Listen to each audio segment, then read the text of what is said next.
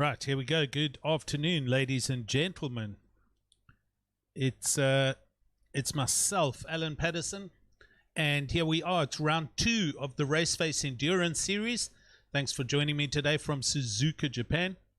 It's going to be a fun event this afternoon. Got all the big teams here today, and as I say, it's round 2 of 5 rounds. I'm just trying to get an audio channel sorted out here, so if you'll just give me 2 seconds.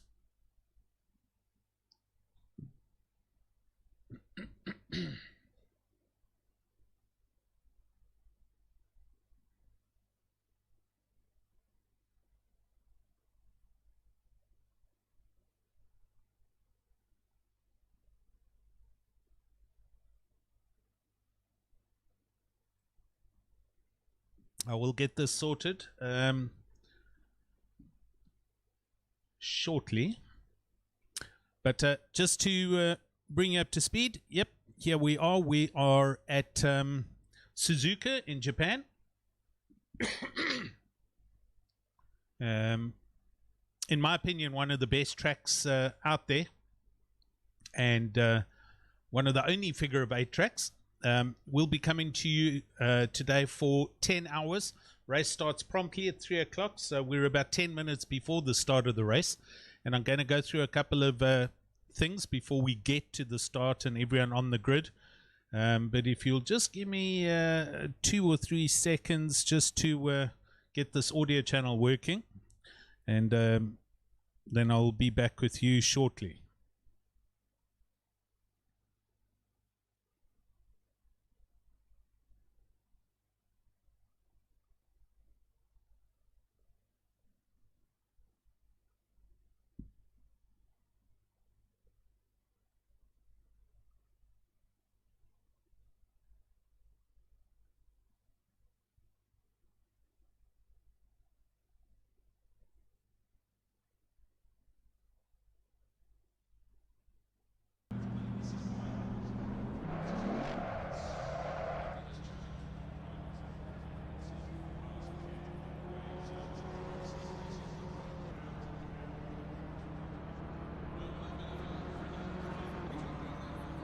Okay, I think that should be it.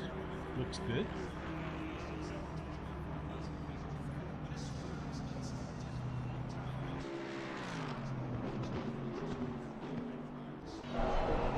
Yeah, right, we should be good there. So, I am going to be joined today by a few people this afternoon. I've got my admin stroke assistant Russ Sebold, who's going to be joining me this afternoon, and with him also Reginald Mitteleni, our man who likes to drive a sim racing game with the stereo on all the time. Reg, are you there? All good. Yep, also got a little problem with that voice channel, so give me a second to fix that quickly. Russ, I'll be with you shortly as well, man, as we got 3 minutes to sort this out, so just bear with me here.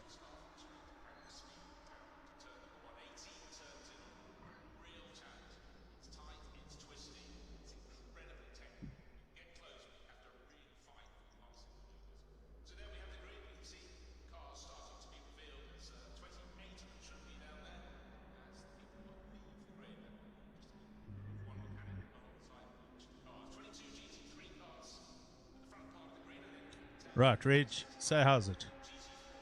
How's it, everybody? I hope you guys are having a wonderful afternoon today. And thank you for having me and Russ. Wow, I'm actually super excited, I must say. Russ, how are you doing, sir? I am great, thank you, Alan. How are you both guys doing today? We're good. Everything's good. Your volumes are good. Awesome. And geez, I must say, regarding that music, man, I had a bit of a South African issue, you know, South Africa, a bit of a theft issue, and we're now in the process of getting the stereo from the insurance. I heard that the other day. I wasn't actually sure what you were talking about, so then I kind of comprehended and realized that you possibly had a theft or there was a problem. Yeah, definitely. So South Africa happened, and I have no music anymore on my streams for now. Eish. And we're in the process of sorting it out. Sorry to hear, man. Okay, good. So audios are all good. Russ is there. Reg is there. We'll have some visiting teams come in later. I'm going to take us down, have a look at the qualifying. This is the official list. We had the Kinetic Simworks Racing Vibe team of Mac van der Merwe, Brandon Kruger put the BMW M4 on pole. So they are, in fact, up at the sharp end of the stick. My favorite saying, I believe. Next to them, it's PWSR Alpha in the Honda NSX with Kieran Patterson, JC Krobler, and Cody Sherritt. Third is the second of the Kinetic Simworks Racing cars, the Prism team. That's Bernard Barkhuizen, Lazar Cavor, and Bernard King. They're going to be right there and going to be also another force to be reckoned with. With Black Widow Racing's Vipers team, Lionel Klue, Jason Luck, and Hannes van Wyk. Bertus Janssen van Rensburg, I think, might also be driving in that car. And then your top five rounded out with Logistical Nightmare Racing, the Expendables, being their alien team, Sean Stradham, Giancarlo Scola, and Ryan Berries, Barrington Smith. So I think we're going to be in for an awesome race today, gents. 100%. I'm sure we're going to be having exciting moments on the track here, hey? It's a beautiful track, I must say. It is. Suzuka. It is one of the, you say Suzuka in the same breath as you say Spa-Francorchamps or those kind of tracks. It's definitely, top five on the planet as far as a driver's track, and also steeped in history. It's been around for years, this circuit. I believe it was built in the 60s, Wow. if I'm not wrong. Probably. I think it was a test track originally for either Honda or Toyota, one of the two teams. But yeah, because it's that and Fuji, wasn't it, were both Yes. built as test tracks. That's correct. Anyway, here we go. Just going to quickly whip up the map again. They're just entering the Snake section. As you can see at the bottom right-hand corner, it's well known as the Snake. It's a pure timing section. You've got to have a perfect racing line through here. And then Dunlop Curve, the two Degeners, Hairpin down to Spoon, back up the back straight through 130R, and then the Casio Triangle, the last chicane before the start-finish line. It's a massively complicated lap, as you say. You've got high speed, low speed, a lot of off camber, and again, it's a figure of 8, so you end up going back over yourself Exactly. at one point as well. Yeah, I mean, I know there is another one, I think in Australia. It's not obviously well known, but I have seen cars race on it. And if memory serves me correctly, it was Aussie touring cars, the big V8s, and it's also figure of 8 type design. So I've only seen two actually in real life, as I say on TV, not actually being there. But yeah, Suzuka, this track, definitely one of them.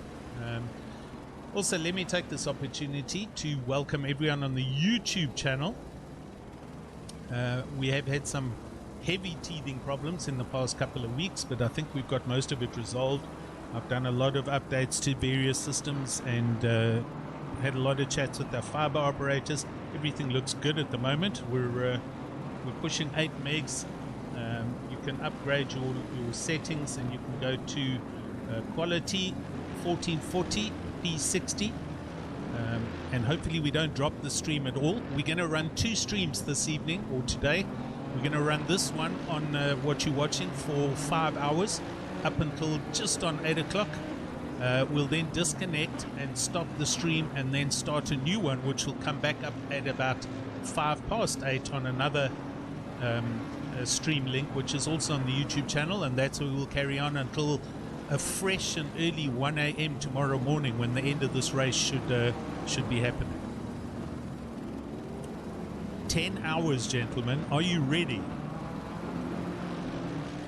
Look, I'm sure these guys are really, thinking about those tires, especially the double right-hander.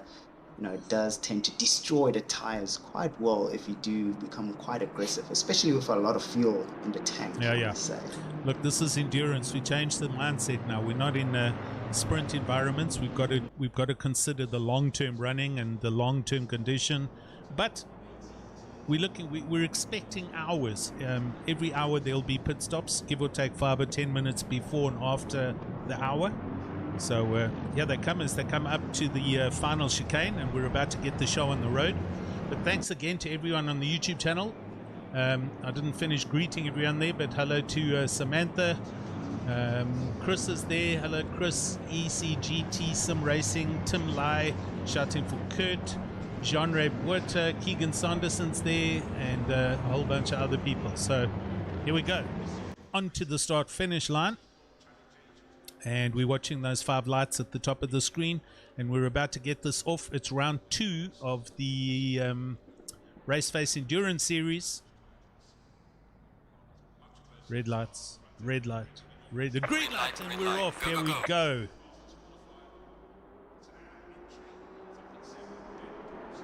And they come storming down to the first turn.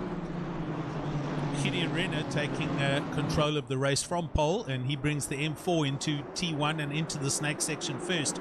But looking in the background, it does definitely look like it's a clean start. There's no contact, and the whole field is coming through, as you can see, through the snake section. That's an impressive looking camera angle, actually. But here we go. We're up and running. It's BMW versus Honda versus Aston Martin, and then BMWs. The first of the BMWs coming from JW Volkswagen, the hybrid car, and they're in 7th. As now the timing screen just has to do a fast update, so we'll give it a couple of seconds. And here you see them going under the underpass. That's the track going over the top of them, where the Bridgestone's logo is. Sharp hairpin here, and Kieran Patterson all over Gideon Renner. Whoa, I think that's a possible contact there, actually. And that BMW is now going to have to wait for the whole train to come through. Let's go back and have a look at that. We'll do this on helicopter view. I think maybe the BM was just a little bit slower, the Honda too quick.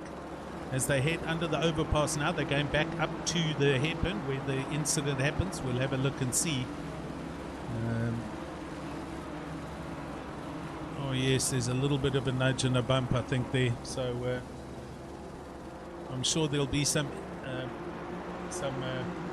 incidents, and race control, you're going to have to issue out some penalties already. But let's get going. It's still 10 laps, a long way to go, and whatever the penalty is going to be is going to be accepted, and we'll carry on from here going forward. Bernard Barkhuizen into 2nd place as he comes down the main straight. Sean Stradham is right there for LNR in their BMW. Lionel Clue, also quick Aston Martin in 4th.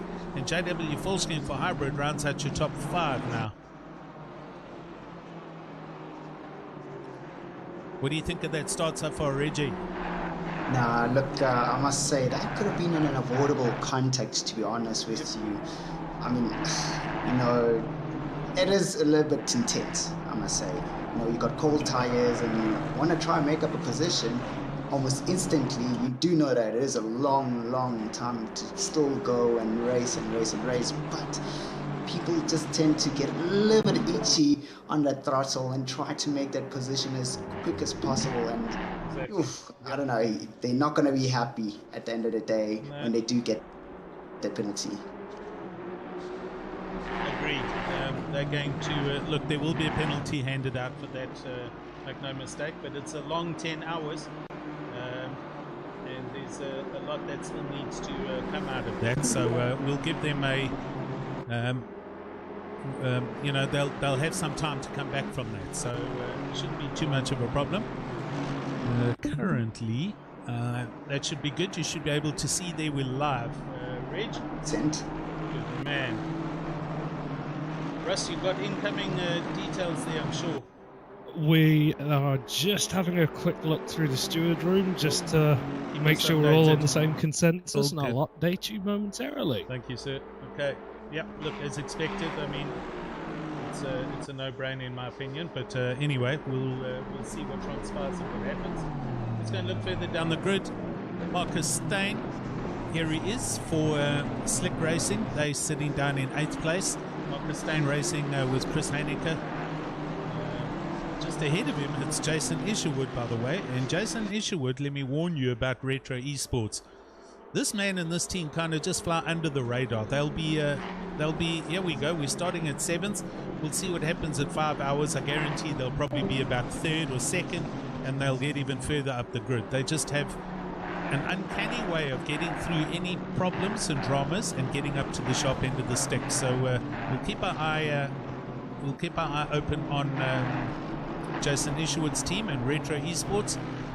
Also coming from a big community team on their channel as well, so let's see how they get along.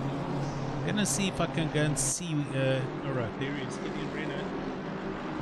It's up and running. I think the contact and damage on the car will have been super minimum. It shouldn't have been a lot. But he is 19th, and it's just going to be a long day for these guys as they get busy driving their way up the grid from that turnaround at the hairpin. Yeah, look, this is most probably going to get the blood boiling just a tiny tad bit and a bit of frustration. You know, the fact that they worked so hard to make sure that they're right at the top, and then that happened. You know, the whole entire thing can't just be rectified with just working a really good strategy, and they'll easily get themselves back into the top 5 positions. Agreed.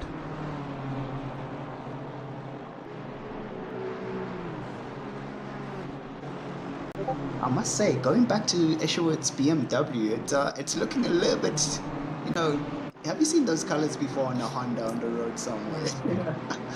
Looking at those colors on that car. The purple and green? Yeah, don't you think it looks more like my car there? Yeah. Or does your car look a little bit like Retro's car? Nah, the new nation always heads it right. I'm sure they copied my colors. All good.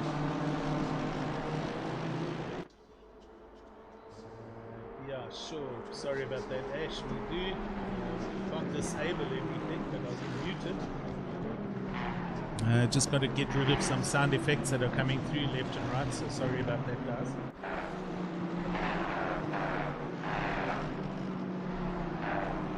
Right, anyway, let's carry on and see what else is going on up and down the entry list. Sean Herrera, yeah, he is in 11th place. This is Team Luxury Time Racing. It's a very professional team that has got put together. Stunning looking livery and color scheme. And they've also got a really solid promotional video that I saw just before we went live here. So that's actually quite cool to see. And nice to see the enthusiasm from the other teams. Putting forward some nice team liveries and also getting sponsorship involved. I'm sure Team Luxury Time Racing, there's a company or a organization behind that, and it definitely helps. That could be the luxury perfume, if I'm not mistaken. Or could be something else.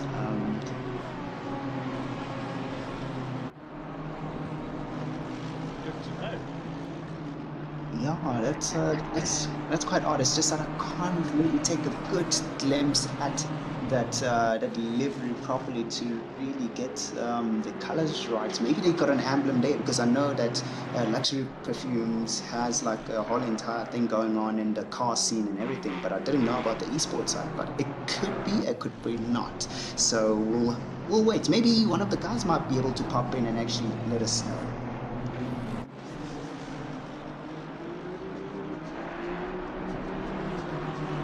Okay, so it's been decided that it is a drive-through for car number 100. Sounds good. Looks good. And I agree. They're already in the pits, as you can see them falling down the drivers, down the entry list. So it is what it is. I guarantee, contrary to very common belief on the YouTube channels, it's not. It obviously isn't intentional. It was an accident coming out of the hairpin, but never mind. That team is always going to be complaining. So they'll be. Well, I mean, it's a long race, so there's a lot of time to be made up, especially at the start. Right, up to the sharp top, number first place, whatever you want to call it. Bernard Barkhuizen, he is up and running. It's Kinetic Simworks Racing Prism, and they've got the Aston Martin. They're already in amongst traffic. Sean Stradham in the BMW is only half a second back behind him for LNR. LNR Expendables, as they're known.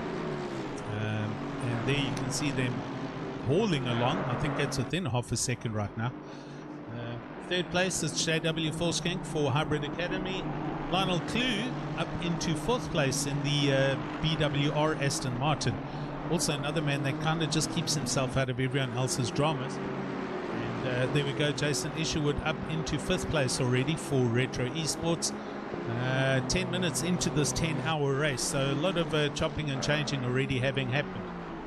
Sixth place, Jean Leroux, Kinetic Simworks Racing Force team in their BMW. Here he comes. Also one of the nicer looking liveries, and they're in sixth at the moment. Then Jason McGregor, here he is for the second of the Hybrid Academy cars. That's the Jesters team car. Marcus Stein in eighth. Here's Bernard Renner. Vibe Squad, also a Kinetic Simworks Racing sub-team in ninth, with Sean Loureiro looking, he's all over the back of the Aston Martin, is Sean Loureiro for Luxury Time Racing, and that's your top 10 at the moment. Our other commentator, Mr. Steve Koenig, is racing this weekend, and it's great to see this team back, Team Heat together. They're in a Honda NSX, and although they're not at the back anymore, because I've just seen them go past Werner Schumann, who's in the pits. Steve Koenig, in fact, is back with Janneman Press, and they are driving in the Endurance today. I'm not sure who their third driver is, if there is one, but we'll have Steve in the commentary box a little bit later and see how it goes with them. Gavin Scruton, thanks for the update on the YouTube channel, saying it's luxury watches, gentlemen. So there we go. Definitely, I saw that. Yes, that's good to know. Also, I wasn't aware. But always great to have the feedback from people on YouTube. So thanks for that, Gavin. And sorry you guys aren't running today. I did see you were devastated that you couldn't race today, but good. Thanks to be here and be part of this. Hello, Niall Bullion. How are you? All the way from Scotland. Great to have you here, sir. And hope you guys and the LNR guys have a good race. So let's go back and see what's going on. A lot of traffic going on. This is super close. It's Sean Stradham right under the back wing of JW Volkskank. In fact, JW seems to have taken that position, so they're up into second place now. The Mercedes going super quick, and they're a very strong team, arguably one of the strongest, and as long as they don't get involved in any other dramas, having also completed the first round win at Bathurst, they should do well here as well.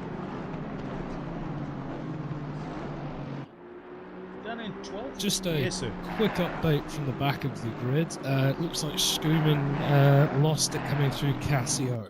So he's been into the pits and back out again with a bit of minor contact. So I'm guessing he's just splashed and dashed to repair. Fix the damage. So that's Team Tryhard Racing, the Smurfs team. That's this car. And he is indeed back out. It's just gone through the hairpin, heading down towards Spoon. And glad and grand to see him back on the track. It's actually way too early for somebody to be retiring, if you ask me. So, not that anybody has, but we also only have 20 entries here. Although on the qualifying rounds in the entry list, we had, I think it was 35. So a good fair number of teams that haven't come through here.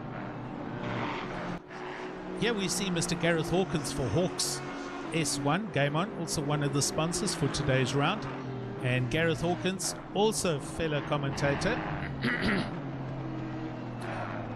running in a custom liveried Aston Martin. If you look carefully on the side, fabulous looking car, I must say. Yeah, I was about to say, geez, this looks beautiful. The Sentinel Stunning. 1. Yeah, I think that's some sponsor involvement, but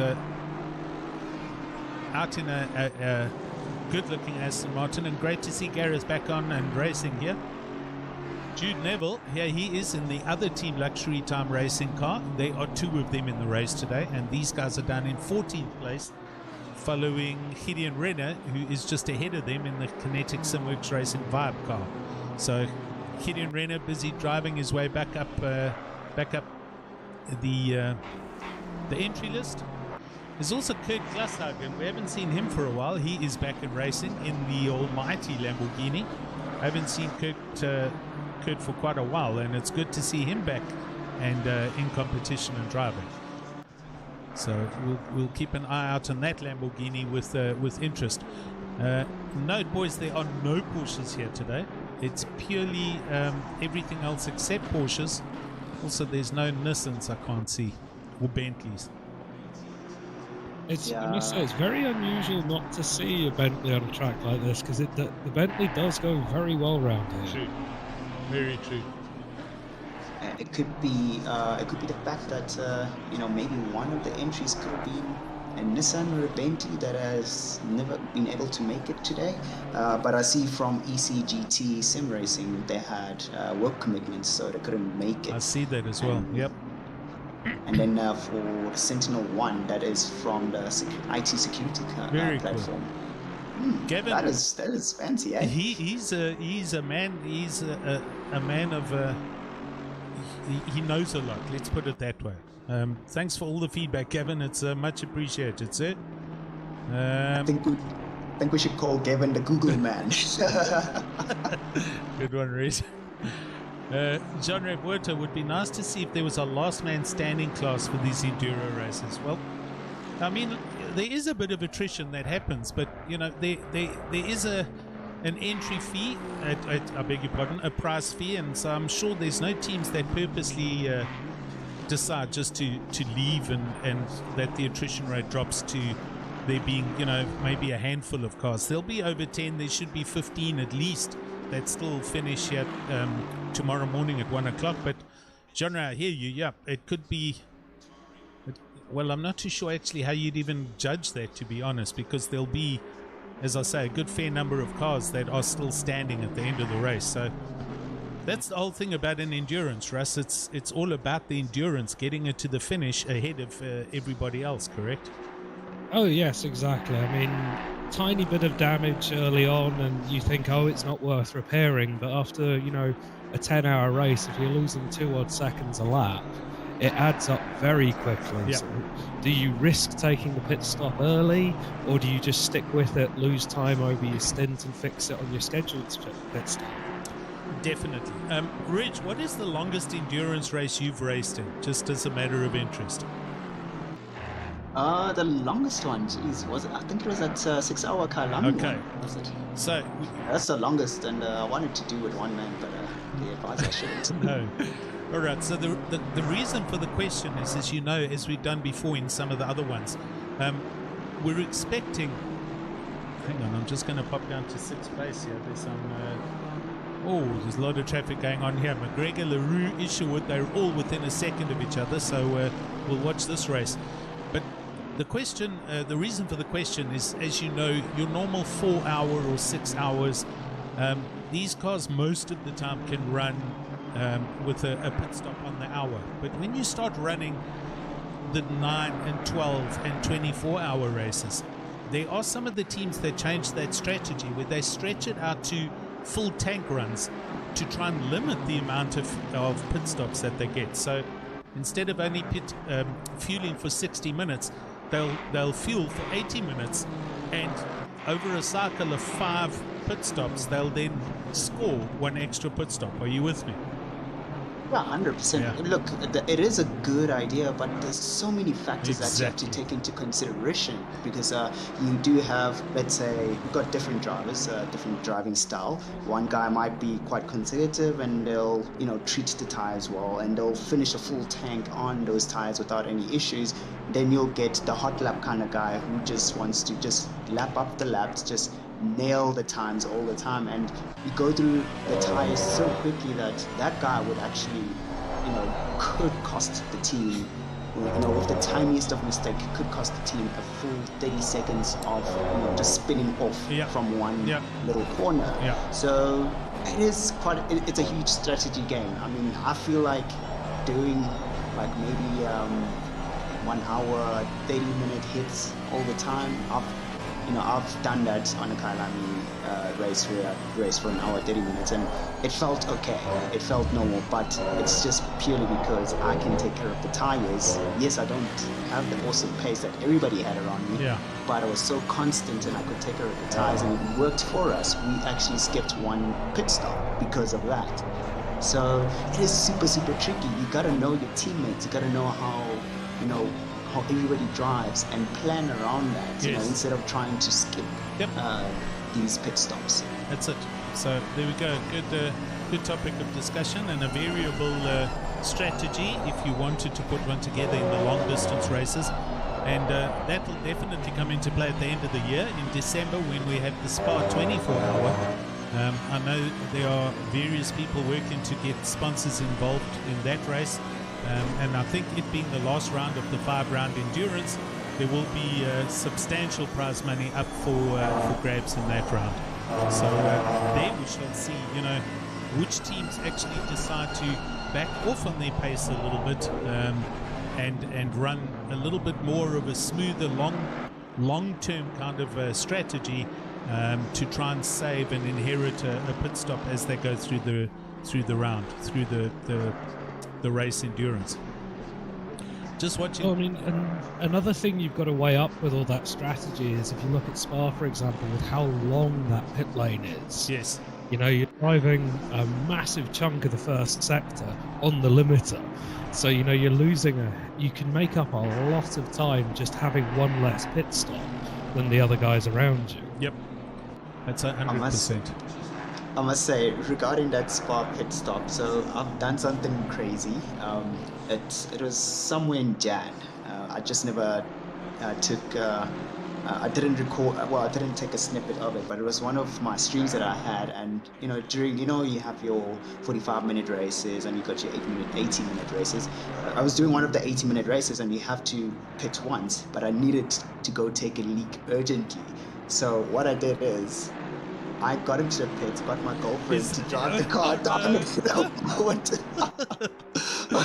I was just going to say, is this thing family okay to say out on live stream, Reg? Because I was worried where you were going with that. Yeah, I tried to keep it as trickled down as possible. But yeah, I had to do a quick dash and come back and try to take control. And how damaged was the car when you got back? She incurred a bit of a, that tricky, first corner. She had I think it was a 2-second bit of body damage onto the car, but you know what, the 2 seconds is better than not being able to go. Interesting. Guys, while we're chatting, I hope you're watching this live. It's JW for Hybrid Academy Shake, and he's starting to harass Barkhuizen in the Aston Martin. This is for first place, so the pace is really on. In the background, you can see Stradham and Lionel Clue, so the top 5 still within the same picture there. But Barkhuizen having to run defensive down the main straight next to the pit wall just to hold on to the inside line into T1, and does so. But JW looking very comfortable in the big Mercedes AMG. And there we go. How's it, Dylan Hall from Sarko? Dylan, how are you, buddy? Good to have you here. And I also saw earlier Alex Rumelatis shouting, asking about Strauss Racing. He isn't. We don't see Corné Strauss here at all. So there we go.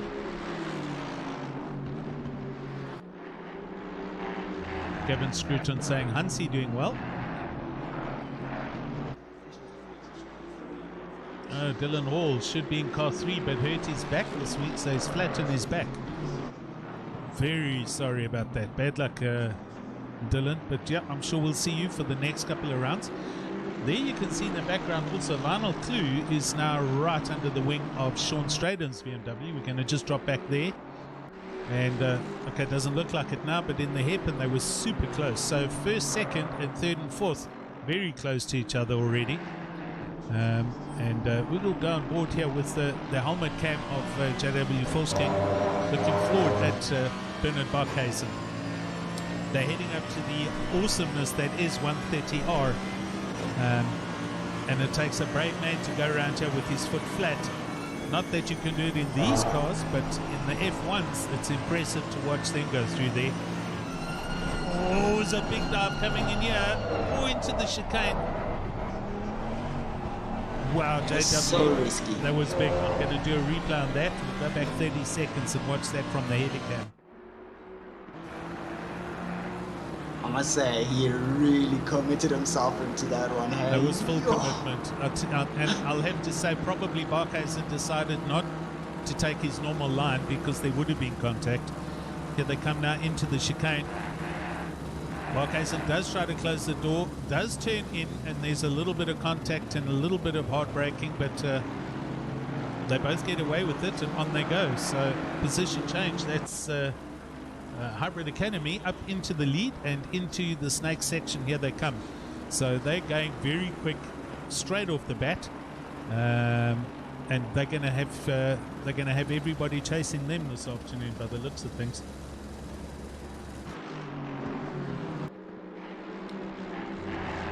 I must say that straight line speed coming from the Merc is actually quite incredible. I thought the Aston was quite comparable to the Merc, but clearly, obviously, with a bit of setup changes, it does make a huge difference between the two cars. Well, let's have a look now when they go through the bottom end of Spoon and head back up to 130R. We'll see what the Aston's like in a draft. Although he's a little bit of ways out of the draft now, so the speed differential is not going to be. It's not going to be like Paul Ricard or the long straight in France, but JW having pulled out a sufficient bit of a gap to break the toe almost, and Barkhuizen, all he can really do now is just drive as flat out as he can, try and put one or two quali laps in to close that gap up and hang on to the coattails of the Mercedes for Hybrid Academy. You know, this is one of those things where, you know, like I think about these things all the time. Yes. Like, you know, when somebody has made a move on you like that and they've managed to pull off like a second or so, do you try to make a push back or play the long game? Yeah, settle down and pit, do it later. Pit it. Yeah, true. Like pit, and then on your out lap, make sure you try cover the person. I mean, sometimes they don't expect it. They think you're out of pace, and then poof, voila, you're right there. Yeah, look, also to add to that, Reg, it's the speed of the drivers in the car at the moment. You know, JW is probably he's quicker in on pace at the moment than Barkhuizen, or possibly with the setup of the Merc. But when they do their first driver change, there could be an undercut, or the driver that gets in. I'm actually going to get the driver listing up just so I can see who we're talking about, and then see, like what you're saying, if the second driver might be quicker when they get in the car, you know. Anything else happening on your side, Russ? It's all quiet on the stewarding side of things. As I was just about to mention and see in YouTube chat, we have Renner and Patterson right on top of each other. 12th and 13th at the moment, so there's still fighting going on back there between those two. Let's drop down and catch up. There we go. So this is after the penalty. It's pretty much the status quo, except they're 13 positions back from where they were 15 minutes ago. Well, half an hour ago. Myberg just up ahead, and Renner looking to try and go, and does go up the inside into the hairpin. Patterson's following him. I think Hansi thought better of it. Yeah. Thought, no, let's let them through where I can. Agreed. I think another thing that could be the difference going on here is, and I know how Kieran drives, is he's going up the inside and there's contact again with these two. What is going on with this guy today? I mean, I know he's super quick, but that's insane. Let's have a look at that on replay. He might not be running with any kind of TC, and the BMW running with a lot of TC might bog it down when it comes out of the sharper corners, and that possibly could have been the issue there. But I expect there's going to be another penalty and another incident report for that now, so you can keep your eyes peeled on that channel and let us know what comes of that. I was about to say the guys are chilling out there eating donuts, but guess what? Something has came up now. The paperwork still starts now. I know, it's incredible. I'm not actually sure what is going on there, to be fair. Here's Hansi, Team Tryhard Racing, orange. And I do like their spins on their color schemes. There's a TTHR green, TTHR orange, and I think there's another one. But I wanted to go and find the driver's listing.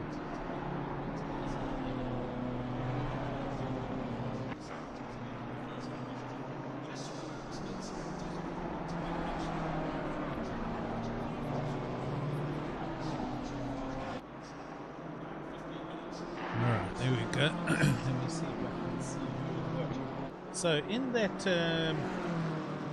Hybrid Academy shake, it's JW Volskink with the other powerhouse, Ryan Ottens, Christopher Radloff, and Honor Fasaki, all four of them race. So there's certainly not going to be anybody in that team that's struggling as far as outright pace goes. They're extremely strong.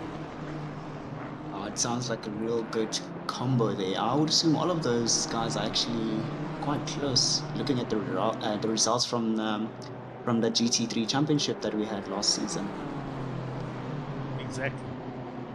It's pretty much the fundamental, it's the makeup of that team as it is. So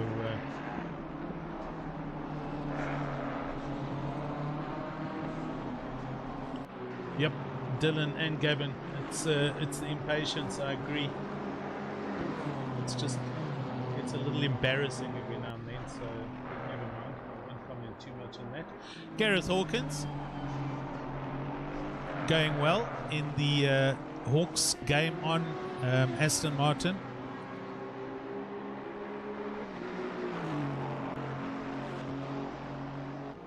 I like the big game on the back of it. You can see what his intention is. It's all about racing today.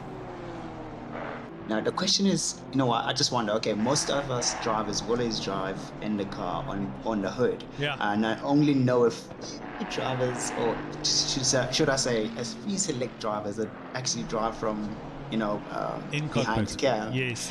Yeah. So I wonder, maybe that game on is just to encourage the guy, you know, who's most probably not the fastest in the team to, you know, most probably is driving from outside the car to keep that game on. Maybe it could be a strategic thing, you know, mental game kind of thing.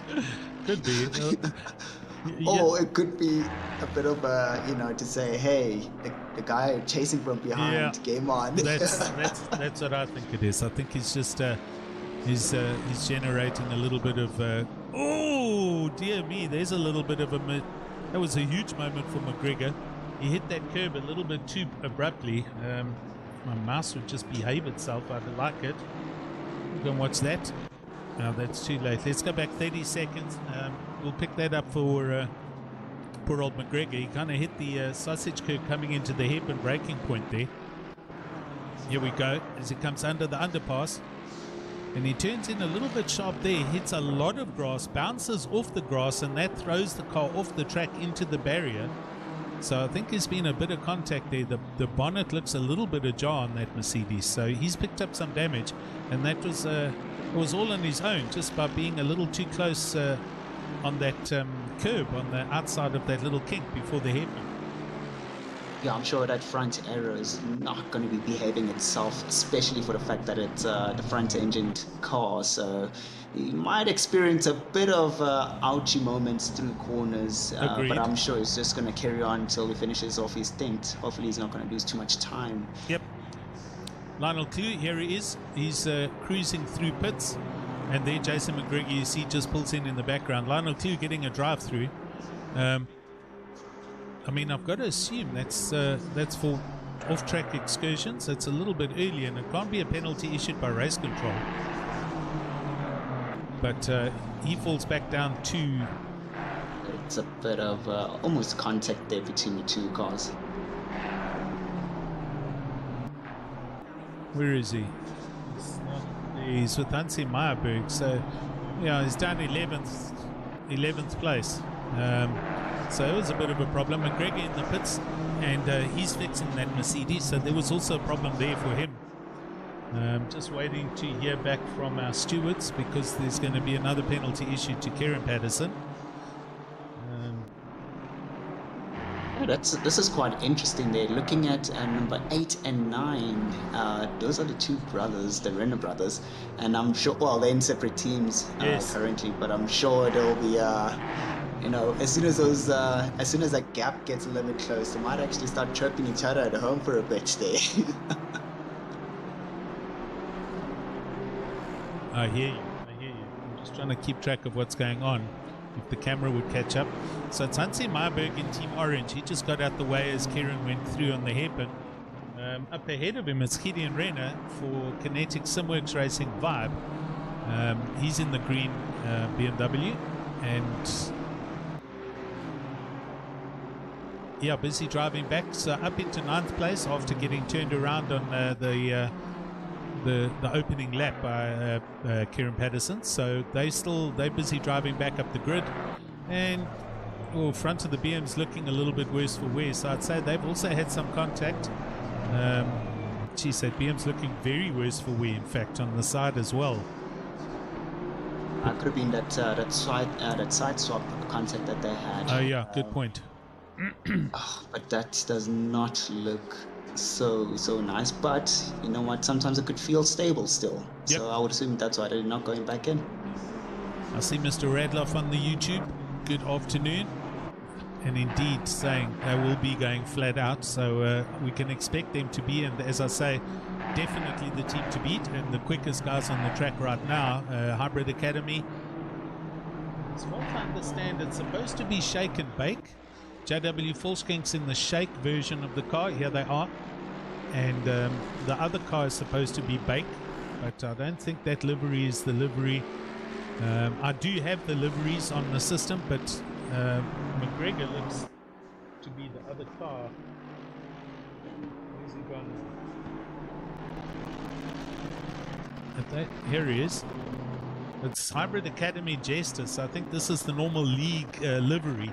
But also it looks to me that I don't think they fixed the repair or did the repair to the car.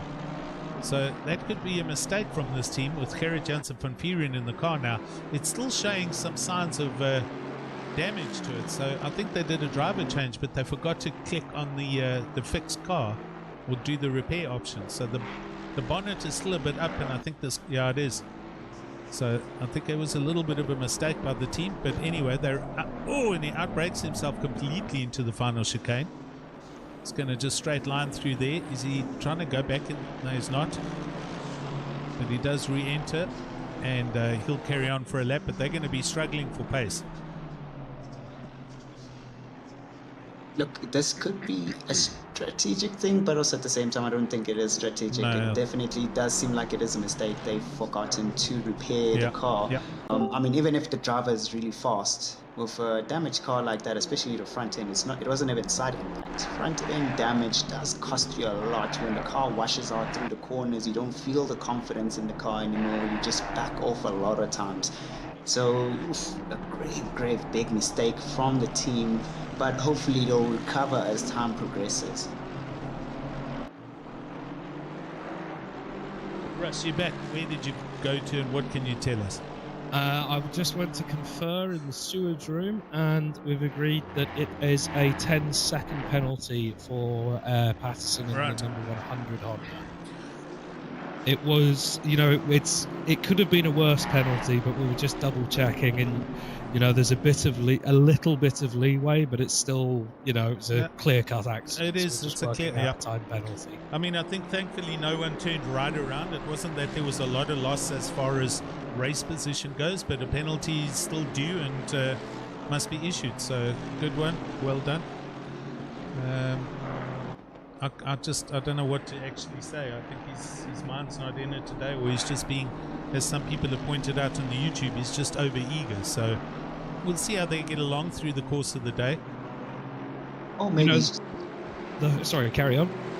Oh, maybe he's just had too much chocolate and he's just really mashing that pedal. Reg, you do come up with these perlers, buddy. Yeah, so, I don't know. It's just a thought, I like it. Right, here's Sean Stradham. He is now also, in fact, closing in on the back of Mr. Barkhuizen. So Sean Stradham for LNI Expendables. This is Logistical Nightmare Racing's entry. And there the penalties getting handed out. So a 10-second penalty to Kieran Patterson for yet again contact with the same driver. I mean, what Gideon Renner must be thinking, geez, it's a PWSR hates us today day kind of thing. It's just, you know, they mustn't take it personally. It's not intentional. It's just he's being silly and he's being irrational and he's rushing. So sorry guys. Penalty issued. I think most of you also, he does know that Gideon Renner is a whole lot quick. He's actually quick, so maybe he's trying to make that overtake before they lose out on the driver change. Maybe they have a slower driver than the rest of the other team. Agreed, but he's making it worse for them by over rushing what he's done. So Heinrich is the penalty has been issued, as you can see there. Yeah, it's a little bit behind on when they get issued. So thanks to our live race stewards today, we do in fact have live race stewards, and so far it's been pretty mild, except for oh yes, while you weren't here, we saw Lionel Clue get a drive through. That wasn't a race issued. No, it was not. I'm assuming it was track limits. Yeah. Okay. So good one. There we go.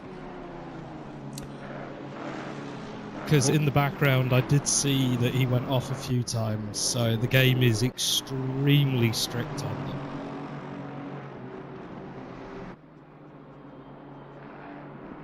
Here's Bernard Renner for Vibe Squad in the Aston Martin, and he's closing right up on the back of Sean Loureiro. That there, the exit of Spoon, is a very easy place to get drive through, at least off-track cuts, because of the camber off the end of Spoon, and the car tends to slide out, and on acceleration to get the drive up the long back straight, as well as 130R, that part right there that we just saw. The most common places where the guys will pick up track cuts and then pick up yeah, I'd say Spoon running wide on the exit, and then probably into Casio as well. You know, if you just get it slightly wrong on the brakes, you've got no choice but to cut that. Yep. This doesn't make any sense when a person gets multiple track warnings. I mean, by the time you get to second one, you should be a little bit more cautious as a driver to say, okay, cool, I need to sort it out. But for the fact that he carried on until he got a drive-through penalty, you know, just costing the team so much time lost. Just, you know, for that small little thing, just correcting a small little thing. Agreed 100%. It's as bad as getting a stop go 30 for speeding into the pit lane. And I shouldn't talk about this too loudly because I did it twice on Thursday, but it yeah, but in my defense, my button is giving me issues, so I need to remap a button for the pit lane limiter. But Imola, I managed to speed in and get confused with the pit sign, you know, the warning on your screen that you need to engage the pit limiter, and that happened to me twice. So speeding into pit lane is just an absolute unforgivable offence as far as the team goes, and I did it to myself twice. So I kicked my own you-know-what a couple of times because of that, but I mean, that's more of a malfunction to say, but I don't know. I mean, the game does have the option to actually have it automatic, but you know, look, if you want to bring it up to the pro level where you want to get more involved with the game, you know, I mean, the game offers that platform to do everything, to be as realistic as it can. Yeah, and you know, like, I really do enjoy all those features. Me too. But things like that I actually steer away from. Yeah, I mean, it's an important thing. It's like I say, besides, you know, people talk about, oh, what's going to make me quicker in sim racing, and you can say, well, getting load cell pedals or getting a button box or something like that, having access to a lot of the electronics at your fingertips, etc., etc. But you know, there's a button that you've got to push to slow the help slow the car down, and that's the rule in the game. You have to have the pit lane limiter on when you enter the pit lane, and it's the same for everyone. It's not something that is different for this team or that team or this manufacturer of car or that manufacturer of car. It's one of the rules that's applicable to everybody evenly across the whole field. So anybody who gets their own penalty, they deserve it because they made the mistake or their equipment isn't set up properly, something like that. Yeah, I must say, we just have a visitor in our chats. I don't know who's going to be able to just ban or block our visitor currently there. Yeah, just ignore that. I will contact the admin and just let him know. Thank you. Yeah, so going back to the awesome technicalities that the game has, yes.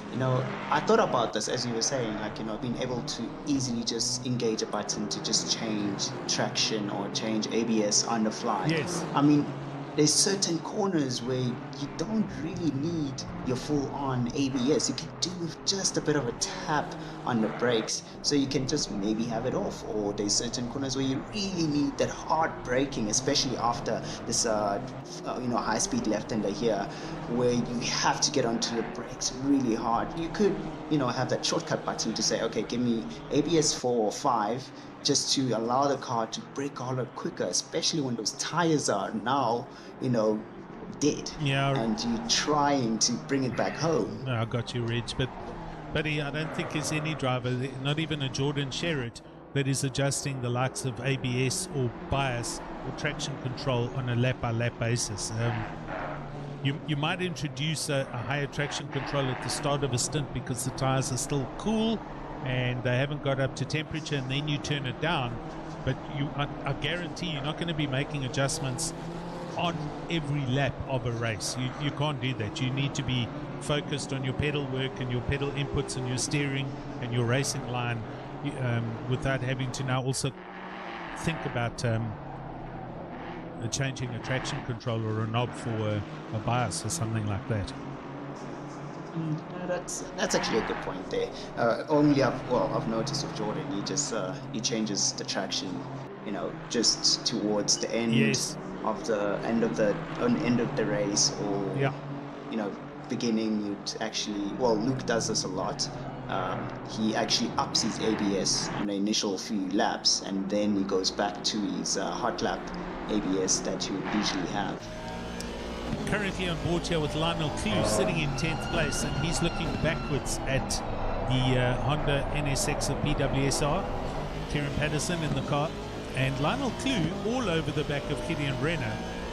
That's the whole reason that I came on board here, because the delta's super close. He has closed up with Gideon Renner, but they're all both going up the field and going forward. And Lionel runs very wide here at Spoon, very wide at Spoon, and the Honda's up the inside, and there's a bit of contact as the Honda goes by. Lionel turning in on the car, but that pass is done. Patterson goes through, but still carrying 10-second penalty. And that will be cleared at their next pit stop. Good to see Lionel Clue back as well, I must say. It's been a while since I've seen him racing. He was quite a frequent driver here at Raceface, but obviously life happens, and COVID, as we see Kieran come into the pits. So he's pitting quite early for PWSR, and we'll see if this is now going to be a driver change as well as a normal pit stop. So I'd kind of hesitate. He's in the traffic and he's thinking about maybe trying to do this to get him out of the traffic and into clear air. So we'll see what happens. We are coming up to the hour. 48 minutes done of this 10 hour. Those of you who've joined us, thanks for coming along. We are here at Suzuka, Japan. It's round 2 of the 5-round endurance series at Raceface. First round's done and dusted a couple of weeks back at Mount Panorama. It was absolutely atrocious. It was just rain, half an hour of dry and then more rain. It was probably arguably one of the most difficult races I've ever seen and the drivers have experienced, but everybody kind of got through good and well. So round 2, it looks very nice and clear here in Japan. And just looking here at Sean Stratham again. LaRue, he gets a 5-second penalty. That'll probably be for some or other contact somewhere. Are you here? He was trying to clear back marker, and unfortunately just clipped him going into the hairpin. So, but the warning has been issued to the back marker for ignoring blue flags as well. Leaders in. So that's why it's only 5 seconds. Thanks for that, Russ. So there we go. JW also coming in very early for Hybrid Academy.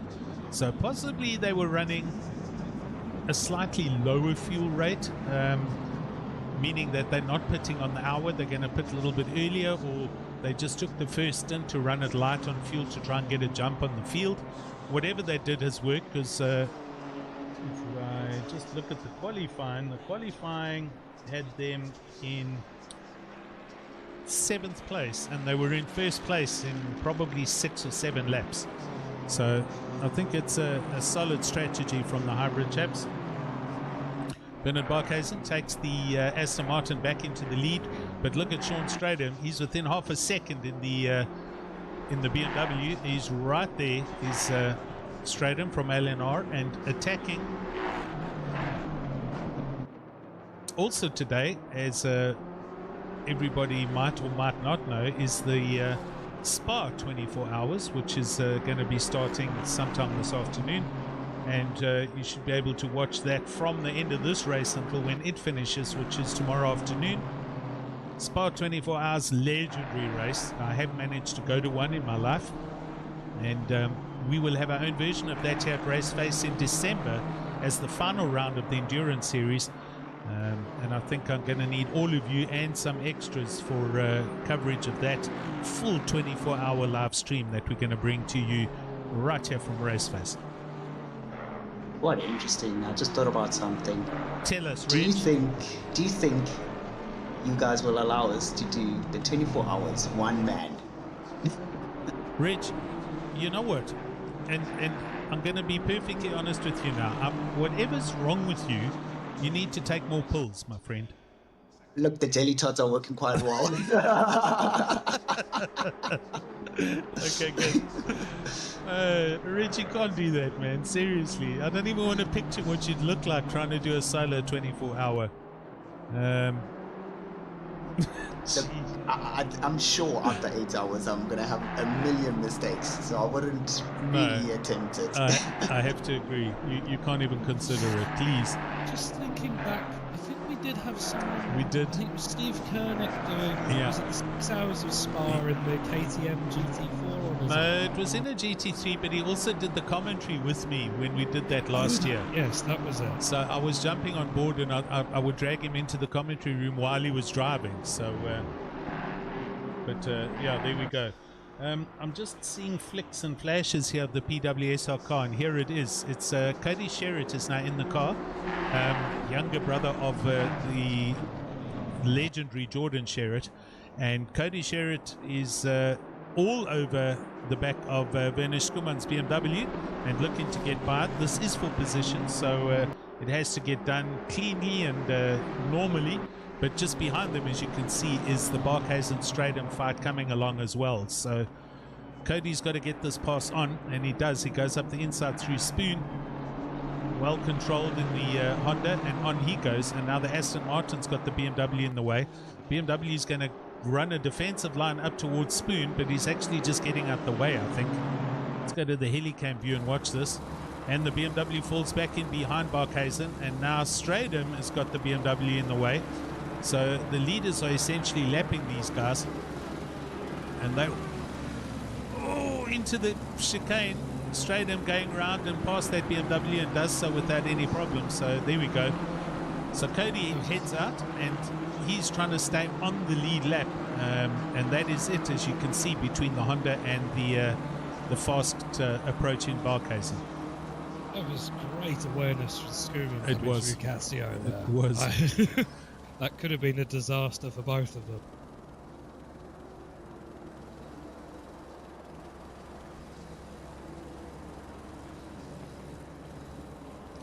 Is that Brandon Kruger? It is Brandon Kruger. This is the fast man for Kinetic Simworks Racing. I think Brandon Kruger is the man who got the car on pole. He has now got in the car after their pit stop. So they are literally just hanging onto the lead lap. That's Barkhuizen just behind him, and he is as you can see, Cody Sherritt in 16th, Brandon Kruger 7/10 just behind him. So that's their real-time positions on the track. But again, I don't know, is it me? No, it's not. That BMW hasn't been fixed either. So they've had a pit stop and they haven't done a damage repair to that BMW. It's obviously not affecting the outright performance as much, but I don't know, Reg and Russ, surely when you do a pit stop, a 5 seconds extra pit stop just to fix the damage so the car can run as efficiently as possible, that's got to weigh in on your decision when you take a pit stop. Especially looking at the front damage. I mean, he's got front damage. He has. So you assume that the splitter's damaged, so he's going to be washing out those front tyres, especially around somewhere like Spoon and 130R. Yeah. That's the sort of extra tyre wear you really don't want. I mean, look, most probably they want to do that all-in tyre repair when they do change tyres. Or they just didn't bother. Because the thing is, I don't trust this game. Sometimes you have a bit of a tussle with the wall or with another car, and it just says, oh no, just cosmetic damage, it'll just fade away or brush away. Meanwhile, the damage is like insane. Yeah, no, I mean, if you can optically see it like this, I mean, that car is severely scuffed up, and it's got to tell me that they must be carrying a little bit of penalty speed. The whole left side of the car is all rubbed and scraped up, but he is running quickly and he's right on the back of Cody, so we might all be talking a lot of rubbish here, and the car's actually fine, but geez, he's all over the back of Cody actually. The only proven visual damage we see is when the bonnet's sticking up. We know they've taken a serious whack, so maybe it is just cosmetic, but it's not affecting them nearly as badly as it looks on the screen. Definitely. Well, let's see what happens. I see there on the YouTube channel someone I recognize. It's Nikki Pearson. Hello, Nikki. Supporting THT, Team Heap Together. And that would be Janneman and Steve Koenig. And we'll have Steve in the booth, I'm sure, shortly, or when he's had a break and he pops in to come and have a chat. But we are coming up in the hour. We're 3 minutes away from the first round of mega pit stops, and I'm just keeping a focus on these two because these guys are very quick, but super quick is Brandon Kruger, the outright pole sitter for Suzuka, and he is seriously pushing Cody along in the PWSR Honda. I see some mind games coming along here. He's really chilling there. He could have made a move, I'm sure.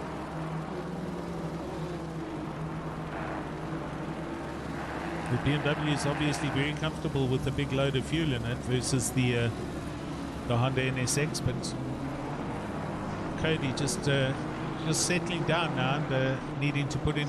I'll give you some lap times here as they go over the start-finish line. Last lap, Cody Sherritt a 201.2 with a full tank, and I beg your pardon. Yeah, 201.3, and Brandon Kruger 201.2. So they're both running 201s. Bernard Barkhuizen doing a 202, the leader. Sean Stradham in second place at 201.7.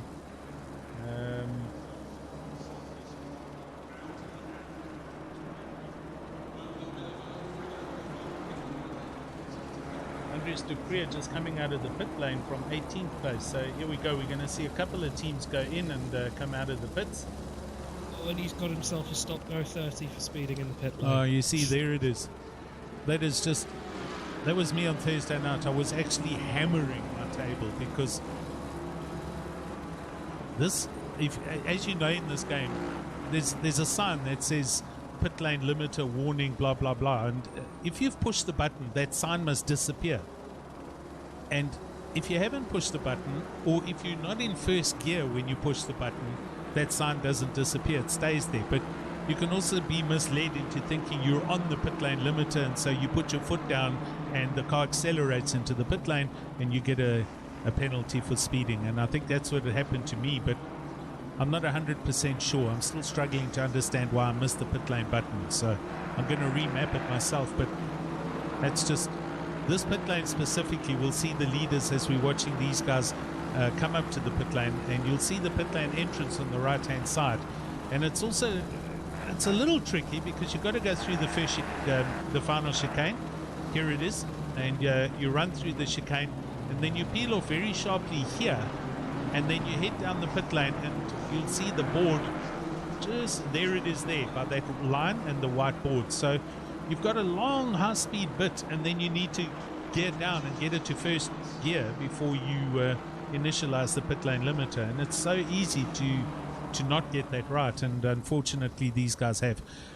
Skuman I also see coming into the pits now from 17th place, so they've got to they're doing their pit stop now. Let's go and have a look at and see what's going on in the field. Radloff has just cleared Glasagan for 10th place. Just looking, he's on some mighty fast laps looking at his time on the screen. Here we go, Christopher Radloff. So his last lap at 2:04, but his quickest lap at 2:0, which I think was JW earlier on his stint. Going through the whole field, it looks like that is the quickest lap of the race is Christopher Radloff at 2:00.375 or JW, I think, I'm not sure. But Hybrid Academy shake car, this blue Mercedes AMG GT3 with an awesome soundtrack, and yeah, I'm a big fan of the V8s, I must say. Oh dear, there's another stop go. Skuman also received one for speeding into the pit lane down in 19th place. So it is, I'm telling you, coming into this pit lane, it's tricky. I'm just going to go back and have a look to see if he got caught speeding coming in or out. Do that. I mean, it's got to be in, because you don't press the button when you're up on the jacks. It should drop you off the jacks, and the pit lane limiter should still be enabled, you know? So it has to be... Unless you try to accidentally change up. Unless you change to second. Yeah. Agreed. Going to Sean Stradham, who is super close behind Mr. Barkhuizen, and this for the lead. And these guys are going to be coming in the pits in the next, I don't know, lap to 3 laps.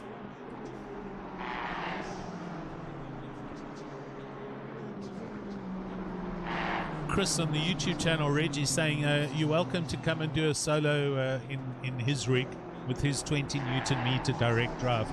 And I'd probably tell Chris to hook up a couple of cameras so we can watch you struggle your way through a solo drive with that rig and the Husingfeld pedals. Yeah, look, I was looking at that. I was just having a chat with him via text there. Look, I don't think I want to challenge 25.8 meters of torque. I don't think I'll survive the second lap, so no. I'll stick to the Logitech. The Logitech does it well. Sounds good. Yeah, 25 Newton meters. That thing will be lifting you out of your seat if you're not careful. You'll just be a pool of mess after a couple of minutes, you know, never mind 8 or 12 hours. I just thought about this right now. So these guys are getting, stop-go penalties. You know, dude, what do you guys think? How do you combat this? Like, okay, now you got the penalty, you go in and you go out. What kind of strategy would you implement after taking a penalty to try cover that stop-go, that's happened? What can you do? I mean, besides your normal race plan, which is that was the race plan before the penalty happened, is to go around the track as fast as you can without making contact and without getting a penalty. Now you've just thrown away the best part of 30 or 40 seconds worth of drive-through or stop and go. There's nothing you really can do about it except, take the flack from your friends and, keep your head down and drive the best laps that you can without doing any track cuts and incurring a DT penalty for going off track. I mean, you could also consider... Oh, no, go on, Russ. The only thing, looking at both of those, they were just speeding coming in. Yeah. It's just you've got to brake early. You have to. Yes, you may lose a second coming into the pits, but you're not going to lose what is it going to end up being 50, 60 seconds. Exactly. Getting a stop going. Got you. So my thought is, I mean, it's a crazy idea. I mean, you could try on the next pit, well, for the next 2 stints, try get to skip 1 pit, maybe? No, Reg, you can't do that. I mean, Dylan, if you run the car enough, you could try skip. it's not going to carry enough. Dylan Hall saying, "Don't do it again" in caps. That's the most important message. If you've been definitely, you kick your own, you know what, while you're in your rig and just slap yourself or whatever you're going to do. But yeah, don't do it again. It's what Russ says.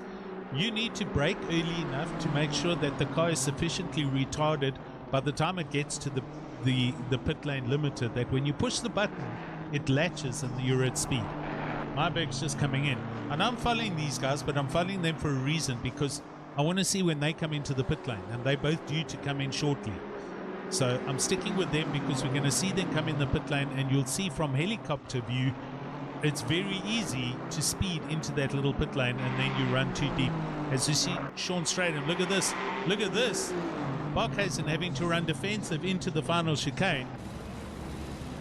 That compromises his line through there, and Sean's going to get a perfect run here.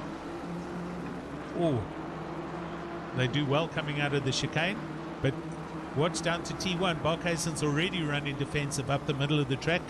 He's almost up against the pit wall, and Sean Stratham is just going to peel back. Now have a look. Now they're playing games. You can see there's a little bit of left and rights going on. But this is a good little dice happening here for first place.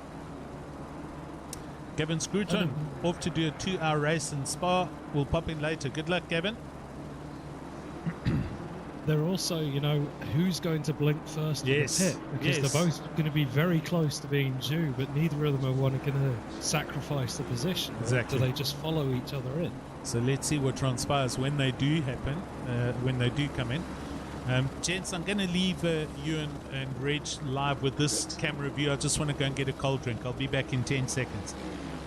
The other thought is, if you know that your lap times are not dying off and you still have a bit of fuel in the tank, some people would consider just, rolling over a few minutes and extending their stint a bit if the times are getting better, because the car is a whole lot lighter. Maybe that could be the idea. Obviously, who's going to shoot the gun, who's going to, pull the trigger first to go into the pits. This is the game that they're playing here, but that is an option to also, see how far you can go with that tank. I mean, do you turn the engine map down a little bit, try and save that bit of fuel and get the overcut done? It's a tricky one. I mean, I'm looking at their lap times. 2:02.4 for Barkhuizen, 2:02.1 for Stratham. So they're running very closely together. And those times are not really the race pace times that they should be putting down. So I think it is definitely a game of who's going to go into the pits first. And there we go, one car peels off. Oh, Stratham's decided to blink first. Oh, he did well look there. At that. Yeah, that's really good. He literally made sure he stopped properly. Stamped on the anchors just to make sure he got it slowed down in time. So now we have to see what Barkhuizen can do now he's got the stress off him, and just get a clean lap or two in, see if he can get a bit of a gap going. We might try to push for a really good out lap and get into the pits.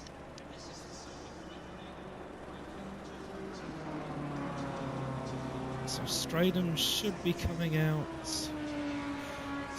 8th place, possibly 9th, depending if they're doing a driver swap as well. So we have Barkhuizen coming through the Degners now.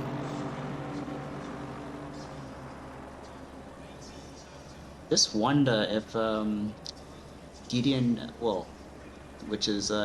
Renner, if he's going to be planning on trying to make it into the top 5 positions. I mean, they've gotten punted twice already, and it is quite hard for these guys to try and make up the positioning, but also they do have the outright pace compared to other drivers. Well, I mean, they have done a driver swap now, so I believe it's Bernard Renner, yes, is now driving. So I guess it's just a case of getting your head down and making sure that you're not involved in any other incidents, and just hope that you've got enough time to start working your way back up the grid. Because he's currently doing 203s, but he has been coming through traffic. So who are we talking about here? Bernard Renner. Okay. In the 58. Oh, and there's just been a turnaround on the live stream. Right there.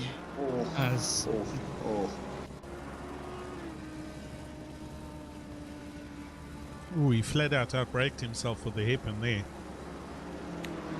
So that's a bit of a. I said, who are we talking about? And you said Bernard Renner, and he just drove into a BMW. So we're going to blame that one on you, Russ. Oh, we're going on commentators first.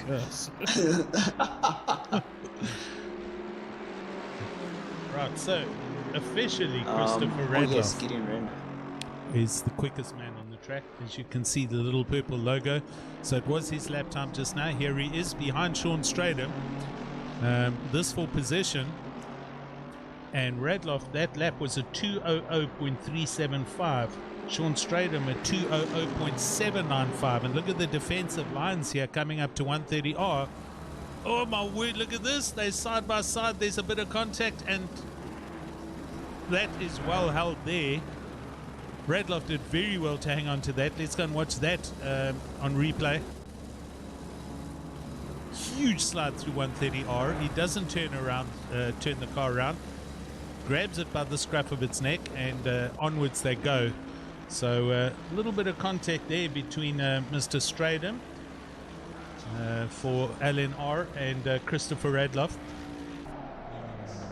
Oh dear, and into T1, Sean Stratham almost spins the car out actually. So guys are going at a huge pace.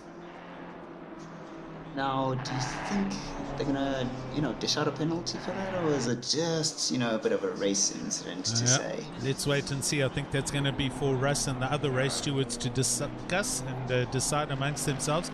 I think it was a little bit of a racing incident. I mean, they were side by side, but we didn't see in the replay properly if Stratham moved across on the back straight or not. So who drove into who? That's basically the question that will make the deciding factor. But let's wait. We'll wait and see. Barkhazen in the pits. Sorry. Oh no. I think Stratham was trying to open up the corner, but maybe moved off to the right just a little bit too much, and managing to just tag Radloff off a bit. But it is what it is. But he could have, at least a bit of a gentleman's rule, backed off a bit. Have a to look. Avoid. Look who's in the lead. Now that has changed all the way around, eh? Marcus Steyn for Slick Racing. Here he comes in the Honda. And as I said, these guys kind of just similar with the Jason Isherwood team. They'll fly under the radar, just keep out of all the major drama that's happening. And the next thing you know, they're in the top 3 or even leading. So Marcus Steyn running super quick and very consistent laps in the Honda. Although they do need to pit soon. He's got to bring the car in and hand it over to his teammate Chris Heineke. So we'll see where they come out. And look at the pit lane light up. King, Isherwood, Lorero and LaRue, all of them in the pits. So here we go. People are running slightly. You can see, look at the time as well on the race lap. This is what I was saying earlier, Reg, about the guys running longer than our strategies on purpose to try and inherit the pit stop. And that's what you're seeing now. 1 hour 20, 1 hour 25 driver stints, full brimmed cars to try and inherit a pit stop at the end of the race.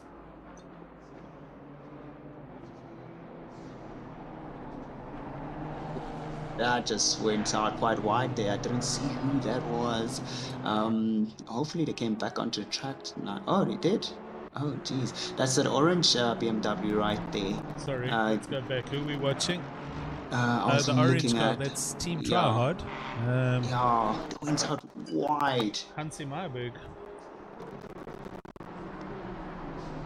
Look, he did manage to keep the position, but outbreaks himself. Outbreaks himself. Most worried, it's a bit of panic Yep. from the pressure coming from behind right there.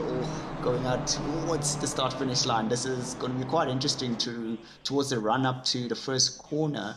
Is there an overtake that's going to happen, or they look identical but different colours? It's the other team car. I just need to try and find the livery. I think it's Hansi Meyerberg, and the other one is it Jean Leroux? No, it's not Jean Leroux. It's going to take me a while to find it.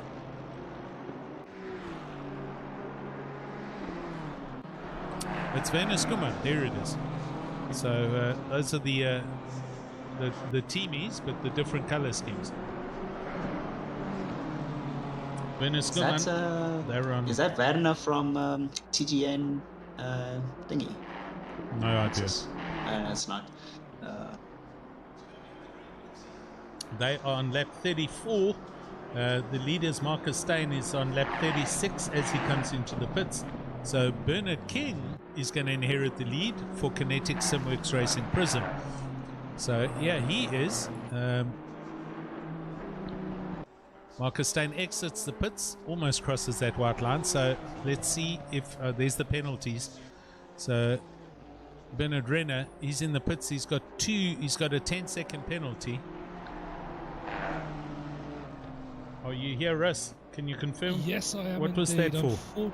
Unfortunately, he outbraked himself going into the hairpin, and he took out. Is it Sean Lorera? Yes. Okay. Lorera. Yep. That's sorry. I'm not unsure of the pronunciation on that one. Cool. So a little bit of penalty. They are in fact doing a driver swap, and now they've just come out the pits, and that penalty still exists. So was it handed out too late? Because it doesn't seem to have cleared for them. I'm not too sure what happened there, but anyway, it'll get cleared at their next pit stop, I'm sure. Going up to Mr. Hawkins, look here in 6th place, Gareth Hawkins, who runs very deep in this blue Aston Martin. The Hawks game on Sentinel 1 car, and he's following just behind the BMW. I think that is Sean Stradham.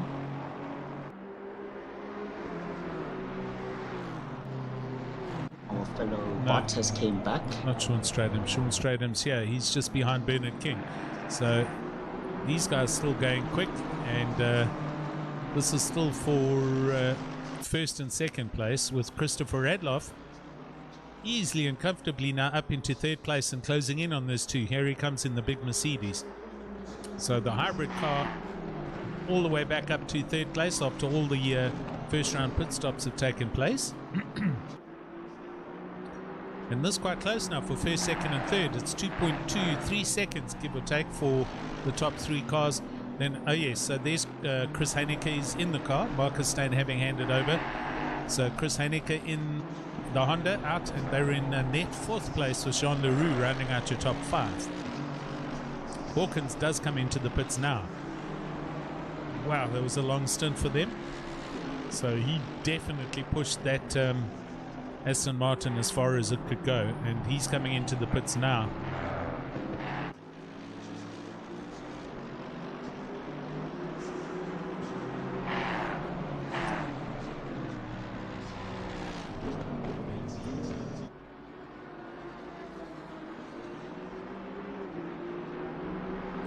Trying to see where other close racing is, but at the moment it's between these 3. So Sean Stradham following within a second here for the LNI Expendables car behind Bernard Benzie King. 8 hours and 42 minutes left in this 10-hour race. Dylan Hall shouting for Etienne. So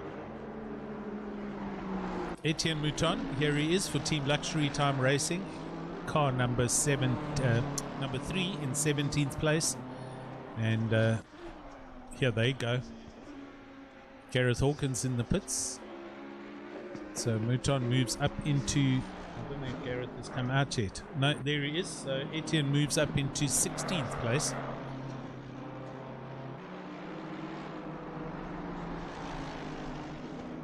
Stephen Koenig back in the car, in 19th place. Here he is.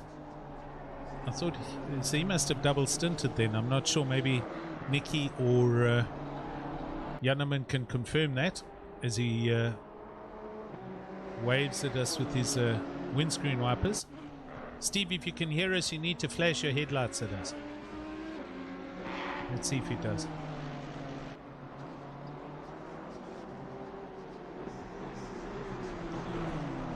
Oh, he outbrakes himself. Focus there, Mr. Koenig. It's a sharp corner you got to take there, my man. Oh, there he comes into the pits. So he's coming in early. Maybe there's a problem with this car. He's slowing down very early.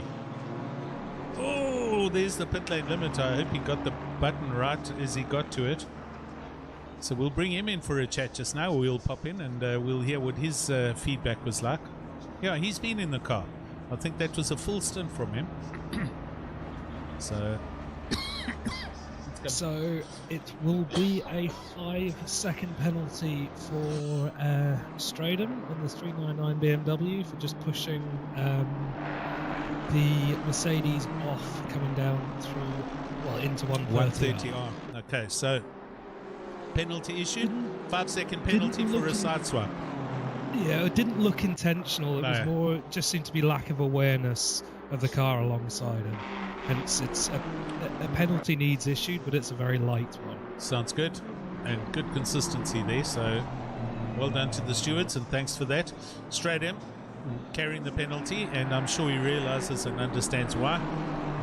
But right now, he's super busy following in the wake trail of Bernard King. Bernard King having to run defensive. He's up against the pit wall. Sean Stradom swings out and they come into T1 nose to tail. He just stuck his nose alongside him just to go, yes, I'm here and I'm chasing you. Sorry about the garbage on the YouTubes, just ignore that. I mean, I've got to tell you, we ran a stream, a private stream, although it was public, on the PWSR channel on Thursday or Wednesday in the sprint race. It literally had gone live for about 15 to 20 seconds and it got hit.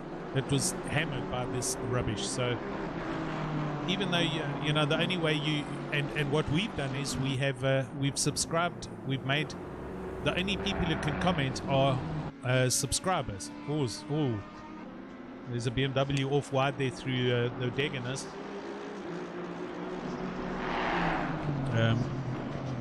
It's the number 3 of Mouton. Yeah, Etienne Mouton. That is quite odd. So that means most probably this bot has subscribed to the channel. Most probably see on the subscriber list to block it. Yep. That's the only way you can get to commentate on these channels. We try and set them up so only subscribers have access to commentate, and they still get in and they do this. So it's an absolute bind. It absolutely blows my mind how YouTube can still allow this rubbish to happen, but we apologize in advance from the admin side of you. We can only just delete it and remove the rubbish, and all you need to do is just ignore it. Right, here we go. Coming through 130R again, Sean Stradom right under the wing of this Aston Martin. And Barkhuis and Bernard King has a compromised line through the chicane, and they bounce over the final curbing. And the BM's going to have him now. Watch this. Let's go to the helicam view. The BMW, there he goes. He moves out. King knows he's got nothing on it. And Stradom's going to have the inside line into T1. Bernard King lifts early and just decides, forget it, I'm going to just follow him through. And that's a lead change for first place. Very swirly of Stradom coming out of T2. I think you just got the power down a little early and almost lost the back end. Agreed.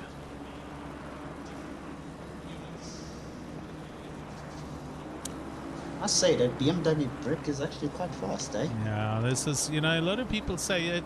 At the end of the day, it's a tin top, it's a touring car, it's a two-door saloon. I mean, it's got a very high profile like the Bentley, but it certainly can shift its bones. I'll tell you what, it can get up and going really quickly. I assume it's BMW bringing a lot of their experience from DTM across. Agreed. Definitely. You know, it's a hugely competitive series that BMW has been running in for years now.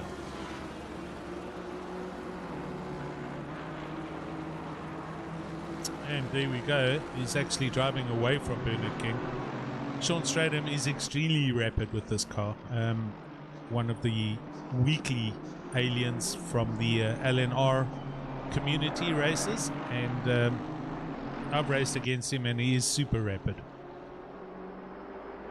Bernard King doing quite well for himself in second place, but there's the Hybrid Academy Shake Mercedes in the distance. It's Christopher Radloff putting in huge laps. His last lap a 2:02.5, a 2:02.2, Bernard King a 2:02.4, and Sean Stratham a 2:02.3. So Radloff surely closing in on these guys and will be upon them in the next couple of laps. Looking, Chris Henneke fourth. Yes, is his last lap was a 2:01.8, so he's slowly reeling in the guys in front of him as well. Yeah, Chris has also been putting in a whole ton of mileage in the Honda NSX, and they're definitely getting quicker and quicker with this car. As far as I understand it, it's just the two of them, to be honest.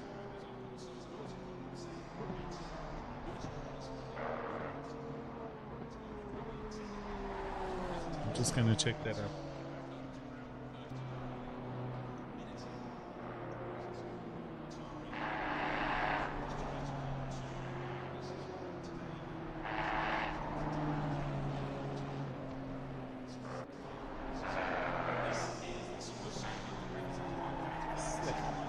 Yeah, it's just two of them, Chris Heineken and Marcus Stein. So it's going to be a long session for these guys, and hopefully they don't suffer a disconnect or a network failure today.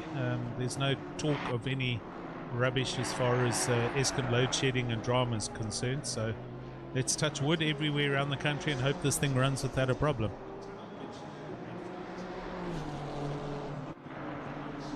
Here's the big howling Lamborghini of Ruan van der Westhuizen, Ground Zero Racing. He's taken this over from Kurt Glashagen, and I'm a big fan of this car. I've always been a big fan of the Lambo, and I just wish they would unbop it a little bit and give it a little bit of performance, because we'd see more of them on the track. That, in my opinion, is a proper GT3 looking car. You know, it's a performance supercar, and it should be up there, in my opinion. In fact, this car is the pole sitter at Spa 24 Hours today, with our very own South African Jordan Pepper behind the wheel. He, having left the Bentley, the Team Bentley team 2 years ago, and moved across to K-Pax Racing in America, and has been racing the Lamborghini team entries in the US series, and they are at Spa this weekend with Team K-Pax, and they put the car on pole. So we'll see how that gets around. One thing I'm just thinking about is that now you would think, yes, or Reg, maybe I'm just wrong, or look, I don't know how the game devs really when it comes to car performance, if you would think that they would base the car performance on according to real what it does in real life. So after a season, give it the bumps. I don't know why they don't do that, but I guess just to avoid having OP cars, just to have people to drive variety of cars, maybe. Agreed. I think I think the intention was when it first began, that was its intention. I'm also not clued up enough. I don't have the inside links to, oh dear, Dupree gets a drive through there in 17th, so he's had one too many track cuts, and they're going to have a drive through down in 17th place. But to get back to the subject, I'm not knowledgeable enough, and I don't know anyone in the game development or at Konos, and I don't know what the planning system is or how they do it, because we know there's updates that happen in this game every 2 or 3 months, and those updates are tire model updates or era updates or track updates. Track pack comes out, and while the track pack happens, they unbop or rebop or nerf a car. But in the same breath, you can't say that the Lamborghini is a shocking car to drive. If you have a look at any of the Lambo esports races, okay, they're not raced against other manufacturers, and if you watch any of the big SRO type events, there are a handful of Lamborghinis in those events, but you seldom see them. There's that Honda. That Honda's that's Dupre's coming in for the drive-through. You seldom see a Lambo at the leading the pack. Oh, there's the Honda. That's the Honda. Let's go and look at that quickly. He's coming into the pits now, Dupre. I also just saw that as they flew by. I'm going to go back 30 seconds here. Here he comes through the chicane, and I think he's going to turn the car around. Now he tries to turn in for the pit lane. Oh, he's so late, and he's hammered it into the tire barrier right against the pit lane entry. Square on, yes. That's going to cost him quite a lot. That's going to hurt. There's a pile of damage there. Now the other Honda comes in, and he's struggling to steer the car. He moves over, and they all kind of crawl down the pit lane to the pit lane limiter. But that was a bit of a mistake, or a big mistake. It's Yanniman Price in the other Honda. That's who has just driven into the pits. And now Dupre's, he's escaped back to the pits. No, he shouldn't have done that, because now he's going to be sitting there for 2.5 minutes. So these guys from LNR, this is Wilfred Robson as well, are just having a nightmare already. I don't know why he escaped back to pits there. So yeah, that's my feelings on the BOP thing. We don't really know whether they have bopped the cars or not. You can put Jordan Sherritt in a Lamborghini and he'll beat the planet with the car, but we don't know what its outright performance is in comparison to, say, the Porsche or the Honda or the Aston. So, but right now you don't see the likes of a Lexus or the likes of a Nissan or the likes of a Bentley at the sharp end of any stick in any race. They're midfield runners. It's always the usual protagonists, being a Audi or Porsche or Aston. Quite interesting. I'm not seeing any McLarens here. Agreed. No McLarens. So the Porsches are dead because of their outright speed. They've got nothing.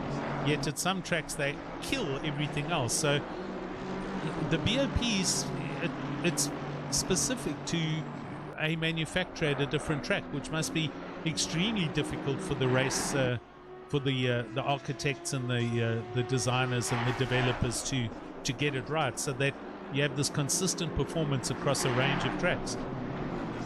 You know what I mean? Well, the Lamborghini is also probably one of the trickier cars to drive fast, which I think puts a lot of people off picking it. But if you get it right, it's a hugely fast car. Yeah. And it's also extremely punishing even for small mistakes. I'm a big fan of that car. I don't know why. I think it's probably a mixture of the sound and the looks. I mean, I know it's the same engine as the Audi R8, but I've always liked the Lamborghini Huracans since I can remember. And it drives okay, but it's not the same performance. It's a good second and a bit off my lap times that I do with the BMW. So I obviously don't know how to drive it properly, but it isn't the performance car that it should be, in my opinion.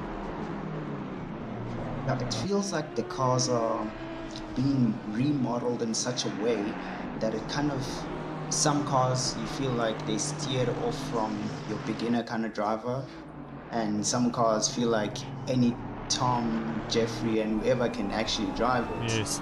And only those daring people will drive those cars. I mean, if you look at the Porsche, I mean, I call that the death toy. That thing, you think you got it, and then it just snaps. Yeah. The joys of rear-engine cars. And it's an important thing. I mean, it affects a team for at least 2 months, depending on the season, as we see Radloff in the pits there. So he drops into the pits from 3rd place. I'm just on board here with Basson in the BMWs, only half a second off the back of Van Beek up ahead. So that's why I'm watching these guys from NCAR. But, you know, you've got to commit to a manufacturer for a series. Like we've seen the hybrid guys are committed to Mercedes for this round, this season. And that's until the end of the year. The league races are different, a different kettle of fish where, you know, we saw them on Thursday. They were a mix and match of BMWs and other cars back out in the field. So it's still, you've got to commit to a manufacturer for, or a car for, in our example, at least 8 weeks, which is, you know, almost 2 months. And, you know, a lot can change. I mean, there could be a big BOP update that happens and, you know, a car that was quick and go back to the back of the field and vice versa. So I don't know. I can't tell you. I don't know enough about it myself, but I would just like to see the other cars, you know, have a little bit of a performance help given back to them, so that you see Lamborghinis and Bentleys and maybe Nissans outperforming the usual alien cars. Sorry to interrupt you, Alan. Not at all. Radloff has just clipped the inside curve coming through 130R and has got the nose into the wall on lap 43, start of 44. So he's taken a huge amount of front end damage. Okay, so that was the early pit stop there. That's going to be a heartbreaking pit stop. But I got something exciting though. I got exciting news. I read an article. Tell us, Reg, tell us. Early this morning. I hope it does happen. I really, really do hope. So I hope it's not the GT2 cars, Reg. No. Okay. It's GT3 related. Go on 100%. Then. Go on then. We all know the Porsche 911 Turbo S, right? It's a beast of a machine in general on stock standard manufacturer performance. So Porsche has decided, so I saw 2 renderings of the car.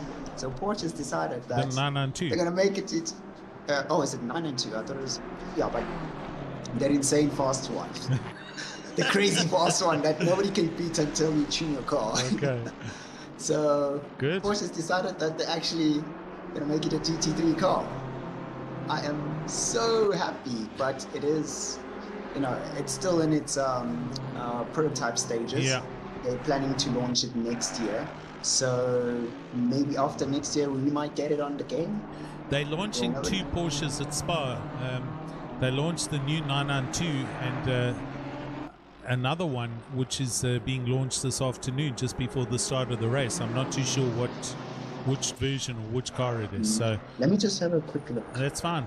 It might be something there that you're talking about.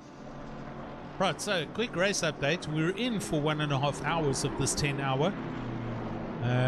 Sean Stradham in the lead for LNR Expendables, but carrying a 5-second penalty. Bernard Bernsey King not too far back in second place in his Aston Martin for Kinetic Simworks Racing, the Prism team. And Chris Heineke for Slick Racing in third place in their Honda, having just kind of avoided all the dramas and troubles, and Chris putting in some huge lap times right now, still lapping 201s, so doing some good lap times and marching forward. Jean Leroux in fourth place for Kinetic Simworks Racing Force. So that's the 2 team cars in second and fourth at the moment, with Hannes van Wyk for Black Widow Racing in fifth place in the Aston Martin. Bit of a strange glitch happening on my game here at the moment. Oh, sorry, just to come back to the Porsche. Yes. So I'm just going to correct this. So the news came out yesterday, so it's the 911 GT3R. R, that's it. Oh, it looks so beautiful. I'm looking at the renderings. Oh, it's too nice. There we go. And then we just had Jans van Vuren's done exactly the same coming out of 130, and he's back in the pits again after collecting the wall. 16th place, that one. Sorry, yeah, there's 2 just of them. lost it, pirouetted, and just clipped the front wheel on the end of the tyre barrier. Okay, I'm going to go back a minute and let's see if we catch this. Oh, jeez, we didn't. So there was a minute back on replay and he's coming into the pits. So it happened quite a ways back. Sorry guys, we just wanted to see. And we've had Van der Vestes, and then the Lambo has just lost it. Trying to see where he is on track. He's heading down towards Spoon on this replay. So we clearly have maintenance track drivers out there trying to fix the track as they're driving through. Let's see what happens here. This is Van der Vestes in the Lambo. We're still on replay mode here from a minute ago. And he's coming up the back straight towards 130R. So if it happens, it's happening at 130R again. That corner will catch a lot of people out. This it's a tricky, fast corner, this. Yeah, there it is. Oh, you get a tyre on the outside, you know, you just offset all of the gravity in the car and you become a passenger. No, he hit the inside curb coming through 130R, and that was the end of that. So you can watch it happen on the live feed. Did a good job to keep it out of the wall. He did. He gravel did. saved him hugely. Christos Basson in 6th place. I'm not too sure why. My game does a little bit of a hiccup when I select one or two cars, as you can see. It's not everyone, but it's a bunch of them. So I'm going to ask everyone, just give us a minute. Just let me to stop and restart this, and we'll come back to the live feed. So just we'll start on audio, Reggie, and no, we won't. Just hang on a sec. I'm going to just quickly restart here.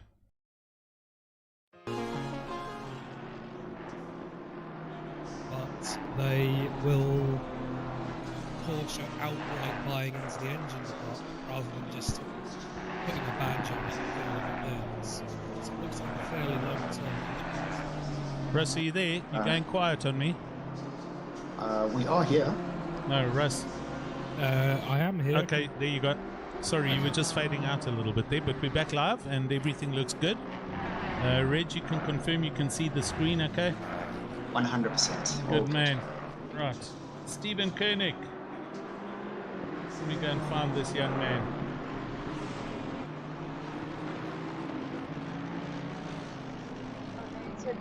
Hello. Hello. Hello. Please introduce yourself. You're talking to millions of viewers on the YouTube channel. Hello, it's Stephen Koenig. Just climbed out of the car and using my race boss's Discord. Well, we've got our race boss communicating with the gentleman who's currently in the car. Oh, good man. Steve, welcome, buddy. It's been a while since we've been in the box together. You're here with Reginald and you're here with Russ. Did you have some fun, firstly? And secondly, that was like a mighty long stint that you did. Well, I had a lot of fun.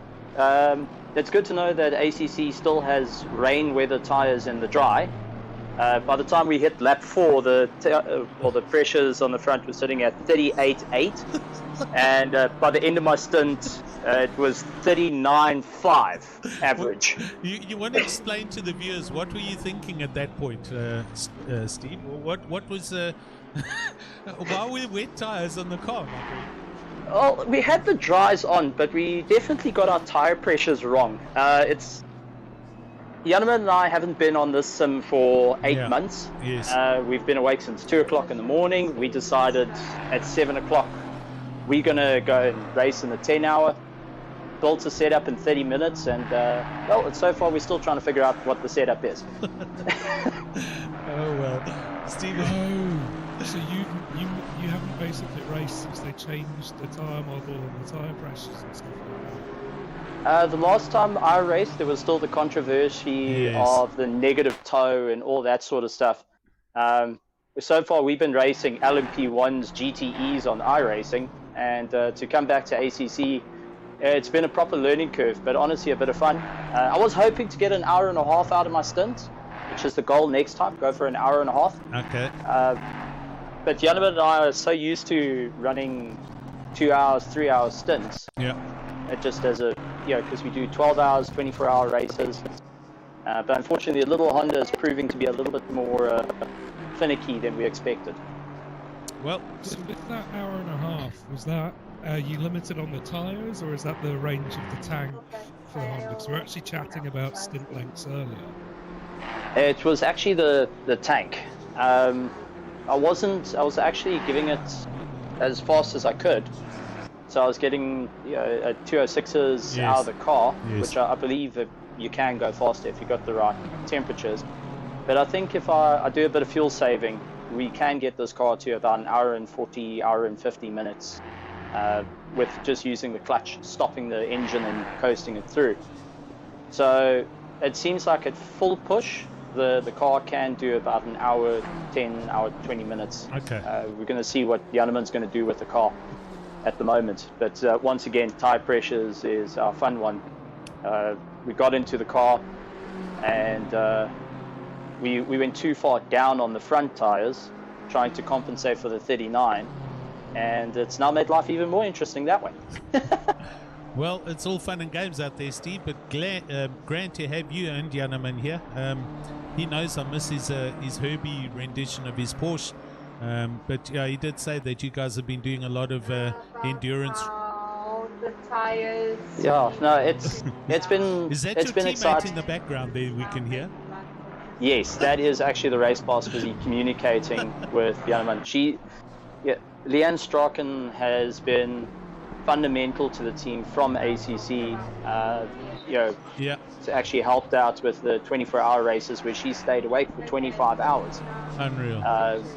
So she's usually working with a whole bunch of information. She's communicating and explaining where the different cars are at the moment, considering we are a little bit back. But yeah, this is what endurance racing is. It's working as a team, and to have someone that's not driving but still able to analyze the information, give it back to you, it really makes a world of difference, and takes a lot of the pressure off. Honestly, I drive with nothing on my screen most of the time. There's usually the HUD's clear, and I have a clean windscreen to go and look out of. So it's enjoyable, but I'm glad we're back to have a bit of fun with Raceface. It's good to have Let's you see if back, we can. man. Yeah, we looked at taking the Porsche again to bring the old Herbie livery back, but Janneman says he's never driven the Honda, so what better way to either love it or hate it after 10 hours? Exactly. You're either going to learn and love it, or you're going to hate it and never touch it again. Yeah, exactly. So far, the only thing that we learned to hate is getting our tire pressures completely wrong. Oh dear. Well, all the best going forward, Steve. You're welcome to pop in whenever you want and come and chat to us, and we'll take it further from there, man.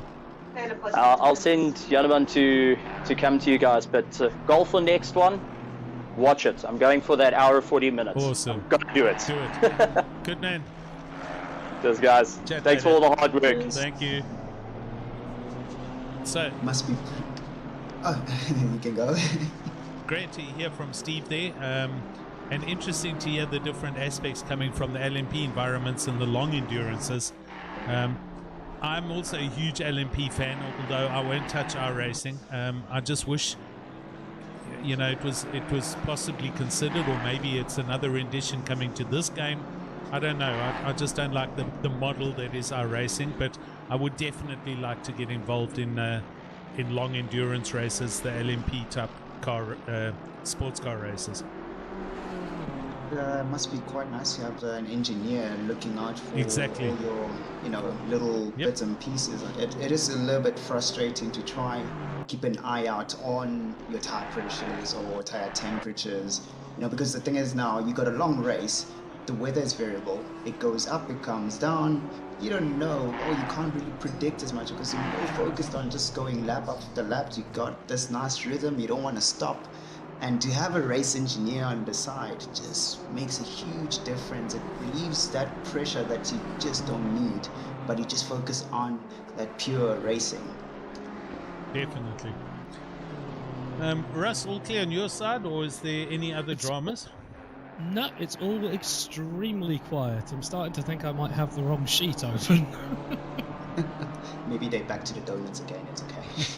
Well, that's all good. It allows you guys to relax and at least watch a bit of the racing, and we can talk about this, that, and the next thing. I do need to I want to open the on my other browser another version to see what's going on with the Spa race.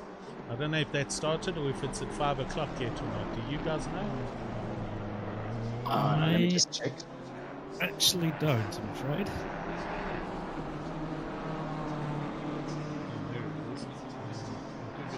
Oh, there. Yeah, but it has already started. Yeah, it started 7 minutes ago, so that means it started like at 4:30. But they're all up and running, and sure, it's an awesome place to be. Spa, the Ardennes Mountains in Belgium. The place I really enjoy. So I'll be watching that. Stunning new grandstand up on the top of Eau Rouge as well. Brilliant. Yeah, they did a whole lot of changes, but changes for the better. I mean, I don't think you guys even know. They had the motor series, the endurance motorcycle, the 24-hour race there a week ago, 2 weeks ago at Spa. Yes, they did, because there was a big... they did a lot of work changing out all the curbs, etc., just to make it that little bit safer. So that race happened 2 weeks ago. They had all mixtures of weather, rain, sunshine, etc., and the race went off well. Just watching Leroux here, Jean Leroux in the background. That green and black Honda, that is the Honda of Chris Heineke, and he was super wide at Degeners. He was in the sand coming through Degener in the background, so they need to be aware of off tracks and possibly picking up. I think we'll see a good couple of drive-throughs this evening, because it's a 10-hour race, and this track is not that forgiving. If you're trying to run high-paced laps and you go off track, that's a penalty. It's going to count. Yeah, Jean-Ray Wood on the YouTube saying, is Stradum having internet issues? I agree. If you have a look at his next to his name, you'll see the little light flicking green and red and green and red. That is your internet connectivity, and his is going through the roof. And this is for the leader, so we might see this car start crabbing or flying around on the track or doing some weird things, but it looks like he might be having an internet issue wherever Stradum is based in the country. Just waiting to see him get close to another car, see if we do get any netcode issues. Yeah. I mean, on track it looks okay at the moment. It looks like it's tracking in a straight line and it's not doing weird things, so I think if he is having any contention issues, it's not major. Just up ahead of him, P20 is having similar issue. Who? P20. That's Bouillon. They have similar issue. That is the when you see it flash up to yellow like that, it's just the international latency. Yeah, you see it a lot with the guys from overseas. As long as it doesn't go above yellow, it tends to be fine.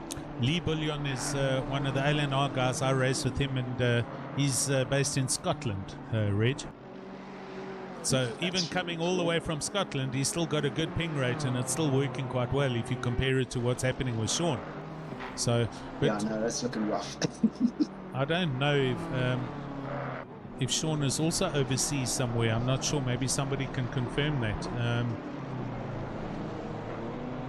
But good question.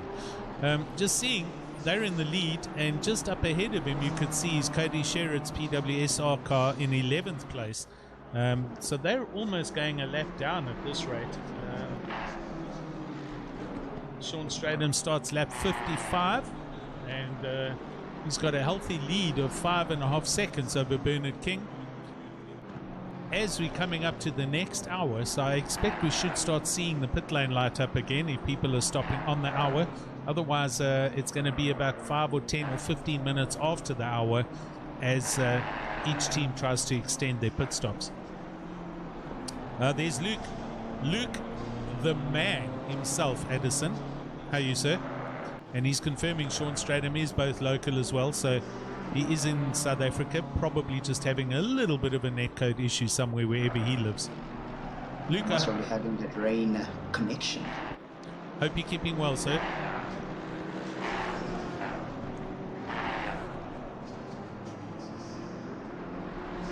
You know that 12 hours, well, that is a 24-hour race in December. It's starting to feel more and more yummy to go one man. No, Rich, it's not worth it, dude. I mean, you're not going to accomplish anything. You're not going to get anything for it. It's actually a daft concept. There's no way you can,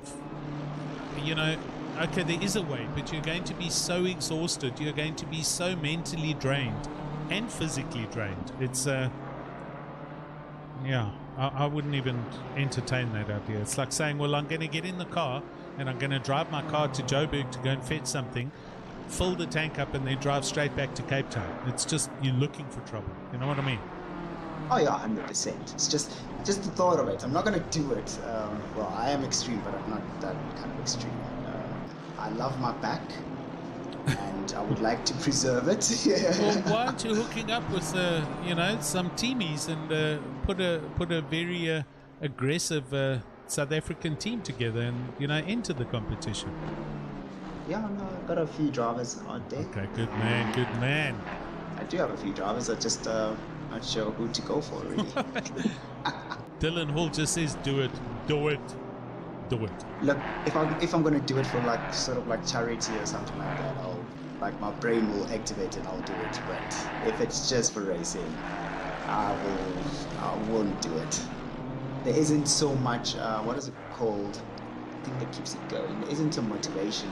Okay. To do it until maybe if there is. Got you. I mean, worst case scenario, we'll make a plan that I can just, you need to sit in an audio channel that I have access to, and I can come and collect you every now and then while you're driving, and like we did with Steve Koenig, and then you can commentate, Yeah, 100%. I can easily do that. I can even commentate on my own corners. Oh, went out wide right there. Car's a little bit shaky. Oh, the curve was a little bit too steep. Let's avoid that the next time around. Steve Koenig saying on the YouTube, him and Janneman run 6-hour stints when they do the long endurance races. So yeah, look, 6 hours it's actually not bad. When we done that 6 hour, I think it was Monza. Oh wait, that was 3 hours. But there's a race. Oh no, I didn't do it with you guys. But there was a race that I done for 6 hours. Like, it's not bad at all. You're mad, man. You can't be competitive trying to do something like that for 6 hours.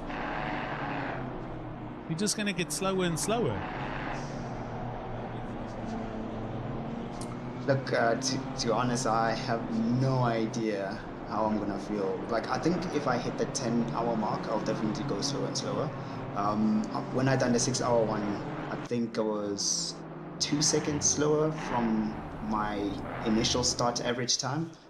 So, well, the drop off will most probably end up being like 8 seconds and then 10 seconds and then most probably a full minute. You got to think 24 hours as well. Your arms are definitely going to be going after the first 6 or 7. Absolutely. I don't see the point of it, to be honest. Trying to do something like that solo, it's the accomplishment's not going to mean anything at all, and you're just going to become a mobile chicane to a lot of the other competitive teams because you're going to be that slow and that tired, physically, emotionally, mentally. Yeah, no, it will be quite, well, strenuous to say, but I don't know. You can follow the guys on YouTube. You got a whole following there that want to come and do it with you. So there you go. I don't have so much on YouTube. Right. Go subscribe to my YouTube, guys. Sean Stradham still hanging on to the lead here. Interesting developments that I'm looking at as we've been chatting with him in the lead on 57 laps. Our other powerhouse team being the Hybrid Academy guys, Ryan Ottens, he's only just ahead of these guys and almost a lap down now. So with I know it's still 8 hours to go. It's still a whole race and 2 hours if you consider it. But yeah, if you get a bit of bad luck and you make contact with the barrier and you've got to do some repairs, Ryan Ottens, you can see he's in 9th place there, and he's not that far ahead of this bunch of cars. As is Cody Sherritt, who's 2.5 seconds off Ryan Ottens at the moment. Two of the pre-race favourites, and they're nearly a lap down at the moment. So Well, and as you say, Otten's his teammate put it into the barrier, and they lost at least 20 seconds just on the damage repairs and the extra pit stop. Yep. You see Sean Straden flashing away, so he's obviously trying to close in on the guys ahead. There's Cody Sherritt, there's Sean Straden, and that is almost putting Cody Sherritt and PWS are a lap down, and 2 seconds ahead of them is the hybrid car.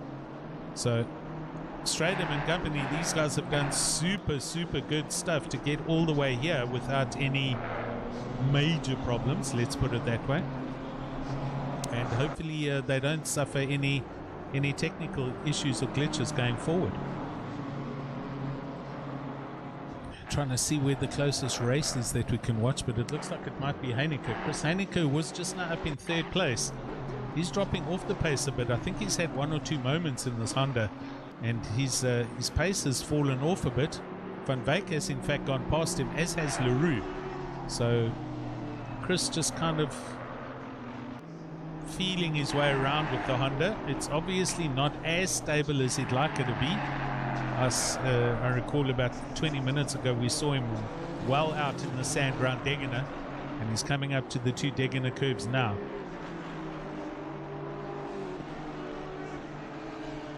But still slick racing, doing very well. Only 2 guys in this team, Chris and Marcus, and they need to and there again you can see he's just gone wide through the 2nd Degener under the bridge. He collected that curb and had a drama there.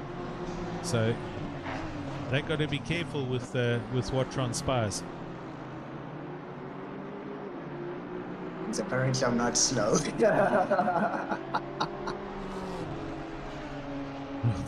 There you go, buddy. But I mean, with endurance racing, it's not completely about outright speed. You know, if you just keep your nose clean for the entire race and don't give yourself a drive-through or stop goes or cause any extra damage, you can very easily march your way up the grid without doing anything spectacular. Exactly. It's about having an extremely lucky race and just keeping yourself out of other people's dramas, and the next thing you know, you're going to be up there. And it's what I said earlier about the Jason Isherwood car, as well as from Retro Esports. I'm not sure where they are right now. I'll have a look. They're running up in 6th. Okay, so there we go, Basson. And then I said the same also about Marcus Stan and Heineke, and you know, they're here in 5th. They were in 3rd just now. So there we go. Meyerberg comes into the pits from 12th place. What do you guys think would be the best way to prepare for such an event, besides, you know, putting in hot laps and everything like that? You know, what would you do to prepare for such a long endurance event? I would get the best setup that I can with the team that I've got, obviously, and you know, you're on a practice server. I would get the best setup I can find for the car. I would fill the car, set the tires perfectly, and I would drive that tank flat, and then see how long it took and how many laps you got out of it, and that would be the starting set for you to work out what your strat would be, whether you're going to be doing 1 hour stints or 1 hour 10 or 1 hour 20-minute stints. Yeah, but also, you know, looking at also the mental aspects of it, do you like, you know, just, okay, besides you practicing and you just really, you know, going through all the laps and everything, like mentally and physically, do you do anything, or do you just, okay, just keep going, just keep practicing, that's it? Yeah, I think that's it, dude. I mean, it's a race. You know what it is. You know the track that's involved. You've got to obviously have, you know, good nourishment at hand. You've got to have a lot of fluids to keep hydrated, and you know, have a good couple of early evenings the day or the night before the start of the race, so that you've rested as best as you can. Maybe have you know, a 6-pack of energy drinks on hand to help perk you up when it gets a little bit quiet and dark, and you know, do your best, man. That would be it. I think it's going to be more physical thing. You're in a prone position in your rig, and you need to do toilet breaks. That's where your issues are going to be. So, you know, you can go into the pits and you can let the people pit you and then run to the toilet and, you know, try and do it that way. That could work. Look here, I mean, I on my streams, I've done toilet dashes in like what 15 seconds while the car's in the pit. So it was possible. Well, there you That's go. if you refuel. When you refuel, you get like a straight on 30 seconds. Well, sorry, not refueling. When you're changing tires, you get it straight dead on 30 seconds.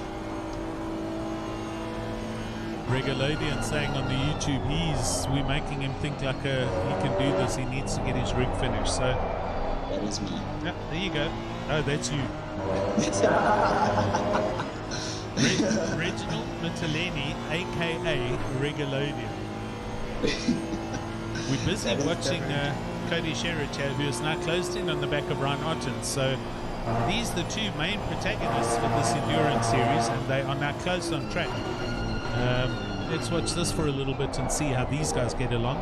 They're both well through their normal stints. They're going to be running on fumes, and I suspect they'll both be in the pits in the next 5 to 10 laps.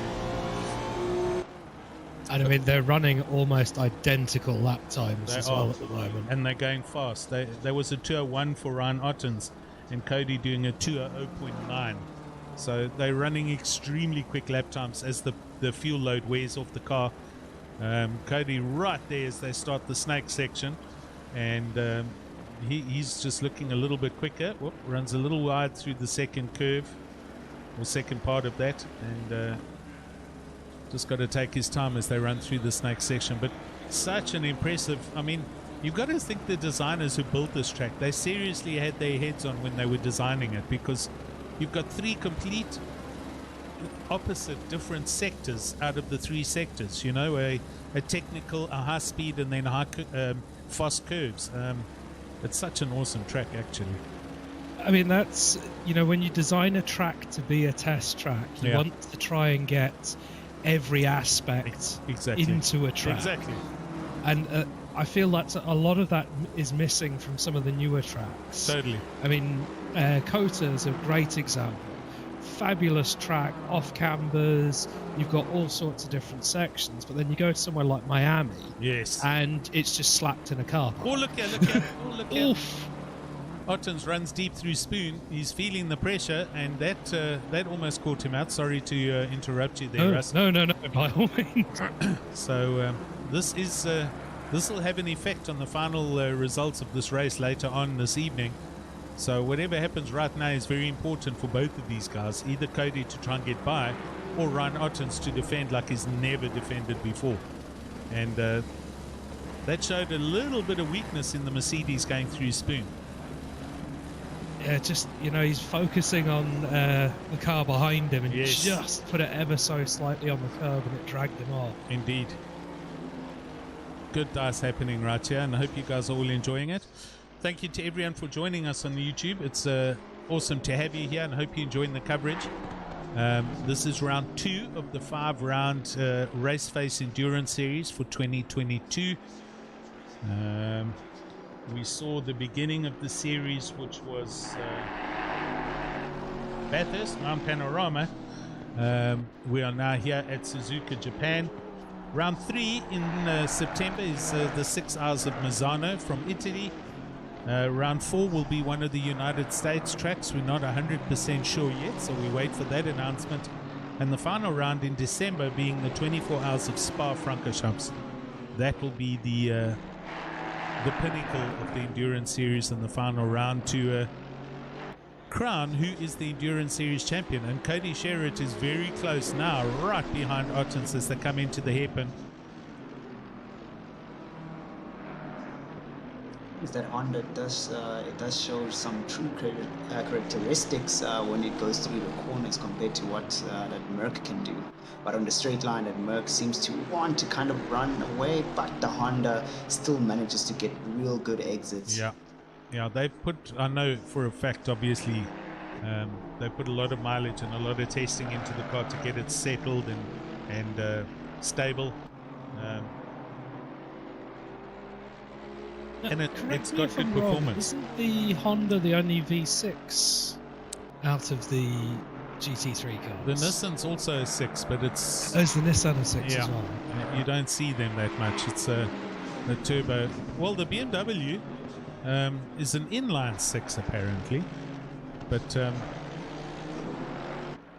these are the only V6s, the Porsche being a flat 6, and then the Mercedes, Lexus and Bentley being V8s. Sean Buck, sir, good afternoon, good evening to you all the way from Ireland. Sean Buck is our legendary fearless leader for the other league, LNR, and he's got 2 teams racing here today. Unfortunately, he couldn't be part of it, but Grant Heavy here as we see Sean Loureiro into the pits from 11th. But here we go again, another lap, and Cody Sherritt right under the wing of the Mercedes. Ryan Otten's having to break through that long left-hander as they head now towards Degener. Cody Sherritt looking to be the much quicker of the 2 cars, so obviously just biding his time here and waiting for a moment. Oh, this run-up could come up and become something. Will he take the dive in? No, you could, yeah. That Mercedes taking the defensive line almost runs a little bit deep, which I think Cody was hoping for, but now they head down towards Spoon. Let's see what happens down here. Mercedes has some immense grunt. It's got low down torque and, you know, it just growls its way out of corners and upper straight. So totally different characteristics between these 2 cars. Mid-engine versus big, heavy front engine, and but yet they're making it work. Is Hybrid Academy. It sort of reminds me of the old day touring cars where you had minis up against these big old American V8s. Exactly, and Anglias and Galaxies and stuff like that.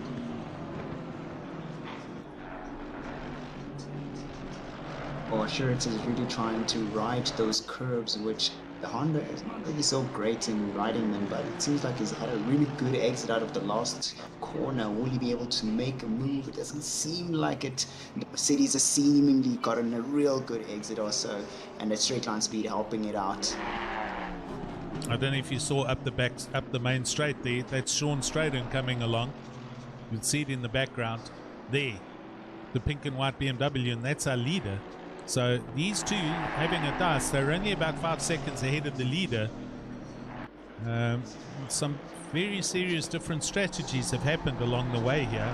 It's going to be interesting to see how these 2 teams get their way back up to the front of the race.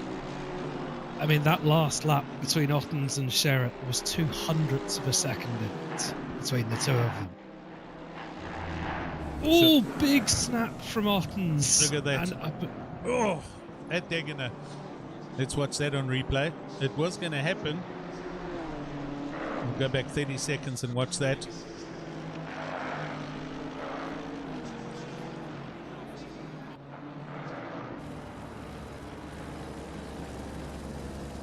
Here they come to the first turn. It's a little dab on the brakes and a gear down and turn in.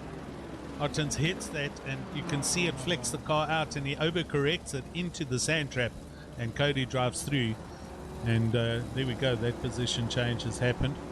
Ryan Ottens now trying to deal with the oncoming Sean Stradham, and Sean Stradham does in fact go by, so that car's now gone a lap down.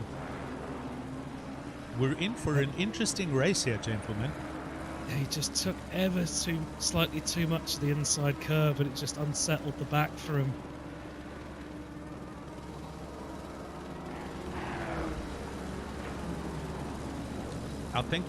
I think the Mercedes-Benz's handling goes away as the fuel load runs out. I think the car becomes super sketchy, and Ryan is battling with that car now. But he's a proficient motorcar driver for sure, and a racing driver, and he's not going to let that bug him. I'm sure, you know, he's just going to dust it off and carry on.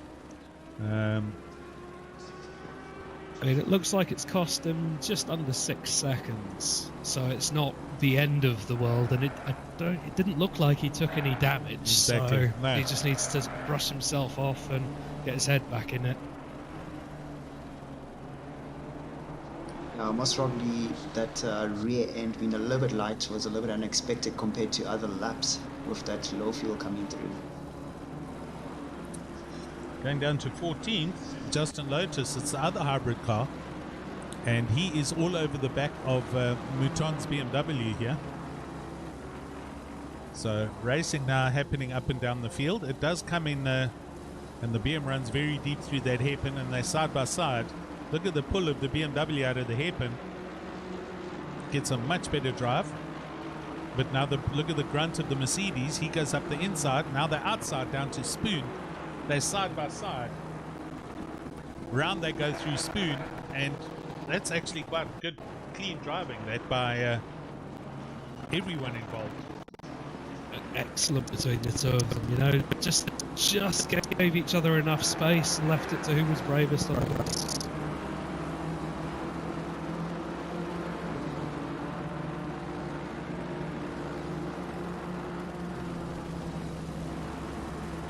Yeah, it's definitely all happening now. We're at 7 hours 45 minutes, so I don't know. I don't recall seeing that many cars come in for the regular pit stop at the previous hour. We kind of might have maybe missed it all, but let's see what happens now. I have a feeling people are changing their strategies on the fly. I have to agree. Yeah, because they're noticing, oh, maybe this actually might work out well for us. I mean, look, you know, if you could head out in the last stint with just enough fuel to make it to the end, it's always worth it to go for it. Well, let's see what transpires.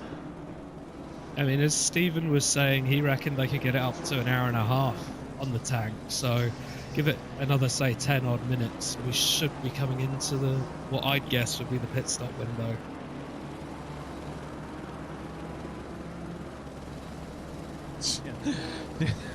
Guys, I need to just share this with you as I just I'm having an early dinner and a quick catch up on the YouTube channel with the Spa race, and there are only 19,762 people watching the Spa race versus 27 people watching our little Suzuka 10-hour. It's good. 19,000. 19,800, almost 20,000 people are on that stream. That is insane. That's mega, hey? Oh. Are you watching it from the GT World channel? Yes. Yeah. Just having a sandwich, so I'm going to mute. You guys need to just chat a little, please. And as I check the Spa race in the background, I just see a Mercedes taking out another Mercedes. I also saw that.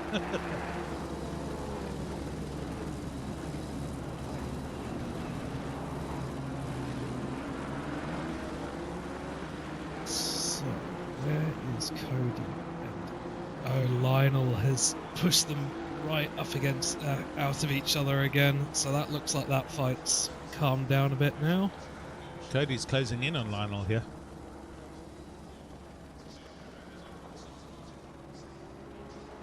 Well, Lionel took advantage of Otton's going wide to get him going through Spoon. So I missed where he got past Cody. I'm not sure if he went wide somewhere. It's quite interesting that Stephen is like, oh wait, we have to use a strategy now?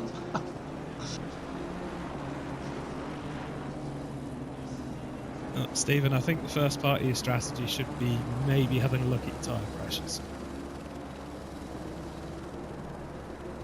What is going on in the stream? What are we seeing here? Oh, it's the other hybrid car. I'm sorry. Yeah, that's Ryan Ottens. He just moved over and let everyone go back past him.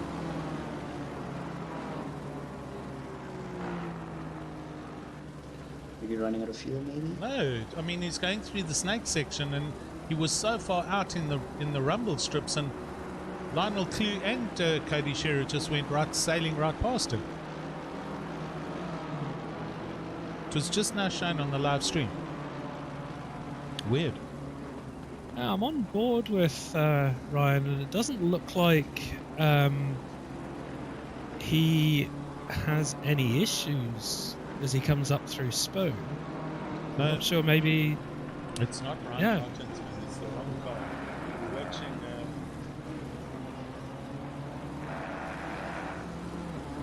It's Justin Lotus. Sorry, he's a lap down. So it was Cody and then going past Justin Lotus in the hybrid car.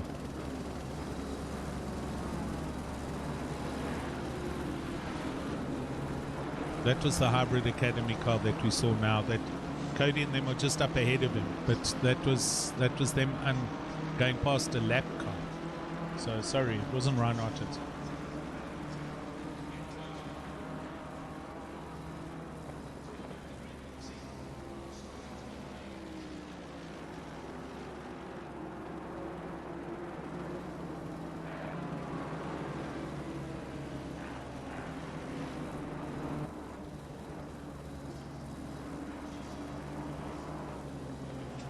Sure.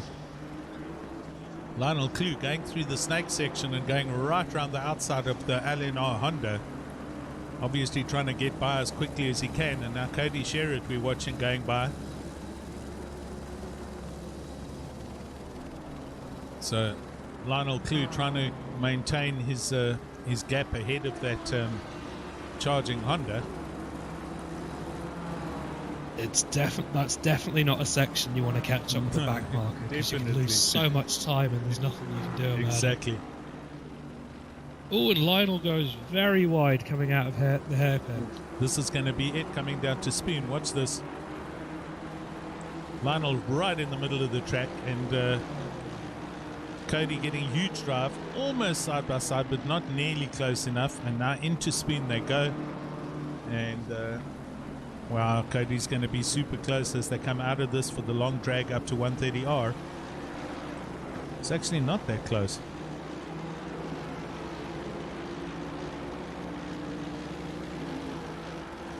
I'm not sure if maybe that Honda's a little slow getting out of some of the medium speed corners, because he does seem to drop back a bit and catch up again on the, like, especially the last section through Cassia.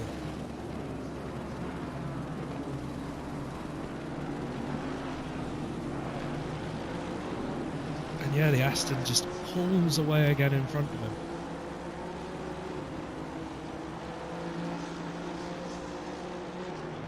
Quite interesting how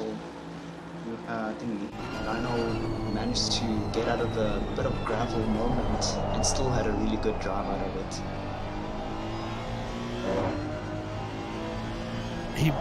The Aston's got a bit of a funny power band for the turbo, so maybe he was just lucky and was just off it, so he didn't really spin the tyres or anything. And then as he hit the tarmac, he just hit the turbo again. It's quite interesting. I forget to actually think about the power bands of where the power comes in of these cars. I actually forget completely. Like you race so much that you actually, kind of forget that you actually miss there's other little factors that come into play. So actually you just told me now I'm actually now going to go have a look at where the Honda's power band is actually. You have a look at the might get a few seconds there. Sorry, Rich, you have a look at the time of the day at the top.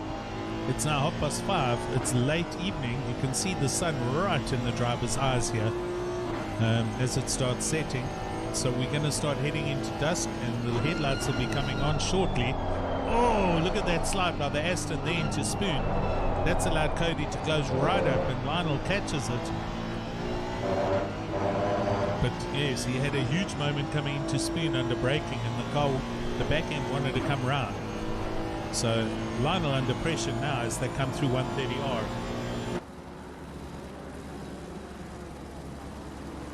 Oh, good drive by Cody, and Lionel having to run defensive to the chicane. Plants the car in the middle of the corner. Ooh, super close there by the Honda.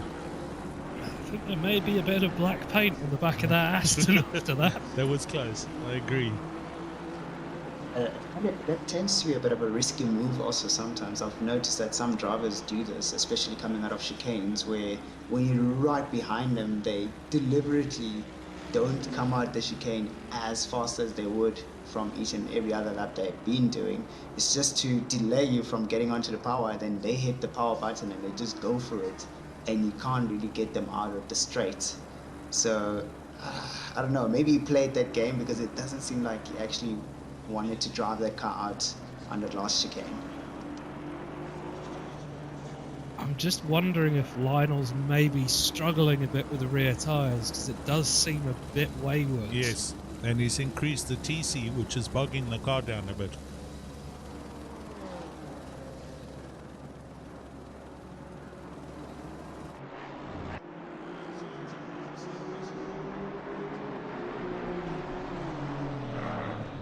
It doesn't make any sense. Like, okay, well, maybe because of the tracks that the guys are going to be racing.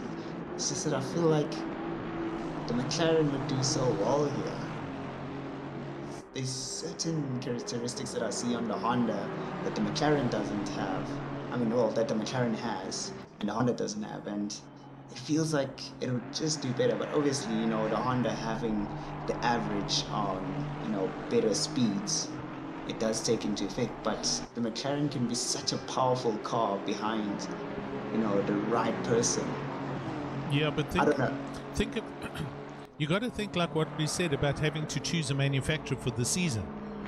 You got 5 races, so you got to know where the McLaren is good and where it's not good.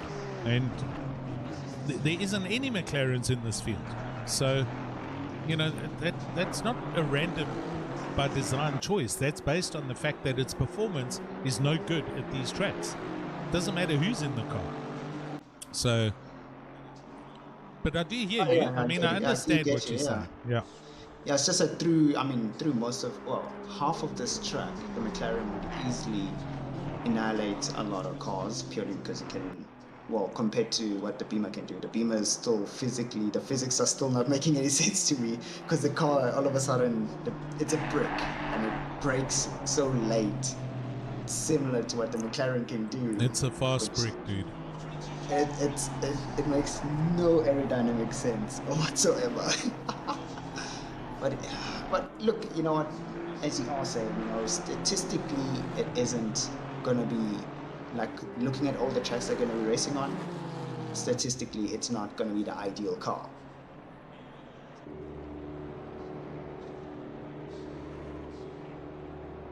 Here we go. First and second place in at 7.5 hours. So the strategy is moving out. These guys are doing 1 hour 15 per pit stop. So they're all trying to inherit that extra pit stop after 4 stints, essentially. That's what's happening here. Chris Heineke, he powers through and he goes back into the lead for Slick Racing. And Giancarlo Schuler, here he comes for LNR Expendables. So he got in. They probably had a pit stop because Sean Straden was in this car earlier. Ooh, we'll have to keep our eyes peeled on this to see what his pace is like.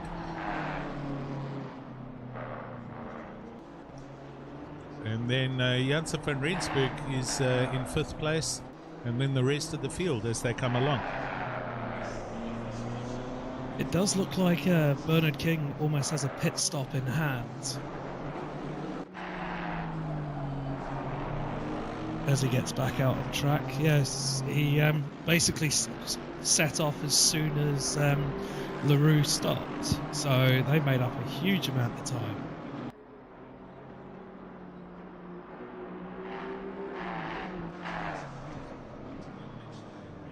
Wow, did you see that BMW come through Degener?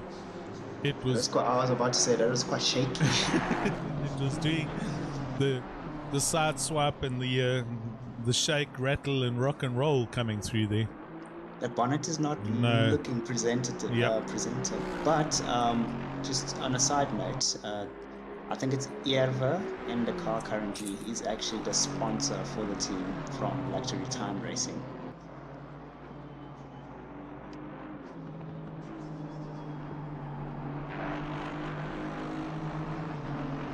Marie. Yep, apparently he's the sponsor. I saw that on the chats on YouTube not long ago. That's awesome. So, company director or manager or owner, and he's actually behind the wheel. That's, you got to enjoy seeing that. And I think he's having a lot of fun out there, and certainly hope that it helps to get extra mileage for the company, because the sport can only do with some good sponsors and companies involved. And they're running pretty much midfield at the moment, 11th place, although the car is a little bit damaged, but he's still putting in some good laps. That last lap at 2:03.4. And I must say, it's a cracking looking livery. I have to agree. You need to go and have a look. There's a presentation video that they made on YouTube. It was posted, I think, in custom liveries. Great looking video. That'll be great. Let me just check.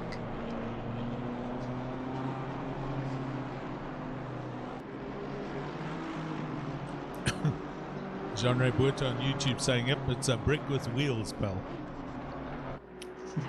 Yeah, still doesn't make any aerodynamic sense. Even looking at the car in real life, it's like, okay, it's aero, how dude. it performs, and It's aero. yeah, all the little bits and pieces. That front end is producing so much downforce, and there's so much going through that radiator system. It works, man. I mean, I was a huge fan of radiator's them. working. You're just jealous, Reg. What do you drive? What car? Yeah. What's your car? My favorite car is the McLaren. I'm currently in the Honda because everybody's like, try out the Honda. So we're trying out the Honda so far. Yeah. And it's decent. I still feel like McLaren still has the edge, but it is decent. I'm run about half a second or a second slower Look with at the this. Honda. Got you. Cody Sherrod, Lionel Clue, all of them arrive on the back of the legend himself, Mr. Bertus Hugo. He is out and driving in the BMW here for Kinetic Simworks Racing Force. And this makes a difference because Bertus is a legendary Bentley fan, big Bentley boy.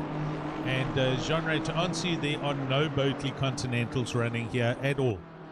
But Bertus about to get handled right now. The Titanic is sunk. Two abreast, 130R. Oh, what happened there? Lionel Clue didn't turn in. Let's go back 10 seconds and look at that. He's on the outside and he just goes straight. He hits the grass and he doesn't turn. Grass. Wow. Yeah, so that is actually a wise move because I've done it a few times, and if you try correct it, you spin out. So rather just run the car straight and cut off the speed.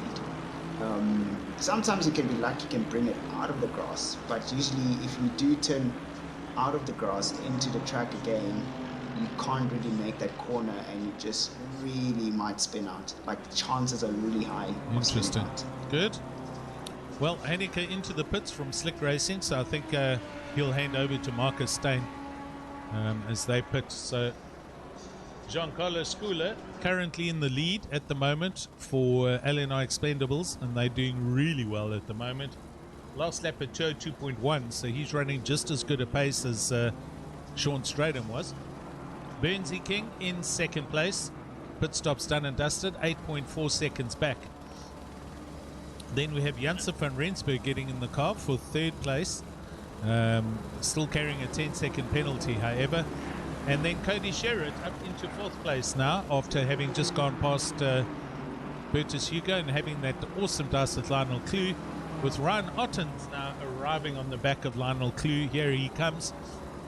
So the other major team player, Hybrid Academy, Shake, also slowly but surely working their way back up into the top five.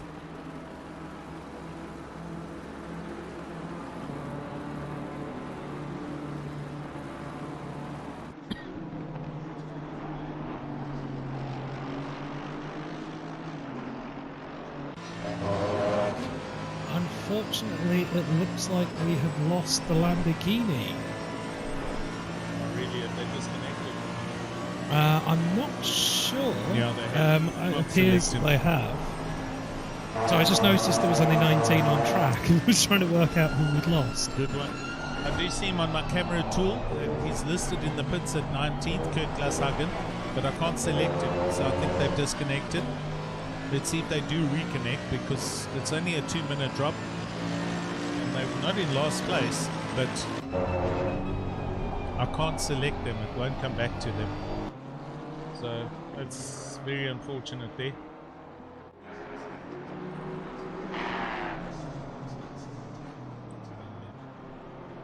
Jens van Rensburg in the pits in 9th place.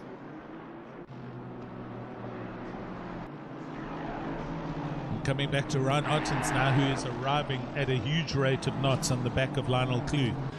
Here he is as they go through Sector 1.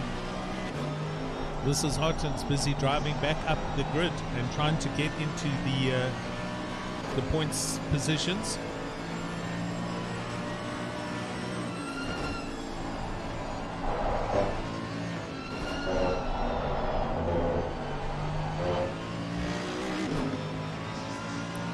Seen catching that Mercedes as he went through the first Degana. Huge big opposite lock on the steering wheel.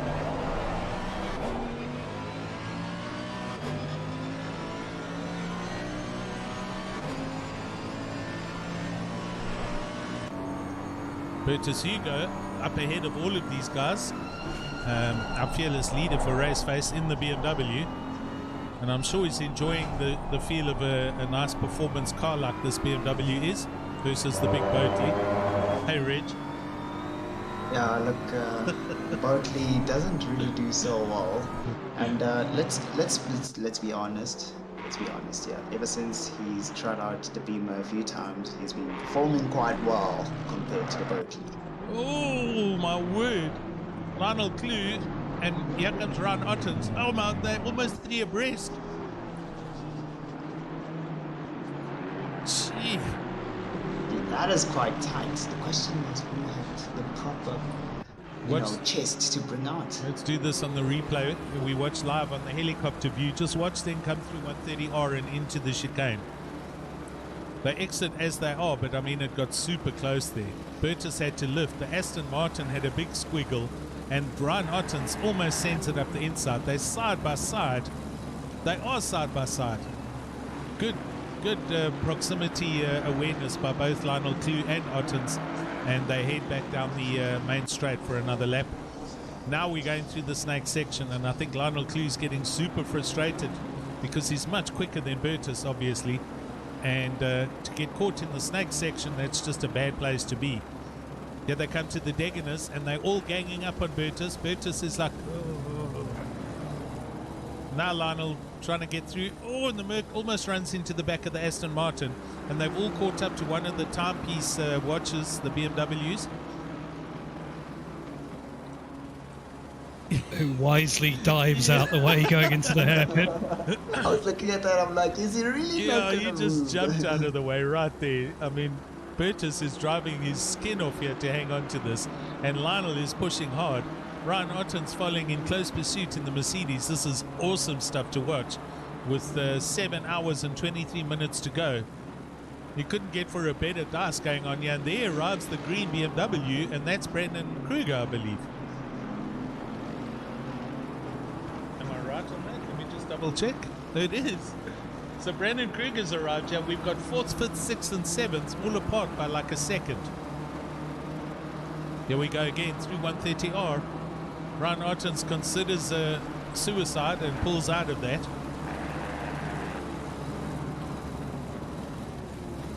Look at them all trying to work out how to get the best drive through there. Oh, it's a drive through for Groble in 17th. And the Aston clatters over the curbing and loses a lot of time, and Bertus is up and away as they head down to T1 again. He's going to hold them through T1 again. Kruger bails out and goes into the pits.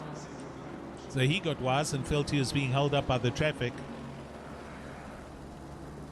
Might have been an idea for Ottens as well to consider, or even Clue.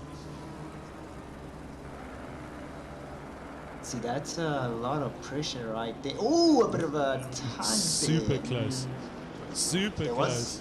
There was a bit of a touch. I saw that car go out of shape a bit there for Bertus. So, look, it was a... Oh. Whoa. What? That is so aggressive. That is. Ryan Ottens just cannot wait any longer, and Bertus did well to hang on to that car and not get turned around. I wouldn't be surprised if you don't get something coming through, but let's see. Oh, boys in a rush, man. Gee whiz. We really did make that brick go wide. It's more like a stock nonsense right now.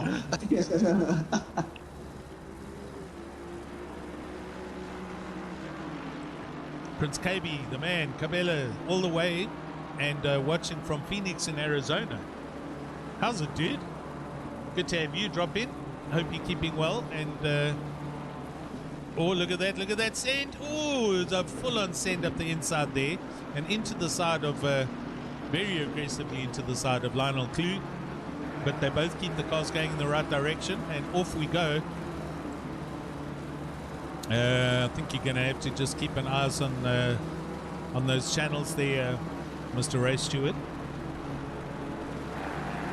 Look at, I think they're coming back again. Like they did dice a bit before they went into the pits. Him being so aggressive though on the pass, I don't know. Like I'm talking about Ryan. our current Ryan. So like that is super aggressive though. That is super aggressive. Yeah, just having a look back at the replays on that, it is. It's dodgy, yeah. Yeah, but again, there's that old saying, rubbing is racing. Yep. So, we don't like to interfere too much. It is racing. Oh, saw that coming. I saw that coming. Look at him correcting. There we go. Yeah, there we go.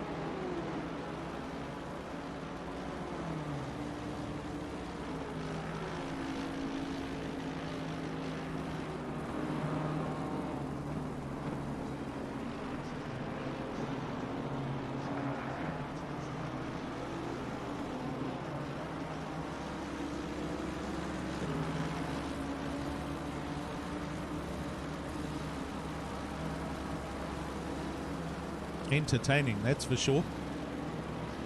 For the stewards to have a look at that bit of rear end rubbing or bumper sliding to say, oof, yeah, did that happen under braking or what happened? But I don't know.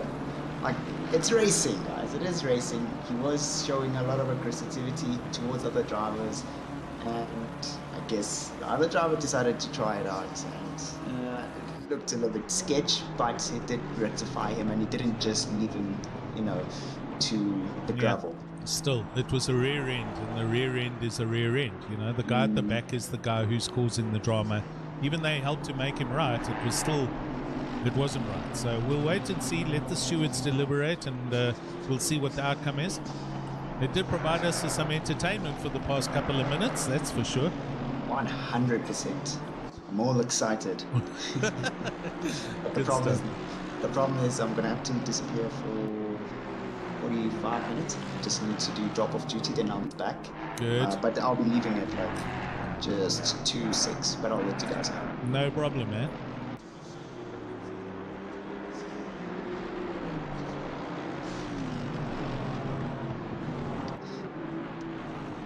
I can see Ren is starting to approach Bertus there for a bit. He caught up quite well, eh? Indeed. There's Gideon Renner in the BMW. There he is. And then Bernard Renner. Bernard, yeah, that is Bernard, yes. Yeah.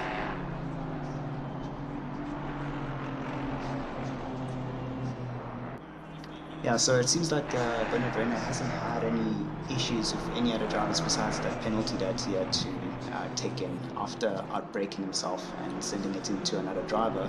But so far, it looks like they have had a decent race so far.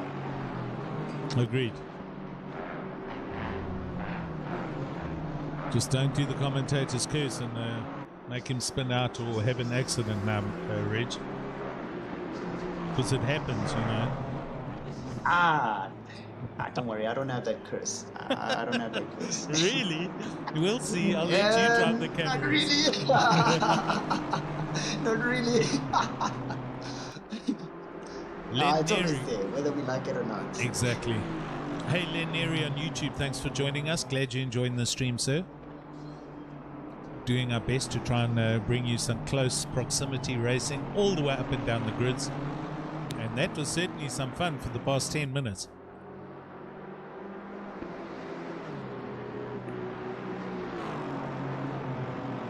All right. So you're on tour? Sounds good. Is it long? And when do you expect to be back? Or where's the tour? Is it just North America? I think it's an American tour. It's not just North America. Oh, okay. Yeah. I'll tell you what, Hidden Renner's all over the back of Bernard Renner here. Here we go, the brothers clash. That's what we've been looking for here, ladies and gentlemen. Who is the bigger brother? Obviously, we know which one it is, but mentally, who's the bigger brother? I don't know. What do you mean, we'll obviously? see it on the track. Who's the bigger brother? It's Gideon. Oh, okay, cool. I'm sure. Unless if I'm wrong, but I'm sure. Oh, we almost lost that BMW right there, but manages to hang on to it as they go through the snake section. But yeah, look at these guys. Here comes Peppa Pig, eh? Yep, Peppa Pig. You're so rude, dude. Oh, come on. It's just a BMW. Yes, well, Prince KB... go ahead. No. Dwayne Hall in the back of Ryan Artins. They're carrying on. Here we go. This is for position 5th and 6th.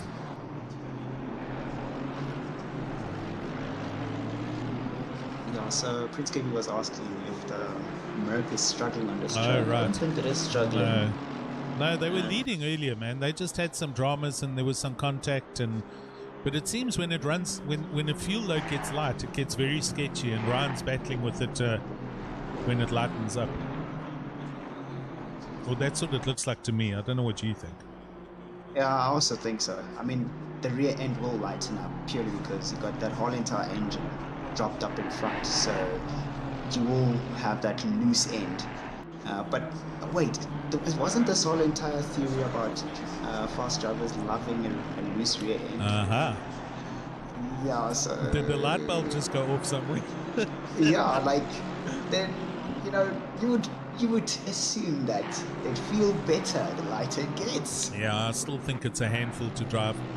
We've seen Ryan battle with it a few times here and there, but he's doing his best, let's be honest, and here they come. A bit of traffic just up ahead of them that they're going to have to deal with. These guys are on lap 80 as the leader, Giancarlo Sculler, just goes over the line to start lap 81. So that's how far back they are. They're like half a lap off the lead lap, which is good. They're working their way back into it. Sculler. Ryan Hall is putting a lot of pressure, hey? Who? Hall. Yeah, definitely. A lot of pressure. And they're coming up. There's a bunch of traffic that's going to hold them up. That is the that special Aston Martin. Who's driving that car at the moment? It's not. Is it Renner? Kruger. Yeah. No, it's Renner. Huh? Renner. It's Renner. Martins. Oh, the blue Aston Martin up ahead is Krobler. Yes, Jaco Krobler. So it's the Hawks car that they're coming up to go past as he moves over. And there goes Ottens, and Dwayne Hall follows suit down the main straight. Aston up ahead of them is no,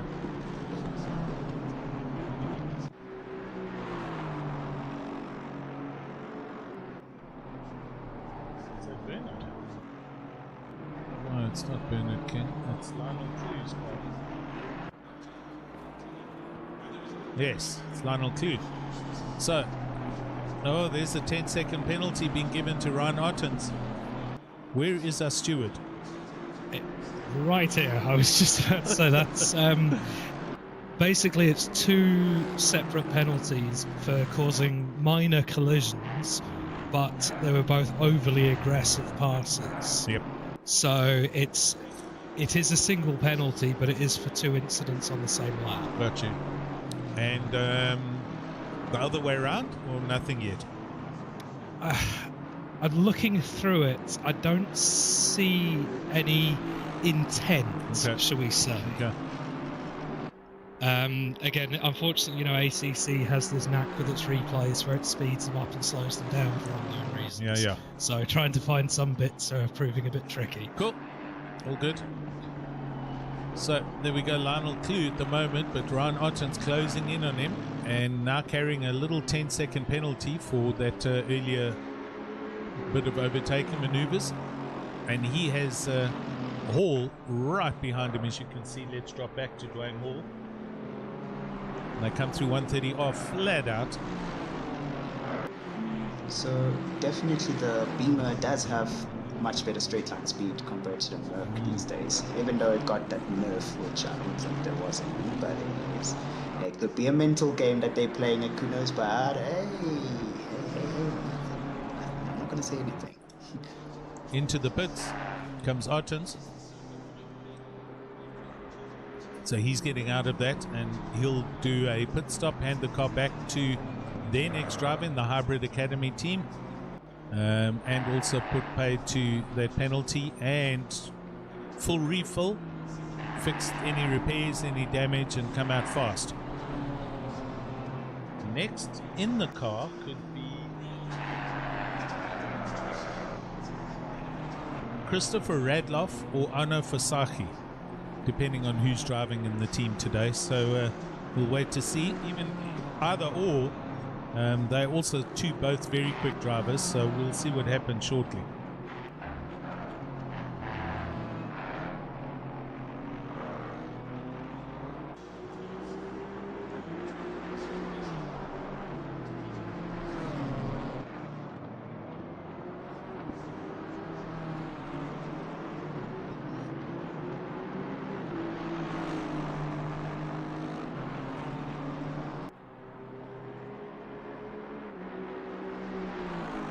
Ladies and gentlemen, see you guys in a few seconds. Hey, Rich. Or minutes. Cool, man. We'll catch up to you just now, man. Hundreds.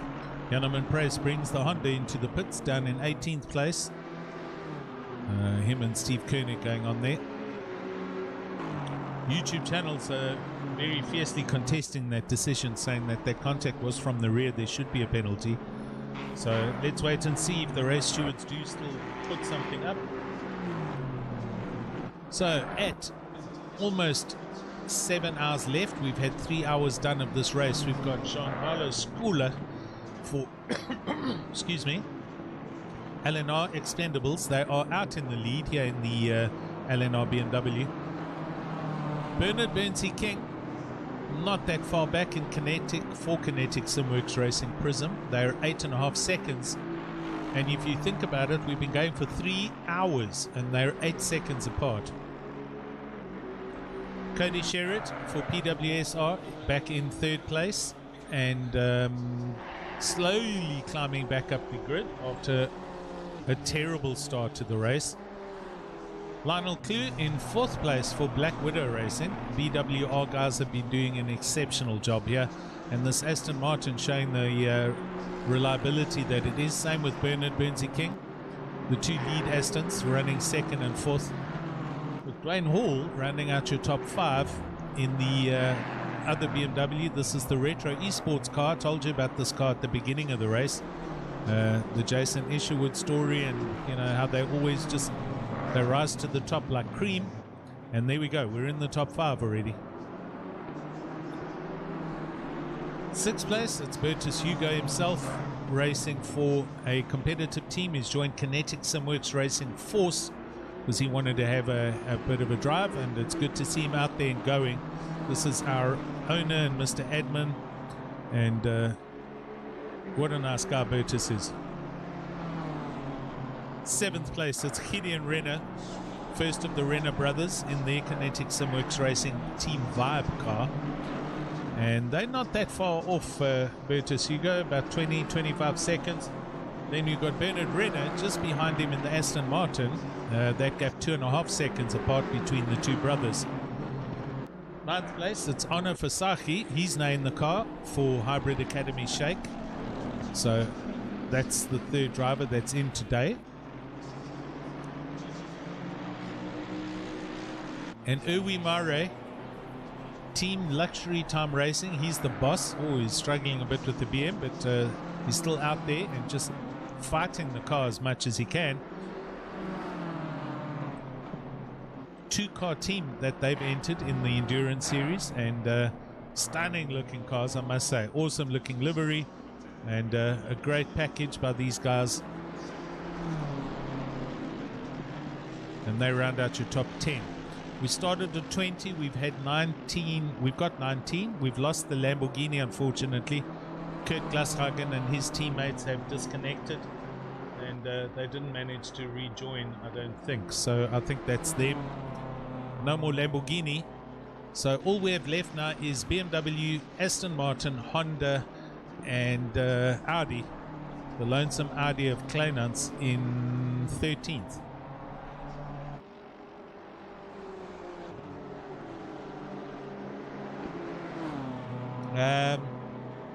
Cabela, I can't tell you what the quali time was. No, I can.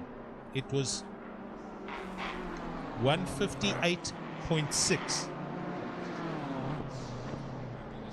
Yeah, 158.6. Ridiculously quick time.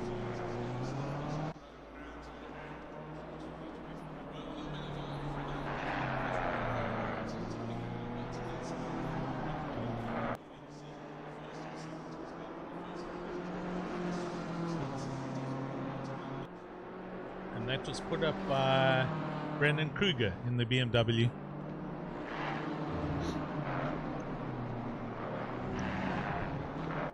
So, yeah, super quick. Sorry, Alan, I'll be no problem, my man. Yep. Checking through. Go and do what you have to do, because I'm sure there's something there. We are on the hour, almost 7 hours left of this race. We've seen 3 hours done. And grateful to have everybody join us on the YouTube channel. 30-something people. Please click on the thumbs up and like and subscribe. Do all the right things. It only helps our league, Bertus's league, and helps us to bring everything to you as quickly and efficiently as we can, both in the league races and the endurance races.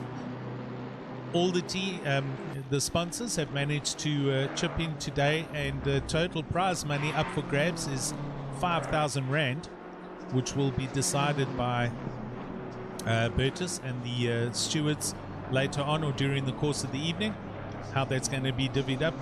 I'm sure it'll go to the top 3. I don't know actually. I'm not going to say I'm sure. But there we go. At least there's a decent bit of prize money up for grabs for these guys entering in the Endurance Series.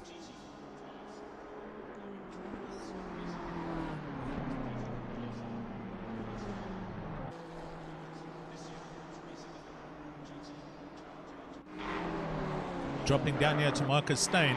He's busy driving back up the order, and he's right behind Renner's BMW. But no, I think... yes, he is. No, it's Erwi Mare. Erwi Marie or Mare. I'm not too sure how you pronounce his name. And Marcus Steyn, Erwi Mare in 10th, and Marcus in 11th, and busy driving back up the grid. They were 5th. They were 4th earlier in the race with Chris Heineke. Driving. So after their pit stop, Marcus now busy driving his way back up and through the grid, and they're super close as they go through the snake section. Yeah.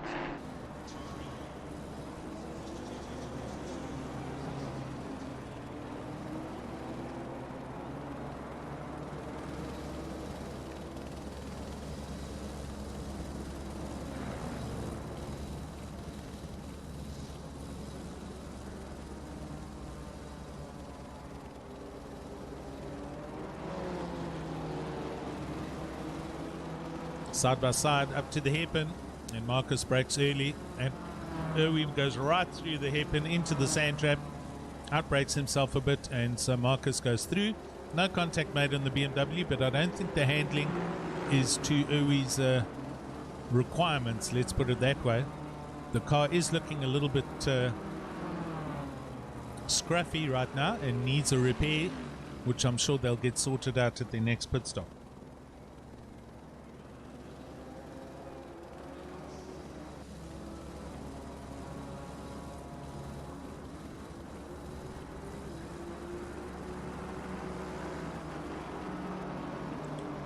Dwayne Hall for Retro Esports with Jason Isherwood.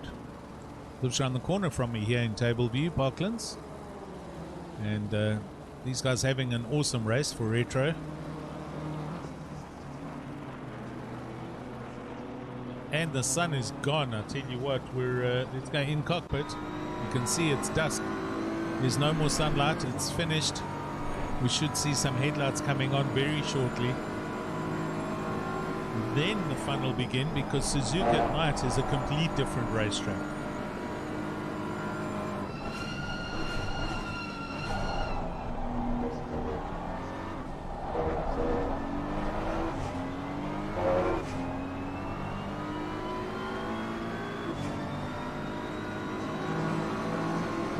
Alright, thank you for that feedback. So Jude Neville on YouTube saying that the damage on that car, Uwe's car, has in fact been fixed. So it's what we're seeing on the car, but it has been repaired. So although this car does look very second-hand, it's apparently perfect and running in perfect condition. So it's another one of those little ACC glitches that we have, but he is running good pace. Last lap at 209, he did have that off into the sand trap, but quickest lap at 1.7. So Team Luxury Time Racing, he runs a bit deep through the hairpin there again. And then we see Cody Sherritt into the pits from 3rd place.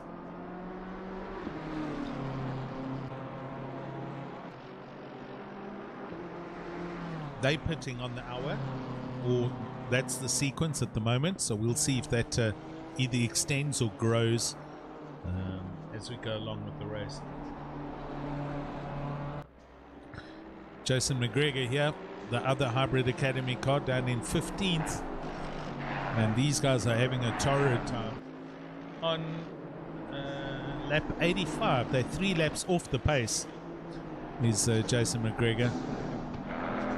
But still pushing hard, and anything can still happen in the next 7 hours.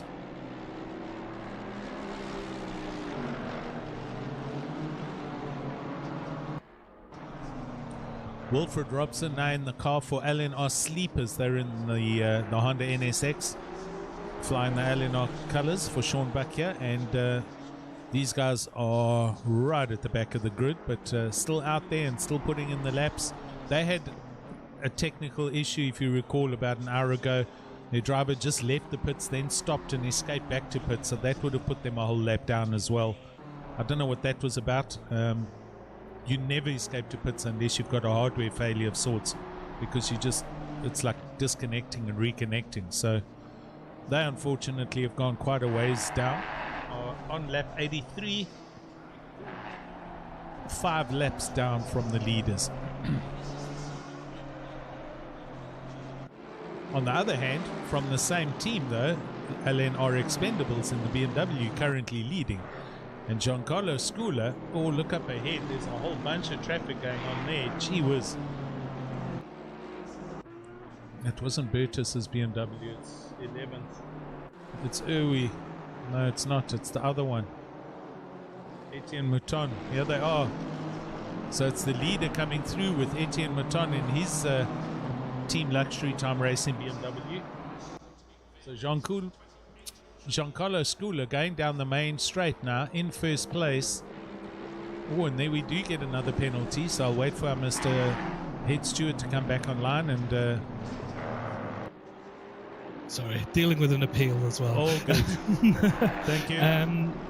So as it stands, because he not only rear-ended the 58, there was multiple collisions afterwards. Yep. Yes, it looked like he was turning around, Yeah. but it was also quite a lot of damage. Okay. So as it stands, it's a 20-second penalty, but I will be reviewing it with a couple of the other stewards, just to see if, as I'm on my own at the moment, I don't want to judge anything more severe. No. So that's the penalty as it stands, and I'll wait till I get a fresh couple of sets of eyes to review if there is something more to it. Sounds about right to me, because it was a rear end, and as you say, there were 3 or 4 pretty severe hits to essentially, in quotes, help turn the car back around. But you know, you're not helping it because you're hurting the car. So, but yeah, we can see what your review is a little bit later on. I was just bringing everyone up to speed. As you can see, the sun is rapidly disappearing behind the trees, and it's getting dusk now. Lights are on, and this track becomes a complete different animal when it gets dark at night. And we should see some interesting racing happening here. Again, apologies for all the garbage on the YouTube channel right now. Our admins will hopefully take care of that for us. I can't do it. Yeah, unfortunately, the person who can is driving at the moment, He is. so it will be cleaned up.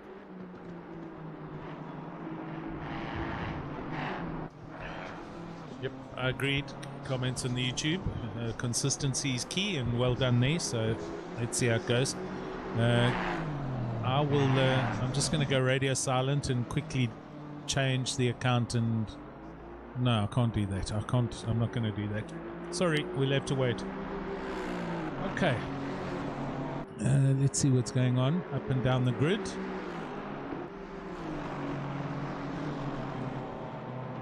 Gideon Renner, there we go. So in 7th place, we're dropping down to Gideon Renner.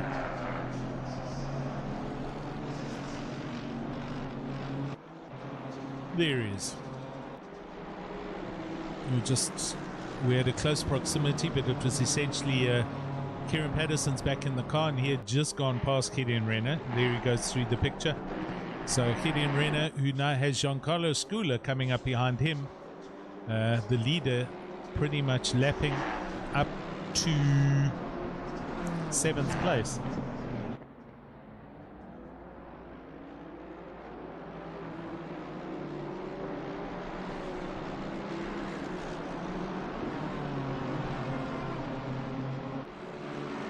Yes, unfortunately, as I'm seeing in the comments, judging these things fairly is quite difficult, especially when you're on your own. I know. So as I say, it will be looked at by another couple of sets of eyes a bit later on once they're back and available. So that's the penalty as it stands. I'm happy with, and we'll have a look and see if anyone else notices anything more insidious, shall we say. I do know how that feels. I was there for a year at a previous league, so I'll leave that up to you, and I'll do this, and together we can have some fun and commentate and talk and watch the races. Dwayne Hall in 4th place at the moment. He is only 1.2 seconds off the back of Lionel Clue, who is definitely carrying some form of a penalty. So the net overall position puts Dwayne Hall's Retro Esports BMW into 3rd place. Bertus Hugo net 5th right now, which will be net 4th for Kinetic Simworks Racing Force. And the other Kinetic Simworks Racing Prism car in 2nd place at Bernard King. So 2 team cars in the top 5. That's a very good achievement considering the field here today and the teams involved. But I don't think Bertus has actually lost a place since he No, came out of the pits, has he? exactly. I think he stayed 5th. yeah, with all of the dicing that's been happening, and then people going in and out of their pit stops, they've net stayed where they were, which is he's done a great job there actually. Then 6th place, Kieran Patterson in the car for PWSR. They are 28 seconds back. And then Gideon Renner in 7th, 4 seconds off the back of the PWSR car, with his brother Bernard Renner 13 seconds back in 8th place.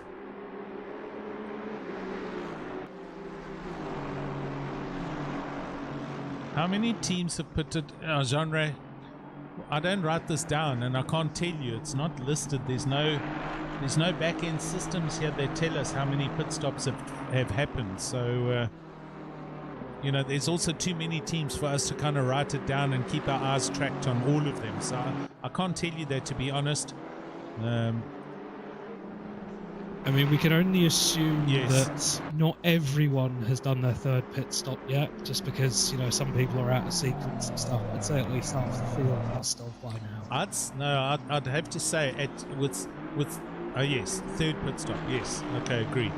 So I'd say that there's a couple that are still coming up to take their third pit stop very shortly. Having seen them run 1 hour 20 stints, they're obviously trying to do 2 hour 40s or 3 hour. The next pit stop will be on the 4th hour, but I can't see them being able to do that consistently. So I don't know. Not too sure how many in total, to be fair. Well, I mean, you've also got the fact that the track's cooling down quite significantly now, so that's going to help, keep the tyres going that little bit longer, so people might start trying to push it, That's an extra 5 minutes or so. Yep. Oh. Burnsy running wide out of the last part of Snake and almost getting caught into the sand traps. Ashley Wilson, good afternoon, sir. It is awesome to have you here.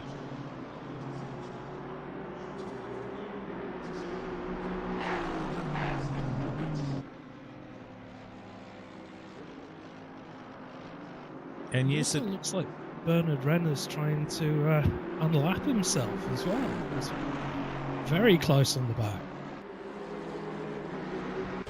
It's got a helmet view, Bernard Renner. And he's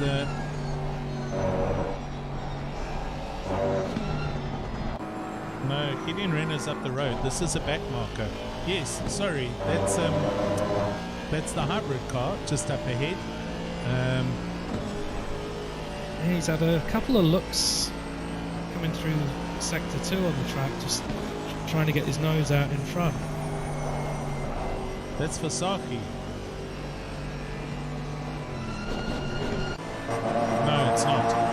Sorry, Fasaki's behind him, so that is a left car. Fasaki's in 9th place, so Renner, no, he's not. No, I'm not too sure who that is. There's Bernard Renner. He's trying to unlap himself from Bernard King. Oh, it's Bernard King, yes. Okay, yeah, I'm with you. Keeps trying to stick his nose up the inside and just sort of go, yes, let me past again. Yeah. Bernard King is due for a pit stop. Let's be honest. They've been running for a while, so I know he does have to come in very soon. Now that we've had some pit stops, William Wentworth on the YouTubes, he's got out the car and handed it over.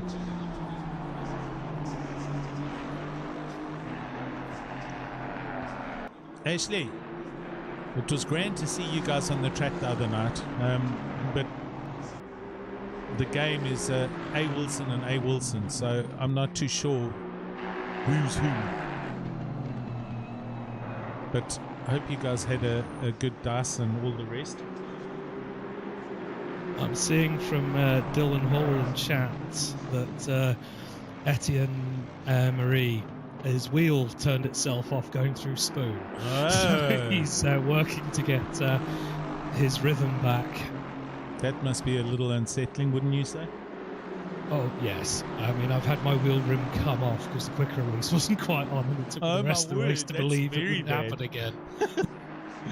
Sure. Okay, Ash, thanks. 418, that's you. All good, man.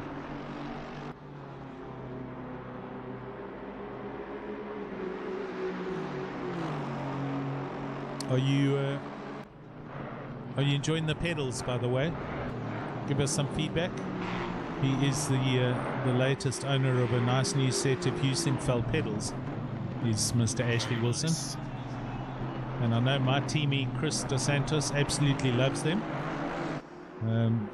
I kind of just press an on-off switch for my brake and accelerator. Works fine for me, but I'm joking now.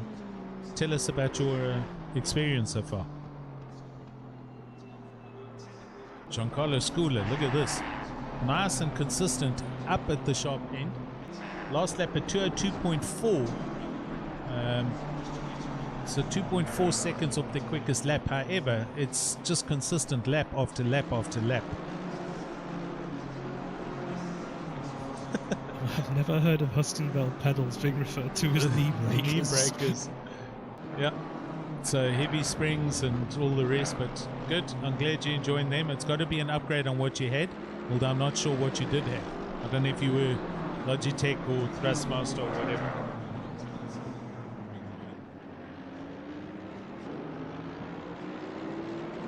Yeah, that's a good question, John Ray. Maybe anybody else here can tell us. Results Companion can keep track of the pit stops. I'm sure it could. I mean, I know Pitwall does, I think. Yes, but I don't know. I don't think we run Pitwall live. So, and to be honest, you know, there's too many teams here, so you'd need another complete person just to keep track of that statistic as far as who's done how many pit stops. It'd be a bit like the guy who counts all the tackles in the rugby. Yeah. Sitting there with a notepad, just. Right, Mr. Hall in 4th place. He is right here with Lionel Clue. So, Retro Esports on the attack. Lionel Clue, and that BM gets out the way. I think it's Erwin Marie again. Yes, it is. But this isn't really for position considering the penalty being carried.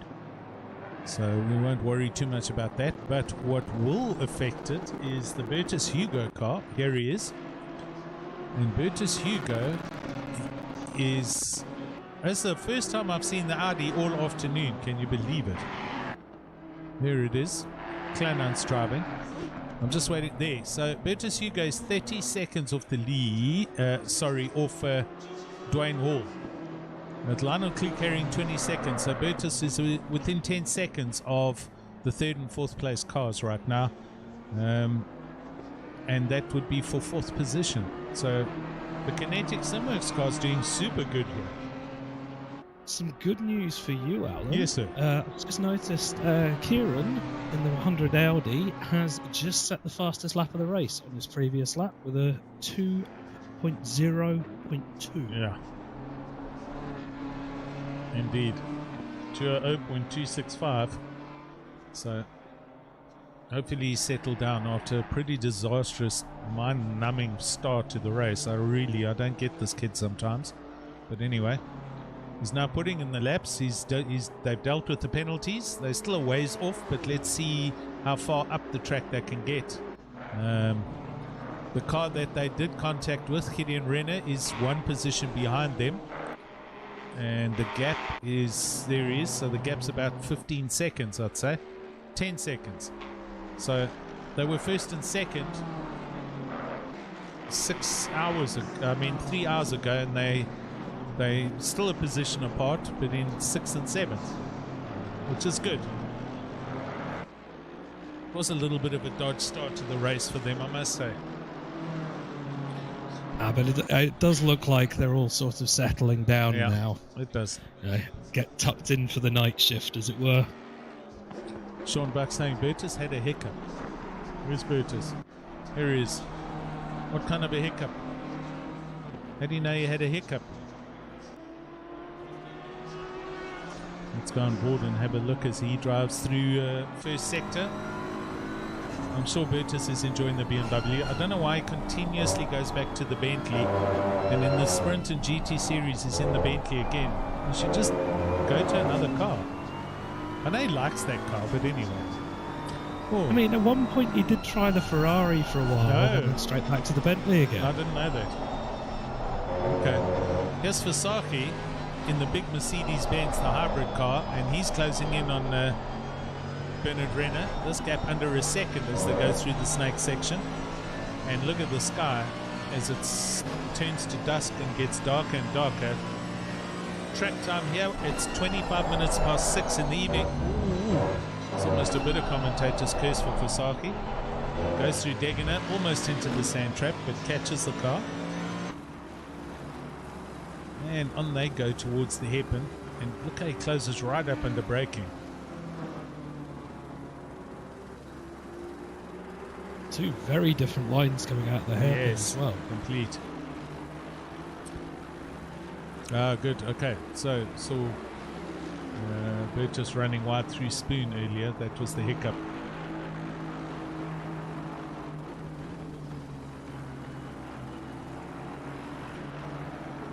I do enjoy this view. I'm currently on board here with Bernard Renner looking backwards at the arriving Ono Fasaki and the big Mercedes as they hit. Look at the pace up to 130R.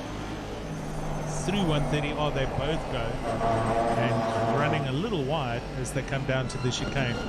And I mean, there's, look at the rubbish and stuff even on the top of the rear wing here, Russ. And the Mercedes is really close now down the main straight. I'm going to the helicopter view for T1 here. He's going to have to make a move here. Ooh, does it send left, then sends it right. Just a bit of a fake. Oh, wow. That was a nice pull, and manages to hang on to it as they go around T2. Oh, has he though? Yes. Renner thought better of it, pulled out of that one. Yeah, that was the right thing to do. That could have got very out of hand. But he's pushing just as hard as they go through the snake section. So position change there. Fasaki, excuse me, Fasaki into 8th.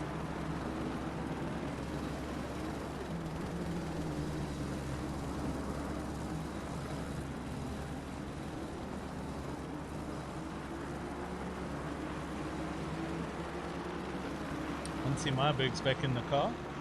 So down in 13th place for Team Tryhard Racing, Team Orange. And it's Hansi Meyerberg pedaling the BMW as he arrives through the Degener curves.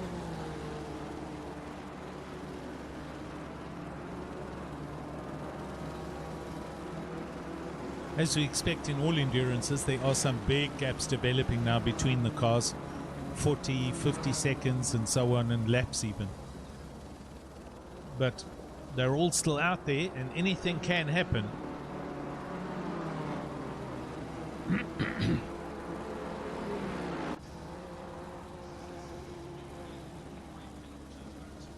Kieran Patterson closing in on Bertus Hugo for 5th place. Just looking at, he is actually the only person that's lapping consistently in the 2.0. Yes. He's driving the wheels of this Honda for all the drama that happened earlier. Well under 2.1s every lap. And he was 3.5, almost 4 seconds of Bertus the previous lap. So he's caught up 4 seconds in half a lap essentially. But now Kieran just needs to take his time and not rush this pass. Even though he's that much quicker. And he does. Yeah, but there's not really any way around here, is there? No. It's sort of a case you just have to sit there and wait. Takes a different late apex racing line, exits the hairpin, and follows Bertus down to Spoon they go. The BMW does get up and get going quickly, Sure. Right, into Spoon they come. And Kieran just got to wait his time and careful not run into the back of that BMW.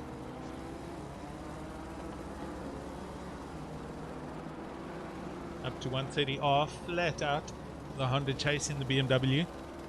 And he has a look and lifts and thinks better of it, and will wait until they get down to the chicane. Probably do a drag down that the main BMW straight. is just so fast out of Spoon. There's not much you can do about it. Side by side through the chicane they go. Bertus knows he's there, Kieran knows he's there, and out the chicane they come. Both drivers giving each other a lot of room, and Kieran saying thank you on the hazards. Bertus, however, isn't finished with this. Looks down the inside, but thinks he's not going to get that right, and into T1 they go.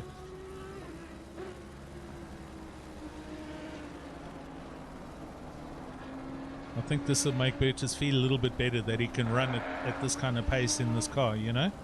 because I think he gets a little blindsided with the Bentley, and he just doesn't get the results he should get with it. You know what I mean? Not used to driving a car that's actually up to racing speed. That's what I was trying to say. Anyway, right. So Kieran into fourth. Let's go back up to the leader. Oh, Bertus in the pits. No, leaving the pits. Bertus Janssen van Rensburg. He comes out for Black Widow Racing. He's got in the car. Oh, he comes out right ahead there of, I think it's Hansi Marburg, who almost loses it through T1. Does Hansi. He manages to hold on to it. And right behind him is the Slick Racing Honda of Marcus Stein. So, yeah, it is. That was a well-timed pit stop from Jans van Rensburg, because he just slotted out back in front of the car behind him.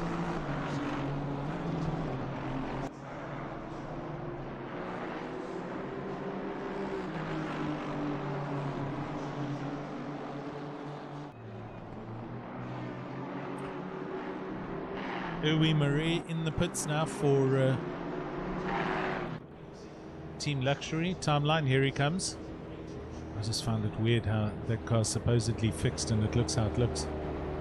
Seriously. Is that the car they were talking about? I did wonder why that it's been in the pits twice and still looks damaged. I know. So he's in, as is Ruan Kleinans. He brings the Audi down for their pit stop. 6.5 hours left in this race, so we can see we've kind of bumped that pit stop straight out from on the hour. We're now 30 minutes down the line. So these guys are obviously all extending their pit stops out to an hour 10 or hour 20 per stint. And the leader's in.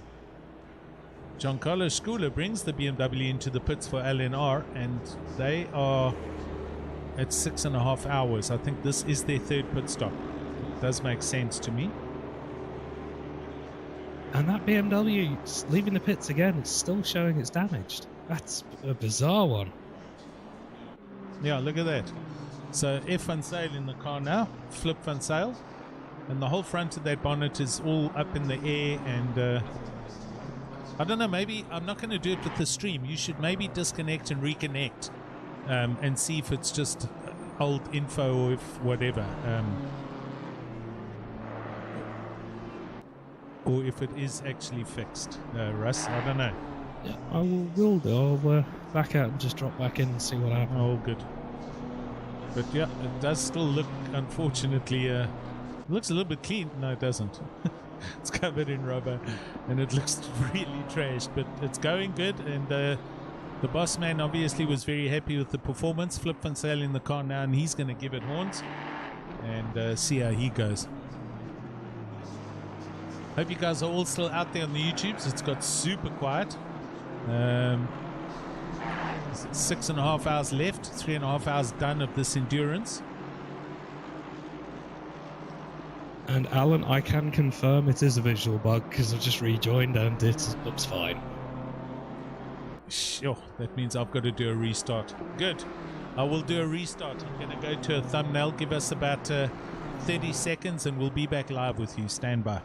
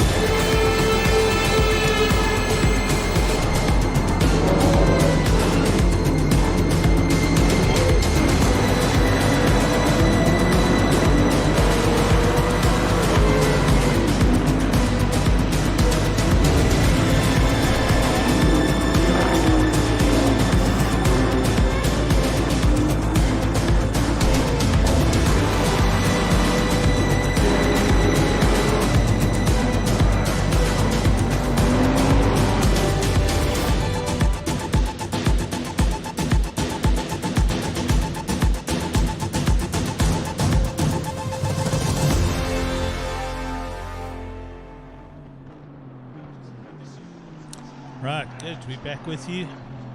Had to take an advertising break for our awesome GT3 film made by DS Films. So, Bernard Bernsey King in the lead for Kinetic Simworks, and we await his pit stop. But, yes, if I've dropped down to the Team Luxury Time Racing BMW, as you can see, it looks brand new. It's nice and clean and fresh. So I think we need to do it every now and then, because otherwise we're just translating or feeding back the incorrect or false information. So, and besides, it looks a little bit better. I see Jason is there. Mr. Isherwood, welcome back. Your team is legendary and doing really well. As I said, you kind of fly under the radar, and the next thing you know, you're in the top 3, and here we go. So Dwayne Hall doing a great job for Retro Esports and running around comfortably in second place. Last lap at 202.1. The leader Bernard Bernsey running at 202.7. So there we go.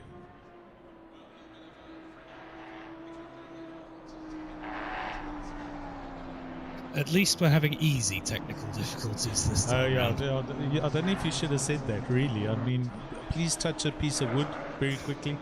Luckily my desk is, so I'm holding on Me to too. it. I'm holding on for dear life here. Anyway, good. Glad you're back. I'm going to go and get a cold drink now quickly, seeing that you're back. Give me 2 seconds.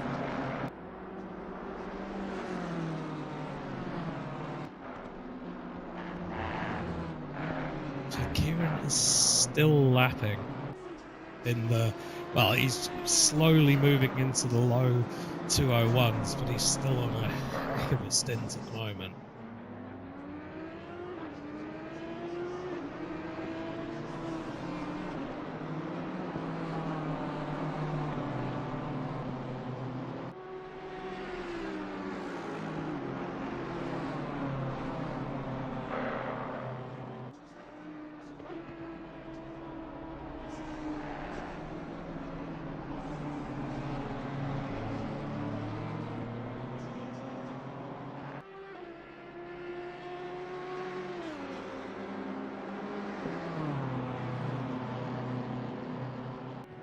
Appears to be school. I don't know if maybe they're driving from the same location, because the ping for those guys hasn't changed. It's still jumping into the red.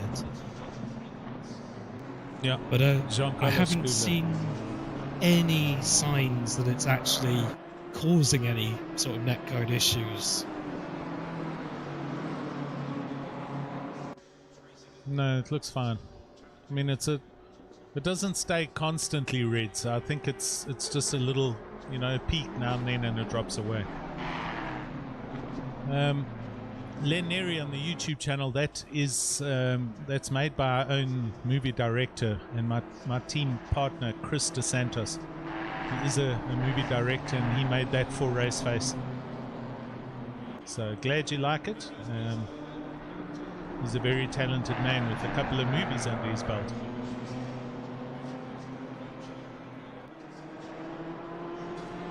Oh, there we go. So Anthony Wilson confirming Schooler is in fact connecting from the USA. Ah, so it's not a connection issue, it's just he's got fairly high ping. Yeah, internet. Oh, wow. That was very close. That was super close with the Audi and the BMW just up ahead of Dwayne Hall. Gee whiz. Thanks for the update, Ant. I don't know enough about who's where on the planet. The only thing I know really is Sean Buck is in Ireland and Lee Bullion is in Scotland. There we go. Right. The current race for second place, only 2/10 apart between these two, and Giancarlo running a little wide there, I might add, on the exit of Spoon, and you can't do that too often, as I've said. Oh, you also run the risk of the curb just biting you and pinging you off. You lose a massive amount of time on the lead from that straight. No, Sean Stradham saying he is from Maryland in the United States. There we go. Here comes an attack, mind you, as we're watching this live. Hall had a little squirrely moment out the chicane there, but he's look at this.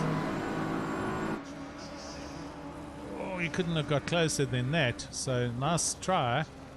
Into T1 and T2, both BMWs come flat out. And Hall having to run defensive. They side by side into the snake section. And Schooler decides to pull out of that one. He is flashing to try and get in Hall's head. And a little bit of mental games going on here, mind games. But the man's ahead and there's nothing you can do about it yet. Good, fast racing, and we witnessed to some very clean racing happening here.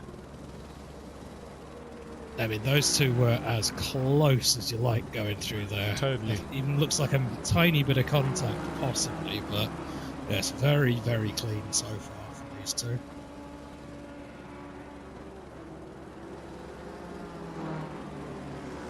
And of course, both being in BMWs means that you're not going to have, you know, straight, like we saw with the BMW and the Honda earlier, the straight line advantage, etc. No, this advantage will come from a driver making a mistake, like getting a little wheel spin or a little slide out the corner, you know? They're coming out of Spoon just that little bit too deep, coming out the second part of it, and he's had to go on the defensive straight away. Yeah.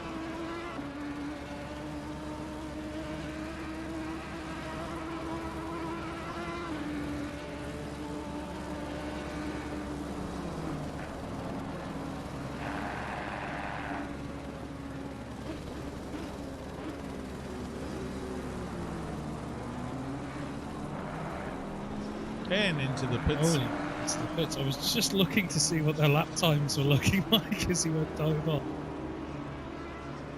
Dwayne Hall brings the Retro Esports BMW in, and Giancarlo Schooler goes through and carries on for their relentless fight in the top three.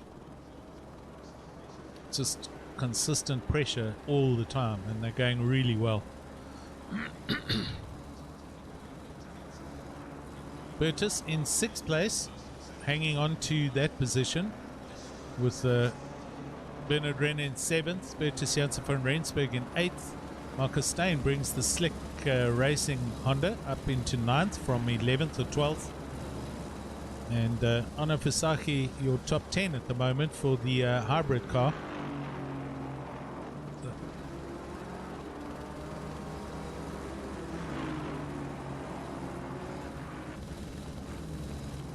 Give you some updates on laps as this man will come over the start finish line shortly. Bernard Bernsey King for Kinetic Simworks Racing Prism about to start lap 106 as they thunder over the start finish line, and that last lap was a 202.9. Giancarlo Schooler, his last lap, although he's halfway around the lap, but the last lap he did was a 202.4. And then Kieran Patterson here in 3rd place as he comes through the hairpin. His last lap a 20.9. 2.5 seconds a lap quicker than everybody around him. That's the pace at the moment for PWSR's Honda. That's incredible. Everyone else is 202.5s and higher. They're the only car running under 201s. The next quickest car, Bertus Janssen van Rensburg, down in 8th, doing 201.6s. That's the BWR Aston. But at that pace, is he not running the risk of just using the tyre up too quickly? Possibly. I mean, you've got to know everything that's happening at the same time. Yes, you're going to run huge pace. Surely you're going to be eating the tyres, or is he at that level skill-wise that he can run that pace and still keep the tyres neat and clean and in a straight line? I don't know. I can't tell you. No, I mean, from watching the onboard, I'm not hearing a huge amount of scrubbing. So maybe he has just found that niche where he can just wrestle the car through at speed. This is something that he kind of tells me all the time, and everybody else, our youngsters, our student that's just joined us full-time at PWSR, and he says, you must not hear any form of squealing. So it's one of the disciplines that I know Kieran works on very much, is a point of not oversteering the car so that you don't hear a lot of wheel squealing or a lot of scrubbing. And he manages to do that and still run these lap times. This last lap he was a little slower, to 1.2. So, but still, you know, he's still a second and a bit quicker than the other cars around him. And as you can see, the steering inputs are minimal. It's not fighting with the car. It's just very, very minimal. Do what you have to do kind of thing.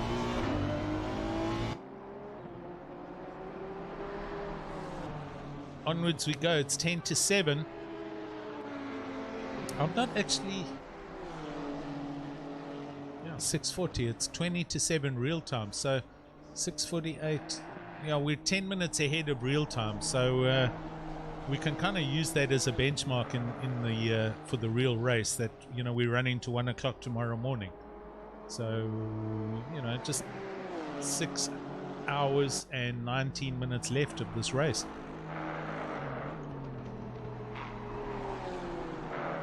Ooh, bit of a wiggle there from Kieran coming out of 130R.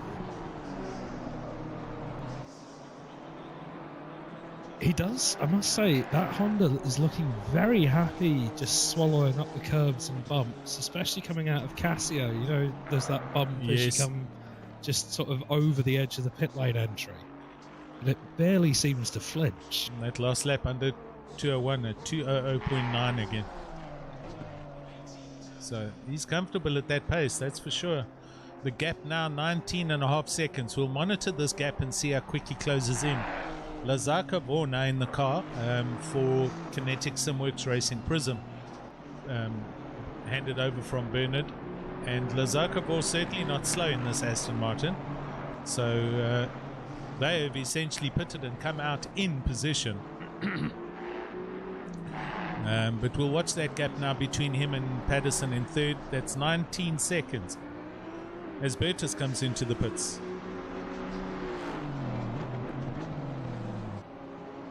There's one glitch on this track that I've discovered, that I found out by mistake at some point, Russell. The overpass.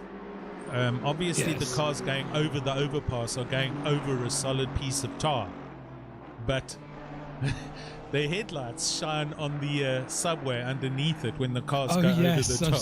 Yes, I've seen that.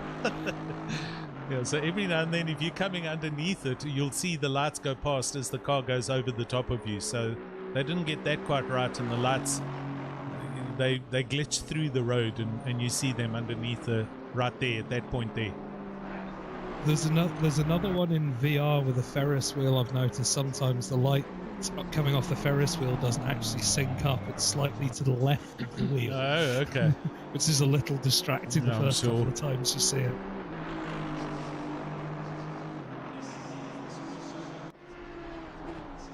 Still 19 cars ticking away here. Steve Koenig at the back of the grid, and still out and going in the Honda for Team Heap together with Janneman Prius.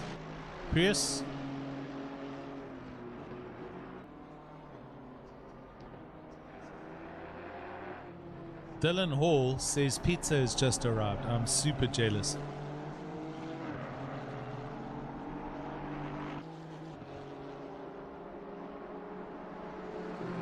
Bertus Hugo back in the car, so he pitted and he stayed in. He's loving the BMW. So Bertus for Kinetic Simworks doing a double stint here. That kind of makes sense because he will obviously then assist more with the admin and stewarding once he's finished. As we see, there's 4 drivers on that team. Okay, so they've got plenty to spread across. So he's just getting the work part of it out the way in the middle of the race.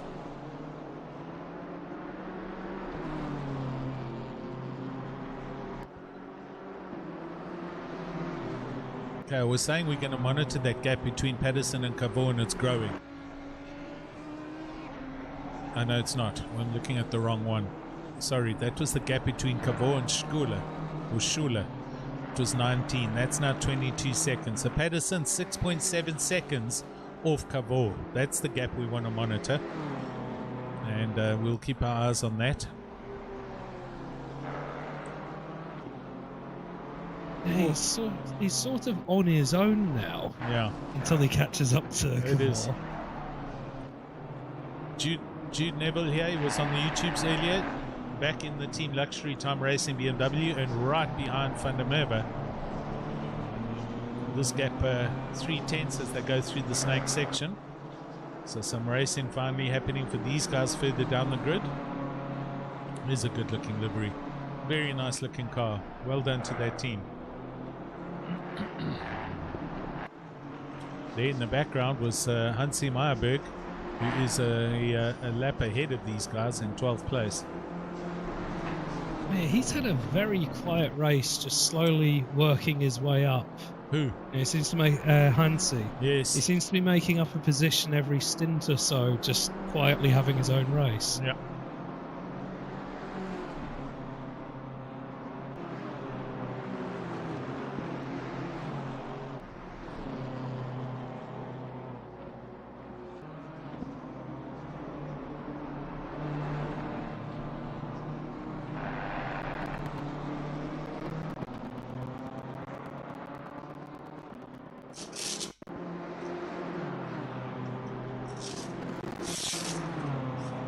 Gap is now down to 4.8 seconds.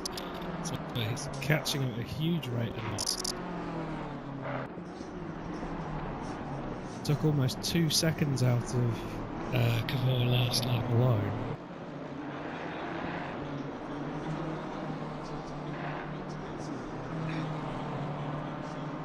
There we go. Sorry, just closing a door. It's quite chilly here in Cape Town this evening, and I turned a heater on a wall panel this afternoon, and the door to the study's been open, so it hasn't been getting too warm in here. So I just had to put down my green screen and all the bits, and here we go. We're back in live. So yes, that gap down to 3.9 from 6 seconds. That's the pace. We'll go back and watch him there, because he's going to be arriving on an overtaking maneuver shortly. Hello guys, it looks like I'm arriving when excitement is about to begin.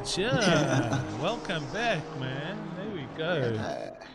Lazar Cavor, here he is, and he is, well, he was stuck behind a bit of traffic. There's a lot of traffic up ahead of him. A couple of cars there, but Patterson arriving quickly. Last lap, Lazar Cavor 202.8, Patterson 200.7. So almost 2 seconds on that lap alone.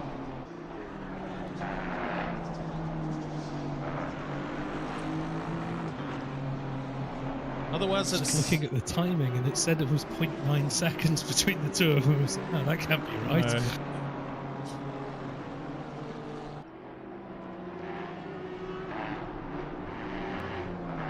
Well, I think that's Burtis. It is Burtis. That was Burtis under the overpass having a huge moment. And here comes Kieran now to get past him. And Burtis does in fact pull out and go around the outside of the hairpin, and Kieran goes up the inside, but he had a huge moment through the second Degener curve, and I thought I recognized it. And he managed to catch it. So Kieran now within 2.7 seconds of Lazar Cavor, who has 2 more slow markers just up ahead of him. And look at the extensive rubber and bits and pieces on the front of the PWSR Honda. Cars are looking decidedly worse for wear after 4 hours. Now we've been going for 3 hours and 50 minutes already, gents. Yeah, this is quite insane, I must say. Yep. I must say this is the time of the day when all the drivers are now putting in 110% focus, because it's nighttime driving. Indeed. Well, it's not just that it's nighttime. It's that cusp where it's still light, Yes. so it's not dark enough for your headlights, and everything just has a strange sort of perspective on it because you haven't got shadows and things to use as reference. Oh yeah, no, definitely. That is great. This is going to be quite interesting though. So I just thought about something. Just Reggie, tell us, what did you think about it, buddy? one of my epiphanies. So the thing is, if you have not set the game balance, like the gamma and everything correctly, you pretty much almost drive into pitch black darkness in this game if you don't set it right. But sometimes it's quite washed out. I guess I would assume the washed out would be a little bit better because it kind of gives you a bit more visibility compared to the pitch black. Yeah, I mean, it's not pitch. There is obviously some elements of washout and stuff, but as we're talking, I'm just watching. Kieran is now in the back of Kabor, so this is the dice for second place. And he needs to just be patient now. He's got to just bide his time and do this properly. So, but I mean, on my screen, under my video enhancements to try and get the best image, I have... you've got a warm this and a cold that and various other, grainy whatever's, different tints. And, I've set this to be as realistic as possible. So the colors aren't too bright. It looks more realistic as if you're looking at it through cameras. And I think it kind of looks right. Oh, Kieran runs super wide through 130R as they come into the final chicane. Jean-Ray Buerta also saying on the YouTube channel, wondering whose signature's on the side of the KSR cars, and I'm not too sure whose it is, or if it's a good question. We need somebody from the KSR team to join us and let us know.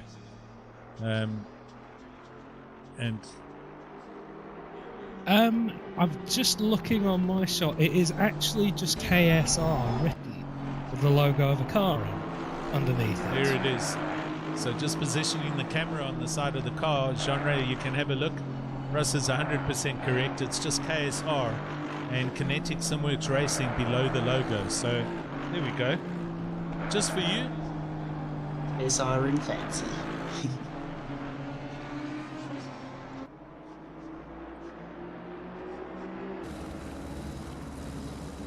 Side by side to Degener. Here they come.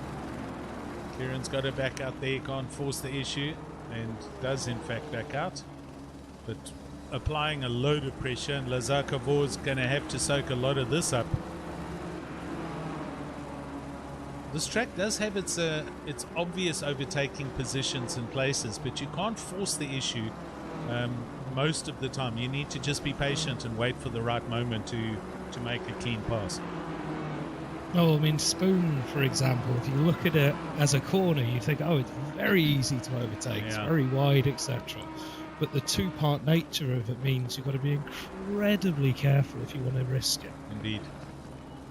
Well, there he gets a good drive out of Spoon. Gets a massive drive out of Spoon, and they're side by side. He's actually going to go right past up the back straight here. Patterson has got his nose ahead.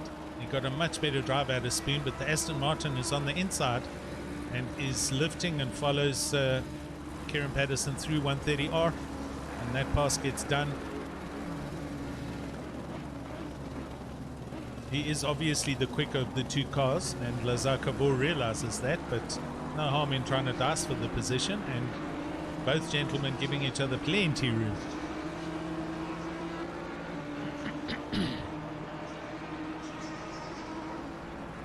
Oh, and we've got Jans van Rensburg is back out in the number 4 Aston after their pit stop. Yep, there we go. Sean, welcome back from dinner. Not too much change, sir, except the pass you just saw. Otherwise, everything's still status quo. Bertus Hugo still in the car, dropping down a little bit, as you see, down to 8th position now. So I think he's relaxing, or his focus is dropping, and he's having one or two moments, but still out and doing his thing. I saw him run wide a couple of times on his in-lap, so I don't know if maybe he just overused the tyres a bit and was struggling. Yep. And then we can also see in 9th place Chris Heineke back in the slick racing car. So they pitted early, and Marcus has handed the car back to Chris Heineke.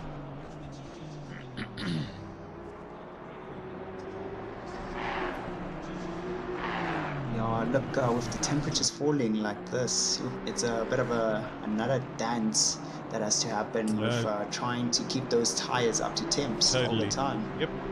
And that's another thing. You've got to be on top of your team game to know the next pit strat, what to do with the tires, you know, and to pressurize them accordingly.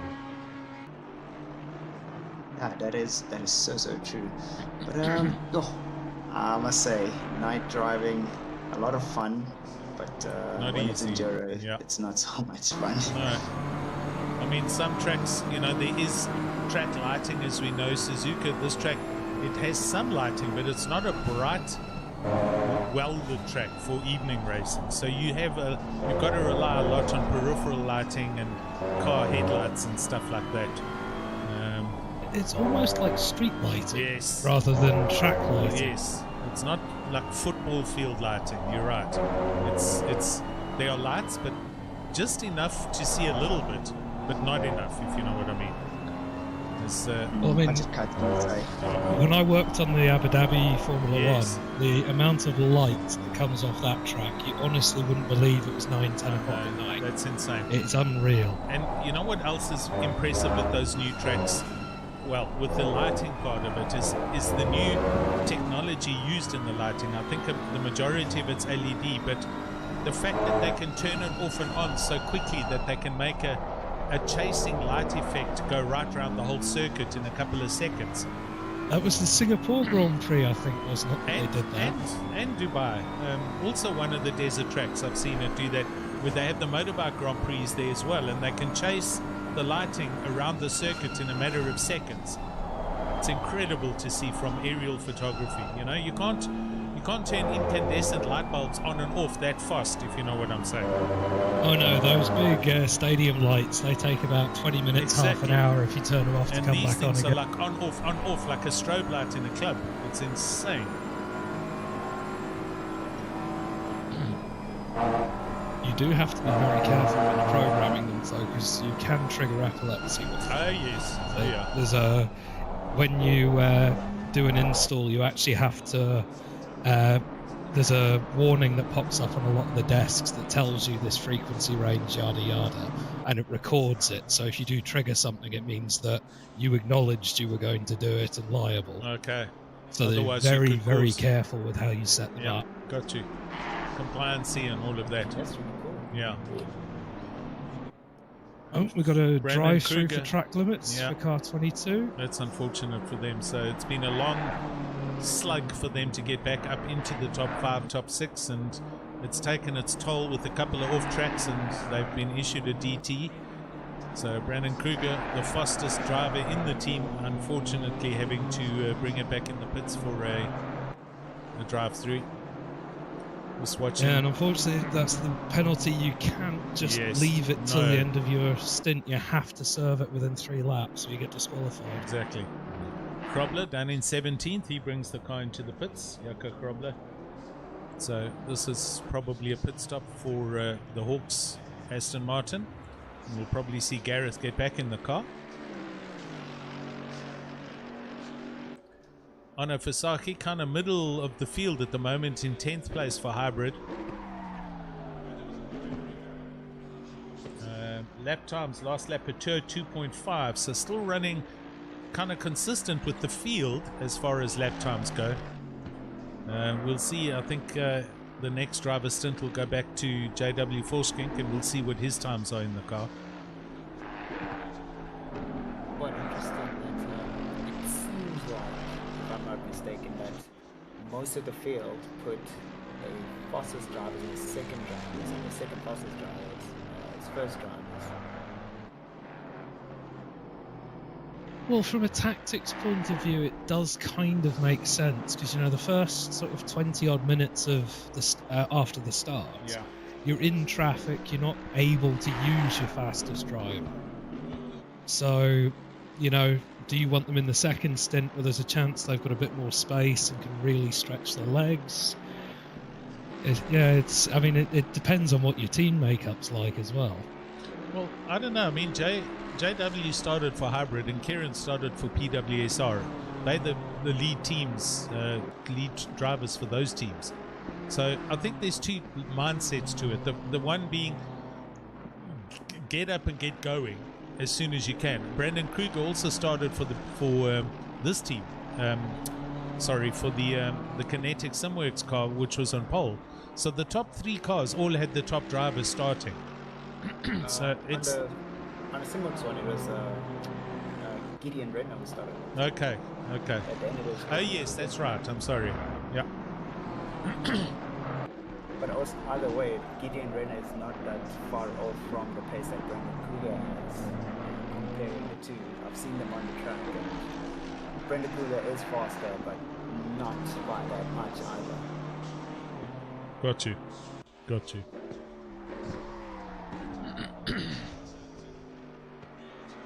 Right, so let's keep an eye now at just under 6 hours left.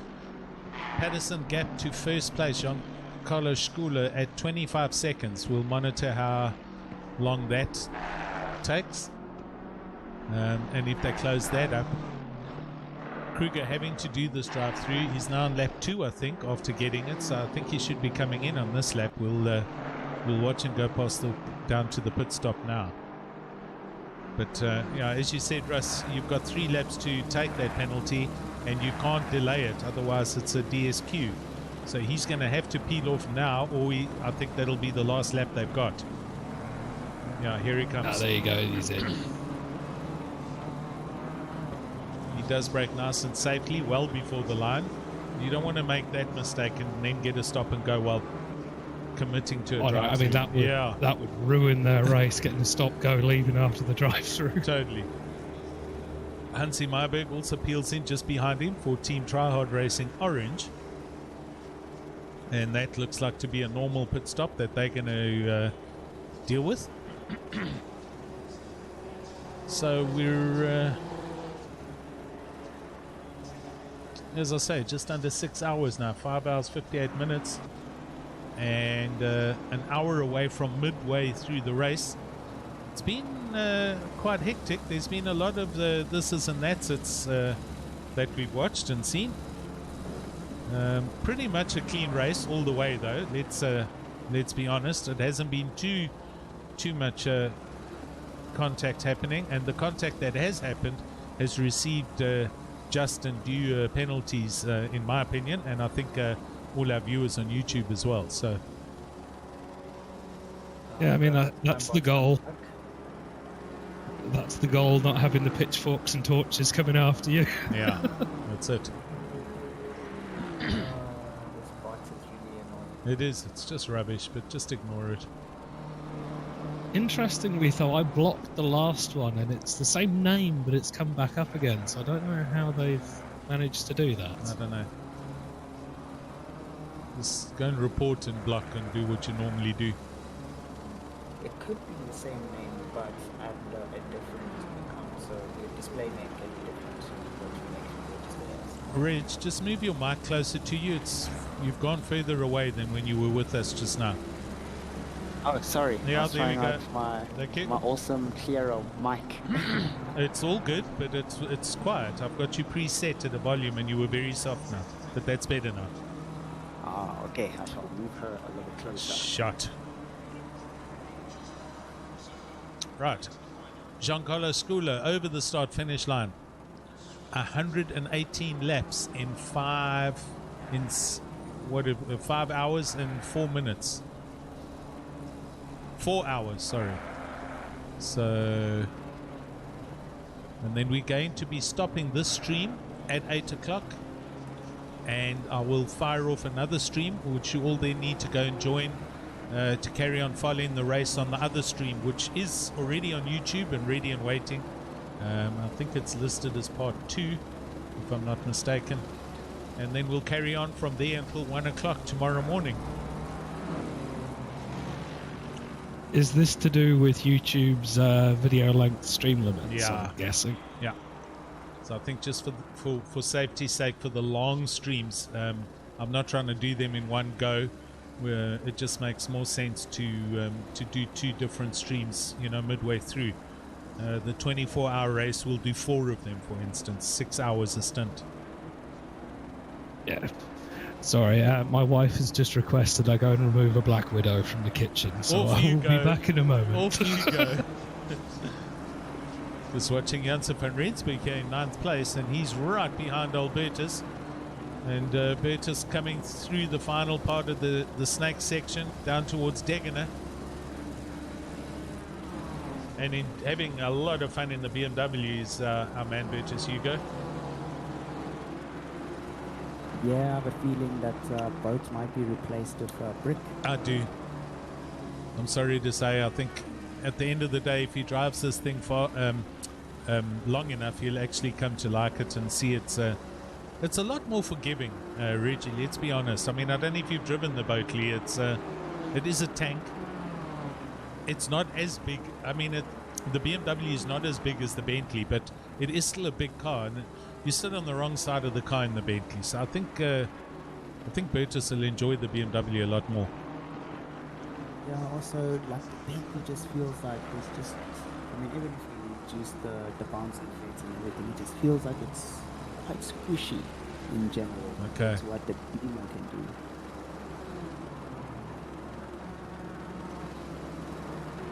Sean Buck saying on the YouTube, Jean-Carlos Schouler is the American US supermodel, or our American US supermodel is in the LNR team. Like an actual super. I don't know. They can elaborate more on that. I haven't seen the person.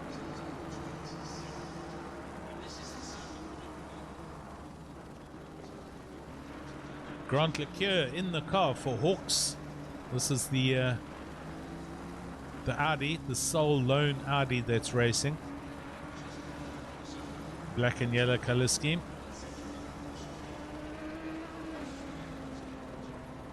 Yeah, I agree. Sean saying the BMW is more forgiving. It is.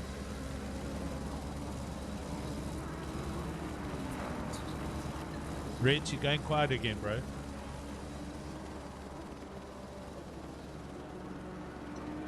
Right, I don't know where Reg is.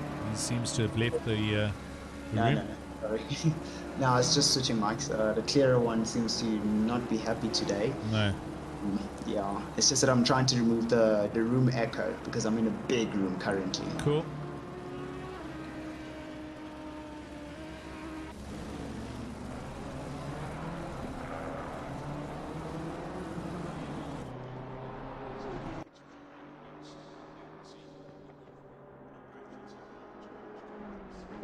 So I would assume that the Lamborghini decided not to. Yeah, shame, man. Kurt Glashagen, we had a disconnect, I think, and he was listed in the pits, but when I clicked on it, I couldn't select the car. So either they had a disconnect and tried to reconnect, or whatever happened, but they didn't come back online. They haven't come back on the YouTube, so I'm not too sure what happened, unfortunately. Sad to see, but yeah, we lost the Lamborghini. The Lamborghini. The Lamborghini.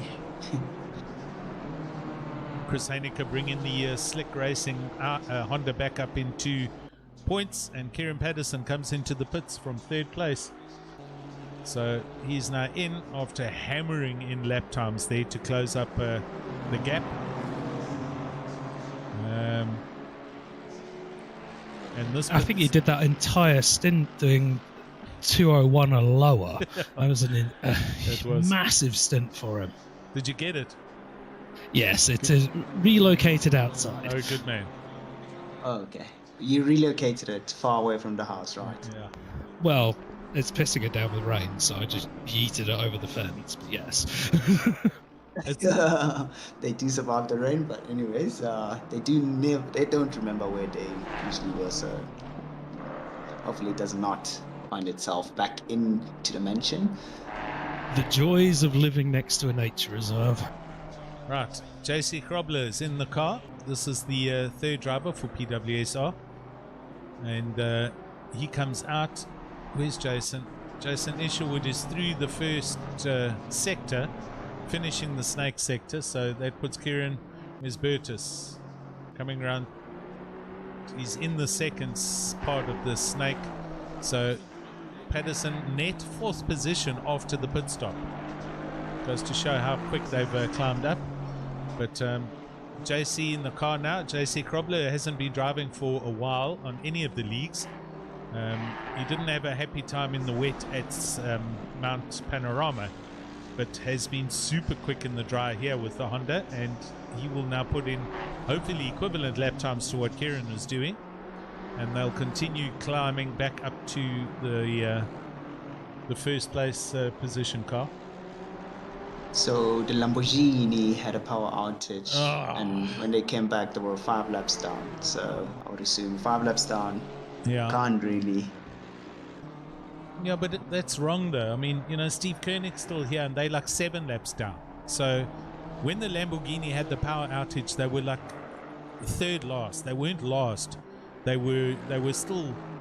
There were 2 or 3 cars below them.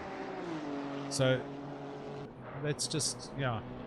It's unfortunate. I mean, I understand the guy saying, well, you know, if we're that far, let's not even finish. But you got to finish the races, man. That's the point of an endurance race.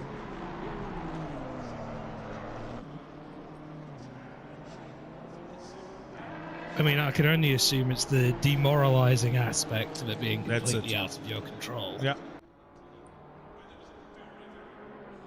Jason McGregor brings the hybrid car down in 14th place into the pits. Just FYI, I can put that screen up if you want to have a look. I'll put the there's the grading screen, and you can see the laps and lap counts. Leaders at 121 laps, and Steve Koenig and company on 115. They're like 6 laps back. So it's a wide spread as far as the laps go, but they're still out there and doing it.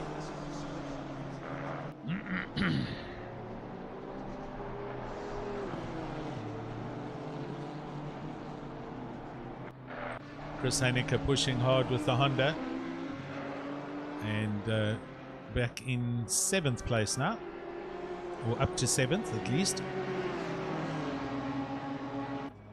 Brandon Kruger in and out of the pits earlier for their drive-through, so they're in a net 6th position at the moment, and also on their way going back up into the top 5 after starting from pole position. We've got a fight for 8th place between Hugo and Jans van Rensburg. Okay, I'm there. Here we go. And Bertus has got a whole bunch of fast cars behind him, including the Mercedes of Anna Fasaki, who's in between both of them.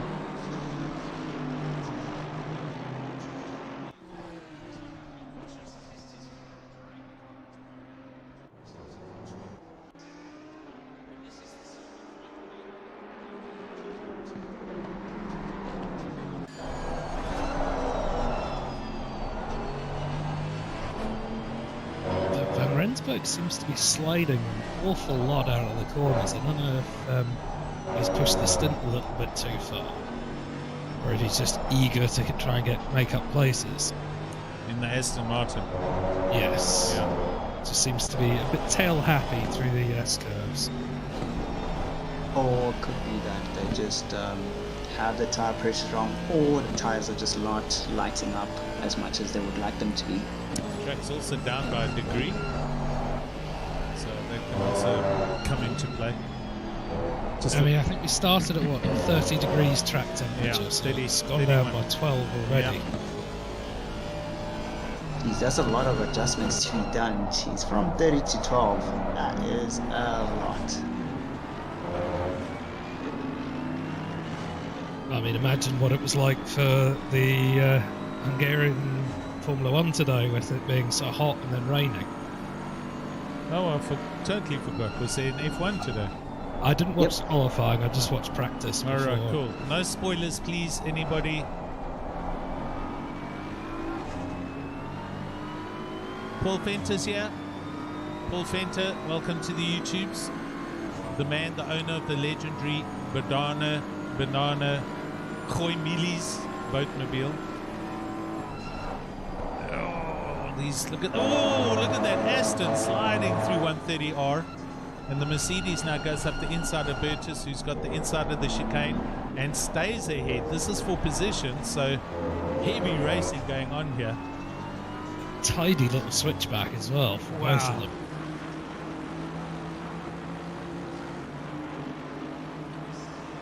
Hey, Ruan van der Westhuizen's there. Yeah, sorry, man. It's unfortunate about the power and stuff, but it would have been good for you guys to still finish. Burtis runs a bit wide out through the exit of that corner, lets the Merc get next to him. He tried to defend the line. Ooh, a bit of a... Well, no contact, but a bit of a sharp... Oh, my word, I've never seen that. They 3 abreast through the snake. Oh, gets collected. Oh, no. Okay, I don't even know what happened there. We'll have to do a replay on that. 30 seconds. Here it comes. So Bertus tries to defend that line going into the entry, but loses traction going outside. Yeah, look at that. So the Merc tries to go through the sand, gets slowed up, comes back. Aston goes through the middle, and it's Bertus who hits the Aston. Yeah, our fearless leader, naughty. He'll be getting a 10-second for that, I'm sure. Unfortunate, but good dice all the way. Yeah, look at this. Looks like he's let him go past. No, he has, which is the right thing to do. If he did give him the position for that, it was his mistake, but he was involved in the thick of it there, so hopefully there's nothing more, or if there is, it'll only be a 5-second, I guess. But he did slow down, and it was exciting for a bit. But hey guys, I mean, they were 3 abreast through the middle of the snake section. When have you ever seen that? I wouldn't even want to attempt that at 3 abreast. I mean, even 2, you're already thinking, should I back off? Shouldn't I? It's so hard. Exactly. William Wentworth, please, sir, no, don't do that. Come on. No spoilers for the F1. Thank you. Well, we've been sitting here diligently doing the stream for Raceface and for everybody watching. We've missed the F1. I expect to be able to watch it myself later. Go and watch the Spa or something. I know Spa's still happening. Let's actually have a look at that quickly. Of course, yellow at the moment. Gotts is leading. Jeez, 20,000 people watching that stream right now. And 29 on our stream. I like it. They must just raid us with that 20,000 people. Exactly. FOMO. So, my wife's just told me who got pole. Oh, don't do I was that. waiting to watch it No. later. Don't want to know. I need a surprise. I've literally been deliberately not watching quali for the last few weeks of Formula 1 just because I want to keep it more interesting for myself. What? I forgot her name again. Your missus's name? Samantha. Samantha? That's not on, hey? That's just... Please. You shouldn't have done that. That's bad. You're in the dog box now. No, she's profusely apologising. Right, here we go. Let's see. Let's catch up.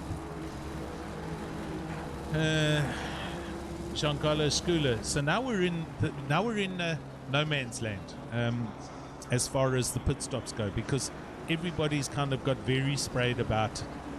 They've spread out throughout the hour, and no one is pitting any. Well, not no one, but the leading teams are not all pitting at the same time. So we had PWSL coming not too long ago. JC is in the car in 4th place. Isherwood's back in their car. He's in 3rd place. But Schooler and Cavo, they need to pit soon. 5 hours, 41 minutes to go. So they're going to be pitting in, I guess, about the next 20 minutes or so. So we can't actually say now. Now we're in no man's land where you can't really predict what the overall net positions are, you know?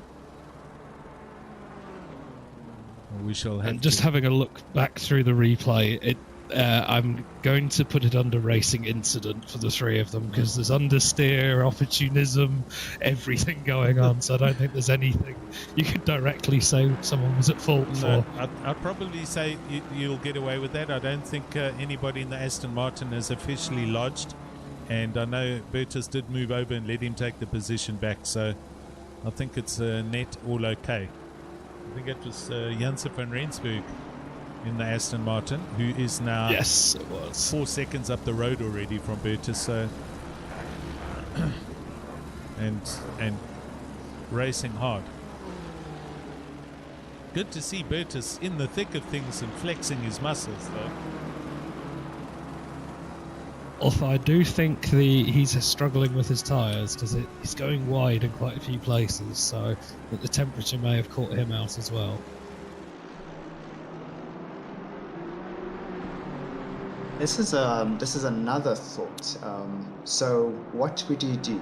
So obviously you starting off from daylight to night racing. Yeah. Now you already know daylight is only like what, 2 hours, 2.5 hours max, to close to 3 hours. Yeah. And then the rest of the time is actually nighttime. Yeah. So usually we, you know, as drivers in general, you would, Bertus having a bit of a moment there. Yeah, you saw that. Yeah, you just saw that now. Yeah. Yeah, so usually as drivers, you close up your brake ducts just to generate enough heat, you know, to make sure that your tires are in the right working temperatures. Because, you know, the PSIs you can change on the fly. Yep. But the brake ducts you can't really change on the fly, unless if there's another way of doing it. No. So would you set your car up for more night racing? I wouldn't. To say? No, I would. In our previous races, we've left the vents and the ducts as they are for day racing. But as long as you maintain the same amount of down clicks per degree, it doesn't matter what the ducts are. So if you're going from 31 down to 15 degrees, you're going to drop probably 1.5 clicks worth on the tires, or, you know, a whole bar in pressure. But as long as that's consistent, it doesn't matter where the vents are. The brake, you've got to cool the brakes irrespective. The ducts are there for the brakes, not the tires. So, yeah. No, well, I'm talking into the idea of that working temperature. Yeah. I mean, it's a good angle to think. In real life, what they do is they use just duct tape and will blank off parts of the ducts depending. Exactly. And then they can just rip it off when they as the sun starts coming up. They can just open them up again that way. Yeah. Unfortunately, in game, you don't have access to that level of picture. No, that'd be cool. So the YouTube is general agreement with the results of that discussion over Bertus. You should get a life ban for that. Well, I mean, I did say to him earlier when he told me he was driving that I'd fundraise for a drive-through for him. Fundraise. But it's not the pink drive, so we'll wait for that one. Yeah, we can't do that. Look, well, that was an interesting little thought. It's just that the thing is, I don't drive the car as hard, so it's a little bit hard for me to generate. Like, the PSIs are perfectly fine. You can always set PSIs to, you know, to work where you would be driving. It's just on the temperatures, especially at nighttime driving like this, I would usually struggle if we're doing a transition from day to night. I'd usually struggle on temps compared to the PSIs. PSIs, you know, you can easily just work with that. Yeah. It's just that I don't put a lot of, like, I'm not aggressive enough to really get the tires working out all the time. Got you.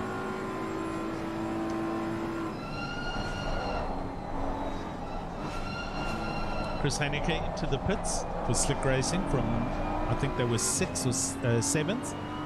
So I think he's had an issue because didn't he pit a couple of laps ago? Marcus pitted to give the car back to them, but I agree. I think this is a little bit premature. Possibly they've had a big moment somewhere. We're sitting on board here with Bertus as we watch Isherwood with the drive-through, and Bertus drives off the track. So I think you're right. I think he's struggling with the tyres.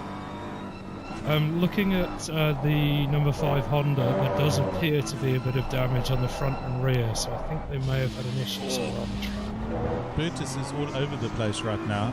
He's like, he came through Degana too and almost hit the bridge. He was so wide.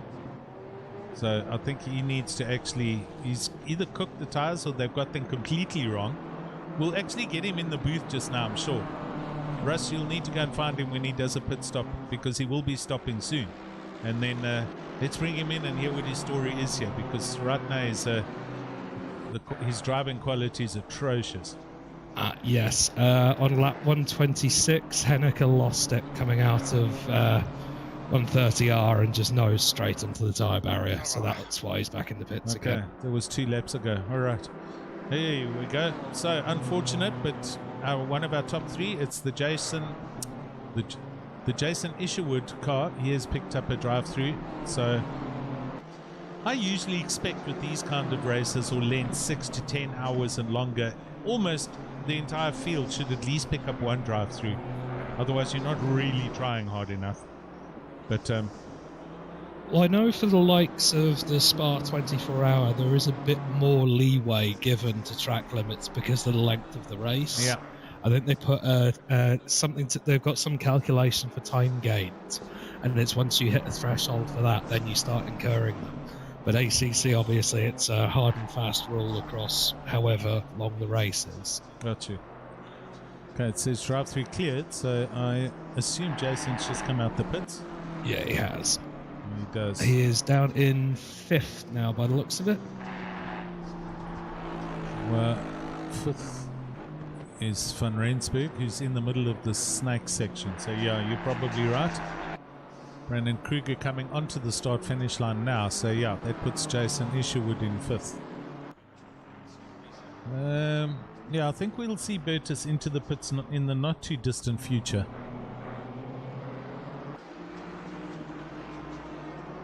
Ashley on the YouTube saying, looks like the fronts are dead on Bertus's BM.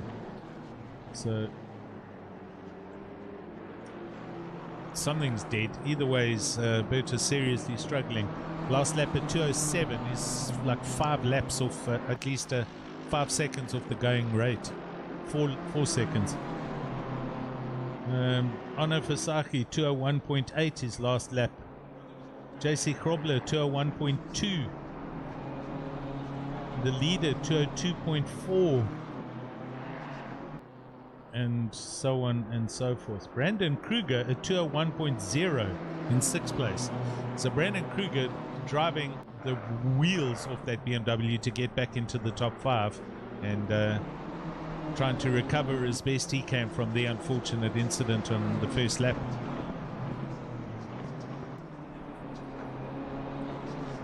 I'm sure there'll be a few seconds to go, to catch up for them towards the end. No, for sure. Because the push has been going on for a while. Yeah.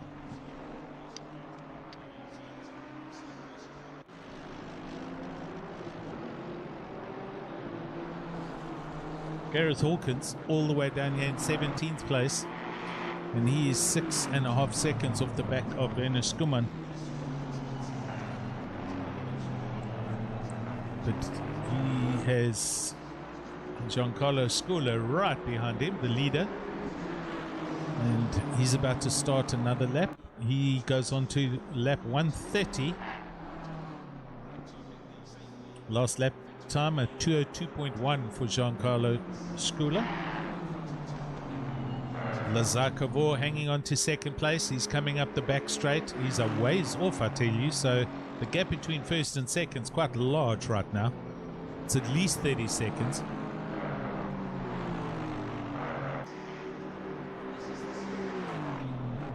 Just waiting for the timing screen. We'll see it only once they get to the start-finish line. And then JC Krobler in 3rd place for PWSR.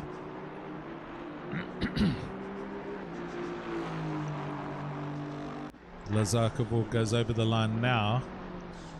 And that gap is, geez, it's not even measurable on the system. His last lap at 2:03.1.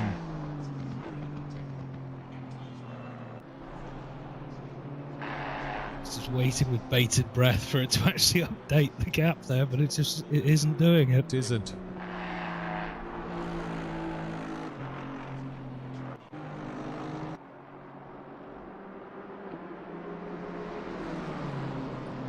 But yes, I think you're right in your estimation of about 30 seconds.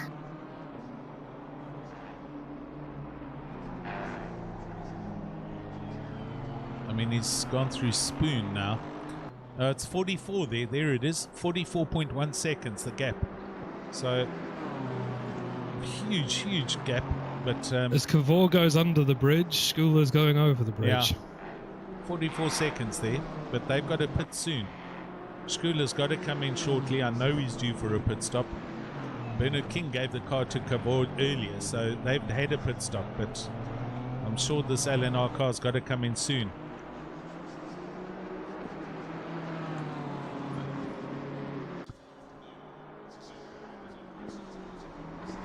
And that pit stop might actually hand second place over to JC as well. Yes, agreed. But that's why I'm saying we're in no man's land now, because we're so severely staggered with the lap time, the pit stop, sorry. So, and these long distance endurances, and I've experienced it before when I was doing them with Steve last year. You know, on the long races specifically, in the middle of the race, you completely kind of lose perspective after the first 4 or 5 or 6 pit stops because of the vast quantity of them and the fact that the teams are all doing their different strategies. So, you know, literally it comes down to, and we've seen changes in the last 10 minutes where teams have tried to inherit that last pit stop and not have to do it, and then had to remap engine mappings to go into fuel save mode to try and make it to the end, and they don't get there. You know, 3 minutes from the end of the race, they've got to do a splash and dash, and it changes the overall positions, that kind of stuff. So that's the huge fun part of the endurances, in my opinion. It's never over right until the last until the checkered flag, because you don't know how fuel efficient a team's been, or how good they've been or haven't been, etc., etc. I mean, as you say, after the third round of pit stops, if you're running that extra 20 odd minutes per stint, you're going to have a pit stop in hand, because you've made up an hour. Indeed. Essentially. Indeed. I mean, I don't know if it's me, but it looks like Giancarlo Scula flashing away on his headlights as he was coming up the back straight there. Yep, definitely is flashing. But there's no one ahead of him. Most probably he's just saying hi to us, maybe. Yeah, he's flashing his way down the pit straight as well. I think he's just enjoying himself. Or he's listening to us. So if that's the case, it's awesome to see you, and hope you're enjoying it out there. And we've got Gavin Scrunton in the chat saying that they got their tyre pressures all wrong in the pits. Oh. Yeah, they did a 2-hour race at 8 times time progression. So their temperature changed very quickly in that race, I'm sure. Oh, there we go. Sean Stradham says Schooler knows he's on the mainstream. That's why he's flashing at us. So all good. I like it when somebody recognizes themselves on the live stream. Good stuff. Yeah, most probably with that 8 times rate, you have to kind of predict the that temperature. Yeah. You know, unfortunately, if you're gonna be headed into a bit of a splash water kind of situation, it's a different story. But if it's gonna be dry all the way, you kind of can easily predict it. Oh, he says he still came first though, Gavin Scruton. So still a good result. Well done. Well done. Alien. Yeah, if you get first place position, it's just alien. That's it. There we go. Sean Stradon confirming what I'm saying, that this Schooler BM's got a pit soon. That's 399. So they're going to be in shortly. But I'll tell you what, Jens van Rensburg from 4th place is pitting as well. Yeah, and Gavin McKeown. But with the 40-something second, yeah, look, they're going to still come out easily in the top 5. You know, they don't have a pit stop in hand, but they certainly have worked their way up into a very clear gap up at the I mean, it's going to be very close when he comes out the pits.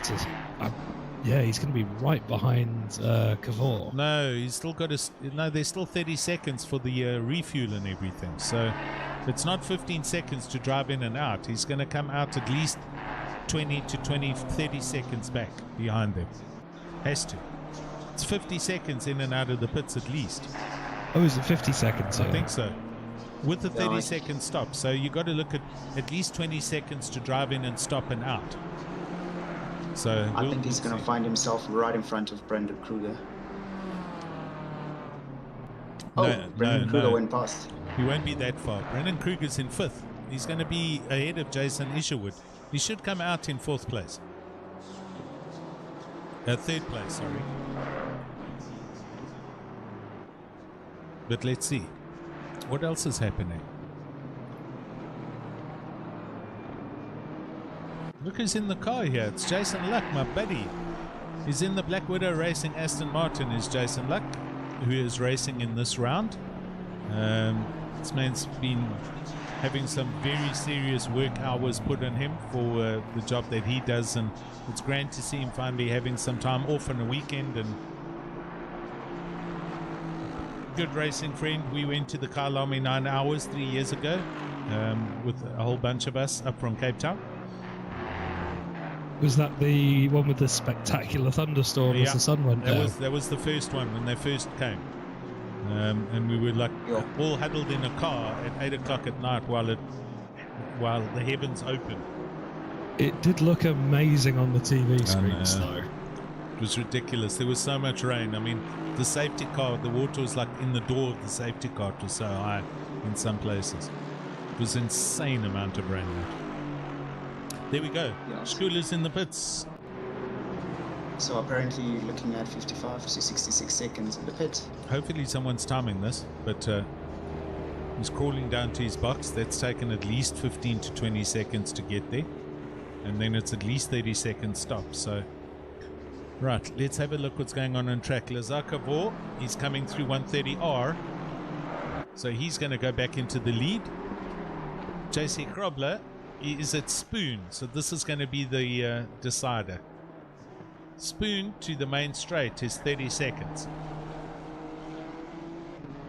So let's watch the Honda as he heads up the back straight towards 130R. We know Schooler's still standing still in the pits and refueling and taking on tires. So here we go with the strats. They're on complete opposite ends of the pit strategy now. So he is now moving again as Jace. He's just coming through the chicane. Robler is coming through Casio. Ooh, I think he's managed to keep it. So he's going to still be in 3rd place then. We've got Barrington Smith taking over from Schooler. Oh, Ryan Barrington Smith is in the car. Okay, let my cameraman catch up. So there goes Kavor. So Kavor's going through. Yeah. Kavor's just coming out of Degner, so they're second. That's a good gap that they built up. They dropped 1 position with that pit stop. Solid. 16 seconds according to the timing. 16. Alan. Yes, sir. Stephen is waiting in the interview room if you want to bring him in.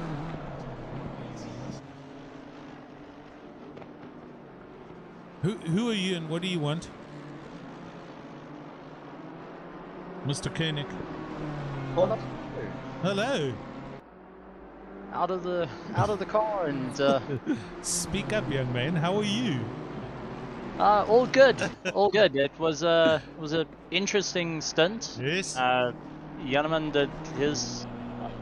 We did the changeover. Tire pressures were still a bit iffy. When I got in the car, ran out of talent, knocked the wall, and unfortunately, that did not help the tire pressures at all. But Steve, bad luck. Finally, we seem to be okay in tire pressures. Awesome. Well, at least you're still out there and pushing along, buddy. So, we're just watching Barrington Smith, and in the background, I just saw the Mercedes super wide through 130R, I think.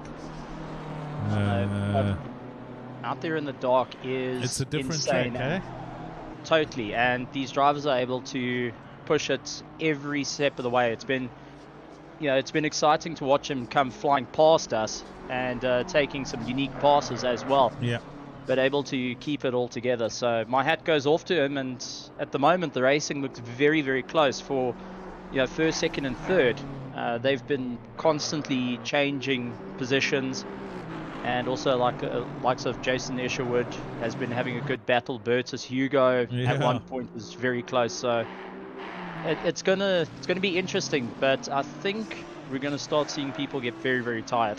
And from our side, we're only just warming up.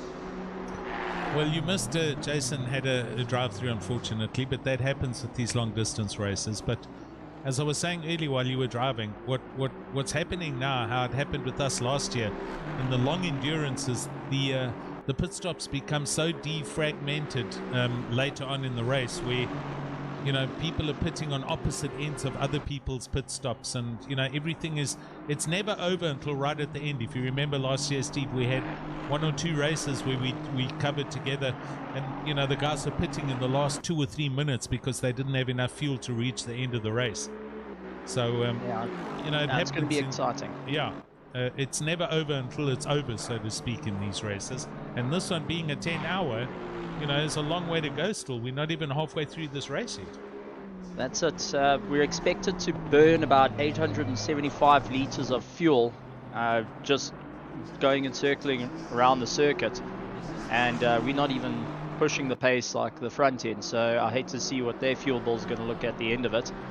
I know people are frantically trying to min-max pit stops to sort out that they don't have to do that very, very late pit. Yes. A lot of guys were talking about round number 1 where it turned into a bit of a trick. So it's going to be interesting to see, and I can't wait to see who's actually going to get onto the top and who's going to win this one. Steve, you remember me talking about this last year as well, how different a track becomes once the sun sets. How did you find Suzuka now between your day and night sessions? It's a different track? You kind of get used to it in terms of muscle memory, but it gets tricky with the sun. As it starts to come down, you start getting caught out, especially going through 130R. It catches you in the eyes. And as soon as you start working into the night, as it gets darker and darker, your apexes start to disappear on you. You have to focus on the racing a lot more. It's a lot more intense. I know usually Janneman and I chat quite a bit, and we've got our friends as well supporting us.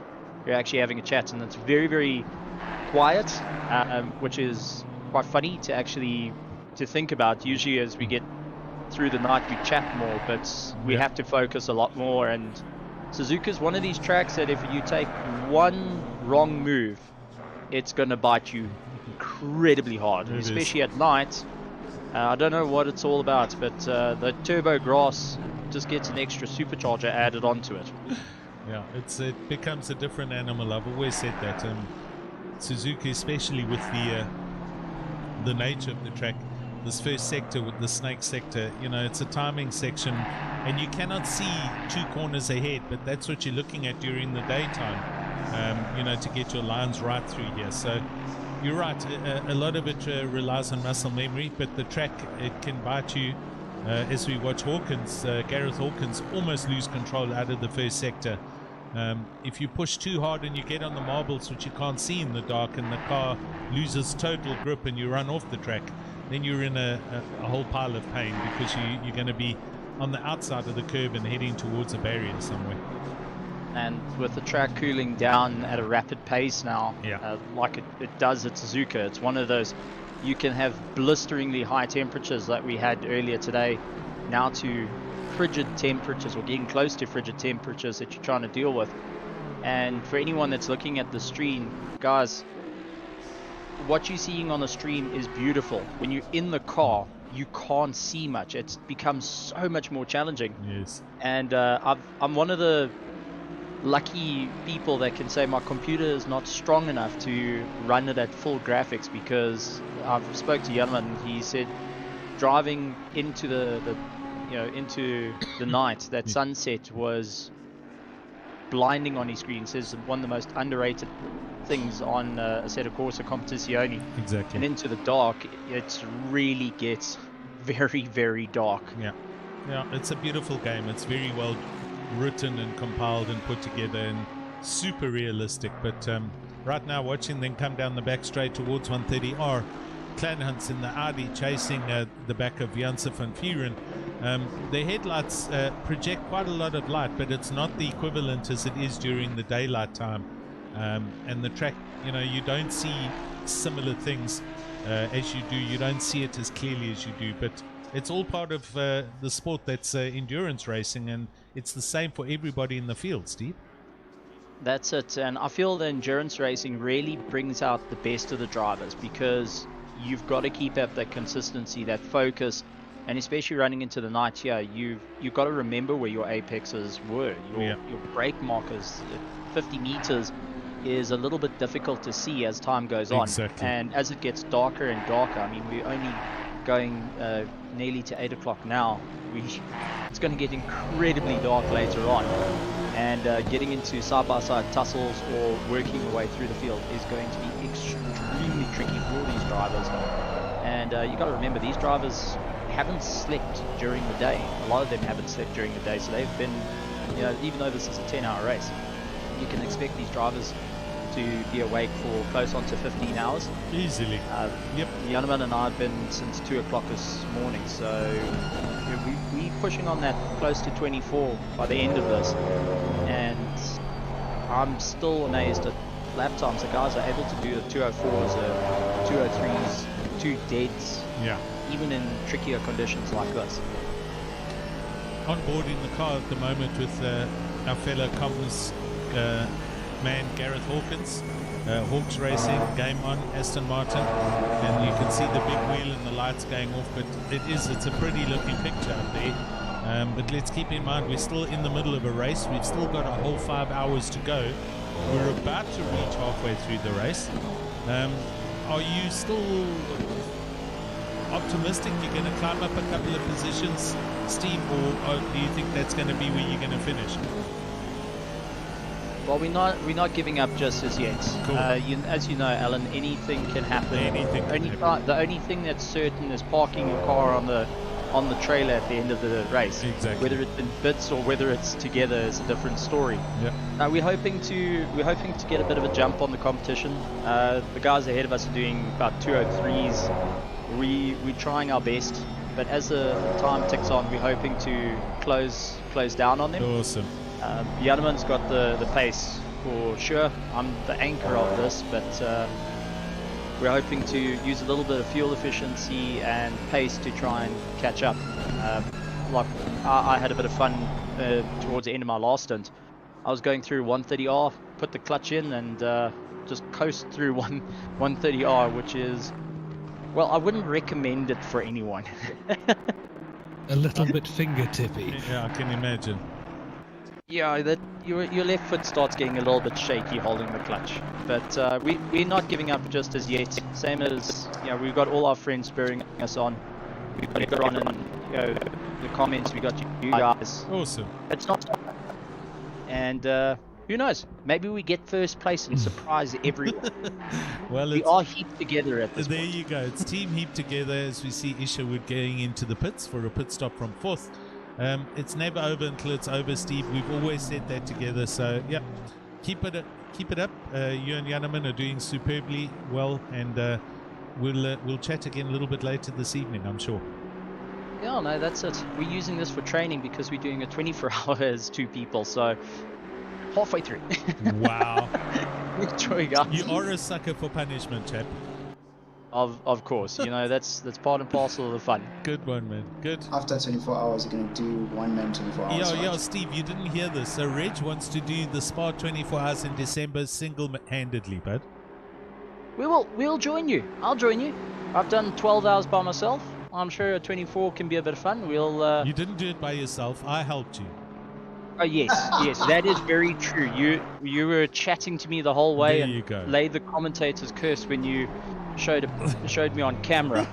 I remember that. It was good fun. There's Stephen Koenig immediately spins off into the dust.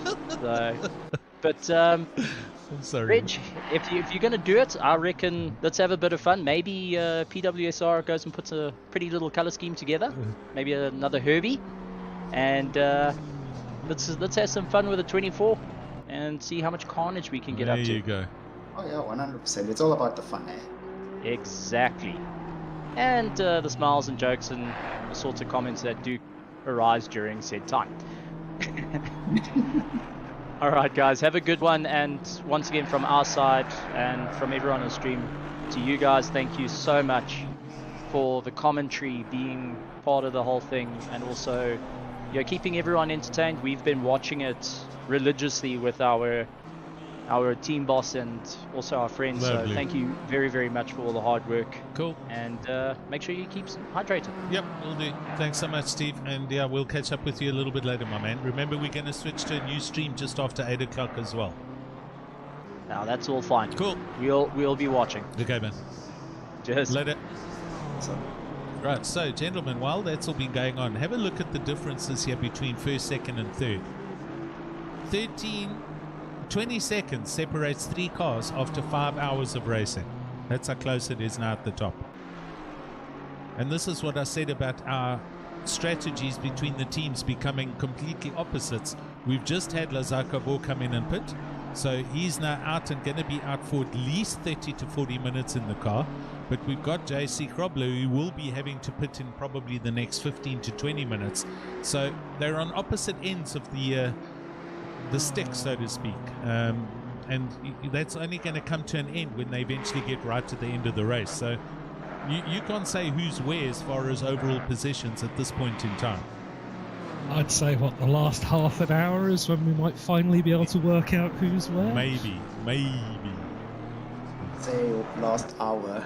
Like, for long races like this, the last hour is usually that hour, because the thing is, the last hour just disappears so quickly. So the last hour is that panic moment where, okay, did we put in enough? Are we set and ready? You know, because the thing is, if you, let's say, gonna pit on the last 45 minutes and you want to do a chase, you're gonna feel like it's not enough because you're exhausted. Yeah. And it's a whole lot harder to have a lot of pace for the last 45 minutes. So most probably some guys might shoot for 1 hour 15 left for going into the pits, something like that, depending on their tire weight. But you know what, it's a strategy that other teams have. Yep. It's their decisions. But from my perspective, what I've seen and what I've experienced is it is so hard to chase down somebody, especially when you guys are at similar pace, similar tiredness and all of that. It is so hard. So you're literally pushing yourself to the absolute maximum, but at the same time, that one little mistake could literally ruin everything. Reg, this is something I say regularly on some of the comms. The art of winning an endurance race, the team that will win an endurance race is the team that spends the least amount of time in the pits. That's the bottom line. So if you can race in a 12-hour race and only go into the pits 10 times, you'll win the race. If everyone else has to go in the pits 11 times. Well, you know what I mean? Within reason, within pace, reason. But you don't want to, you can't have an accident and then go in the pits and fix the car, and then do 2 laps and have an accident and go in the pits and fix the car. That kind of stuff. So the less time you spend in the pits, the better, because you're just putting mileage down, and track position on the track, especially on a track like this, is all important, as you know.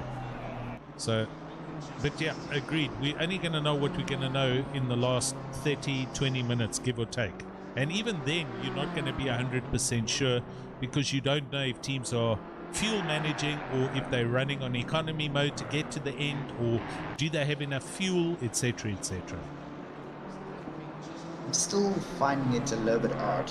I guess maybe the difference isn't so much when you run your fuel map in economy mode and everything.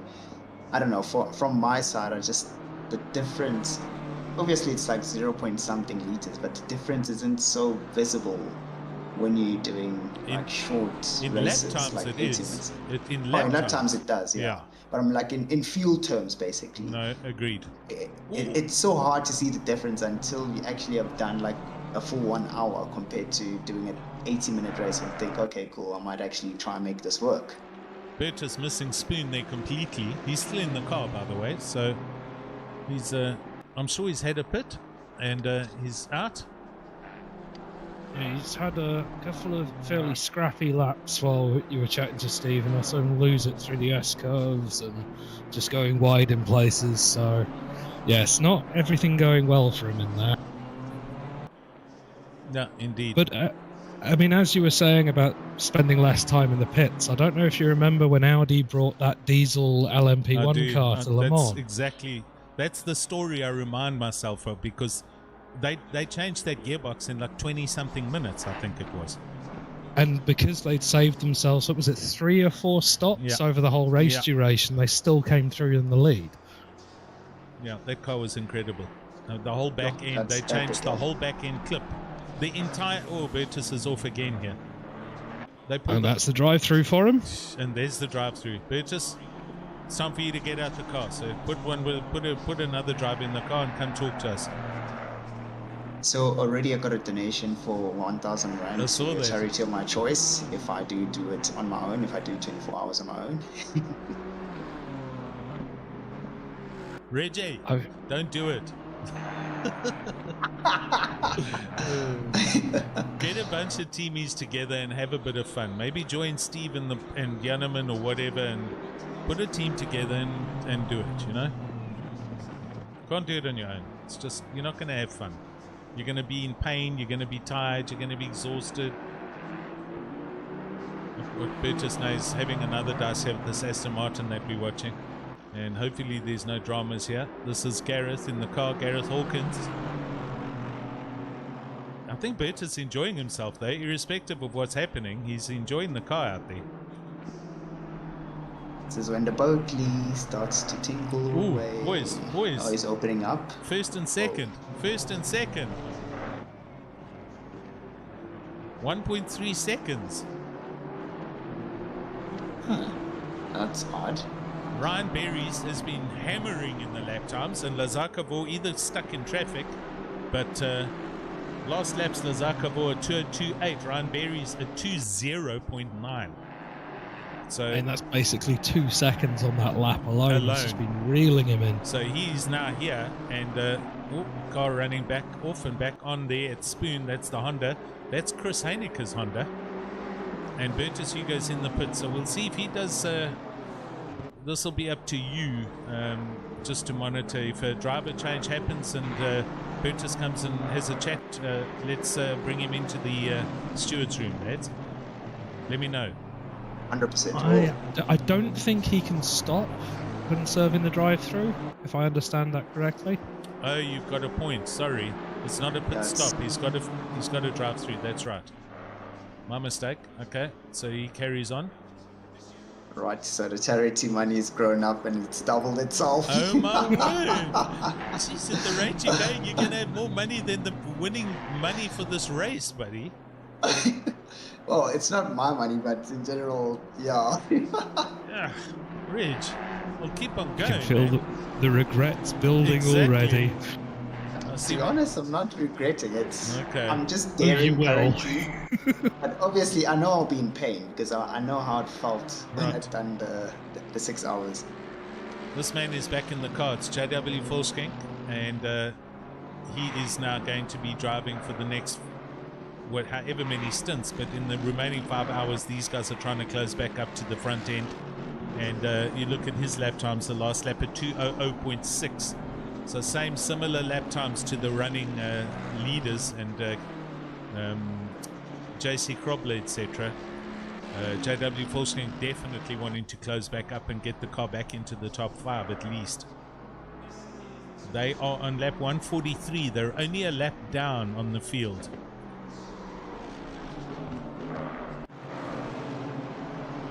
I say only, but it's Suzuka. It is a long track. And here is the lead. Guys, this is going to happen. We'll go on board with Barrington Smith as we watch from his perspective, and that is Lazarkavo just up ahead. And this is a draft up the back straight towards 130R.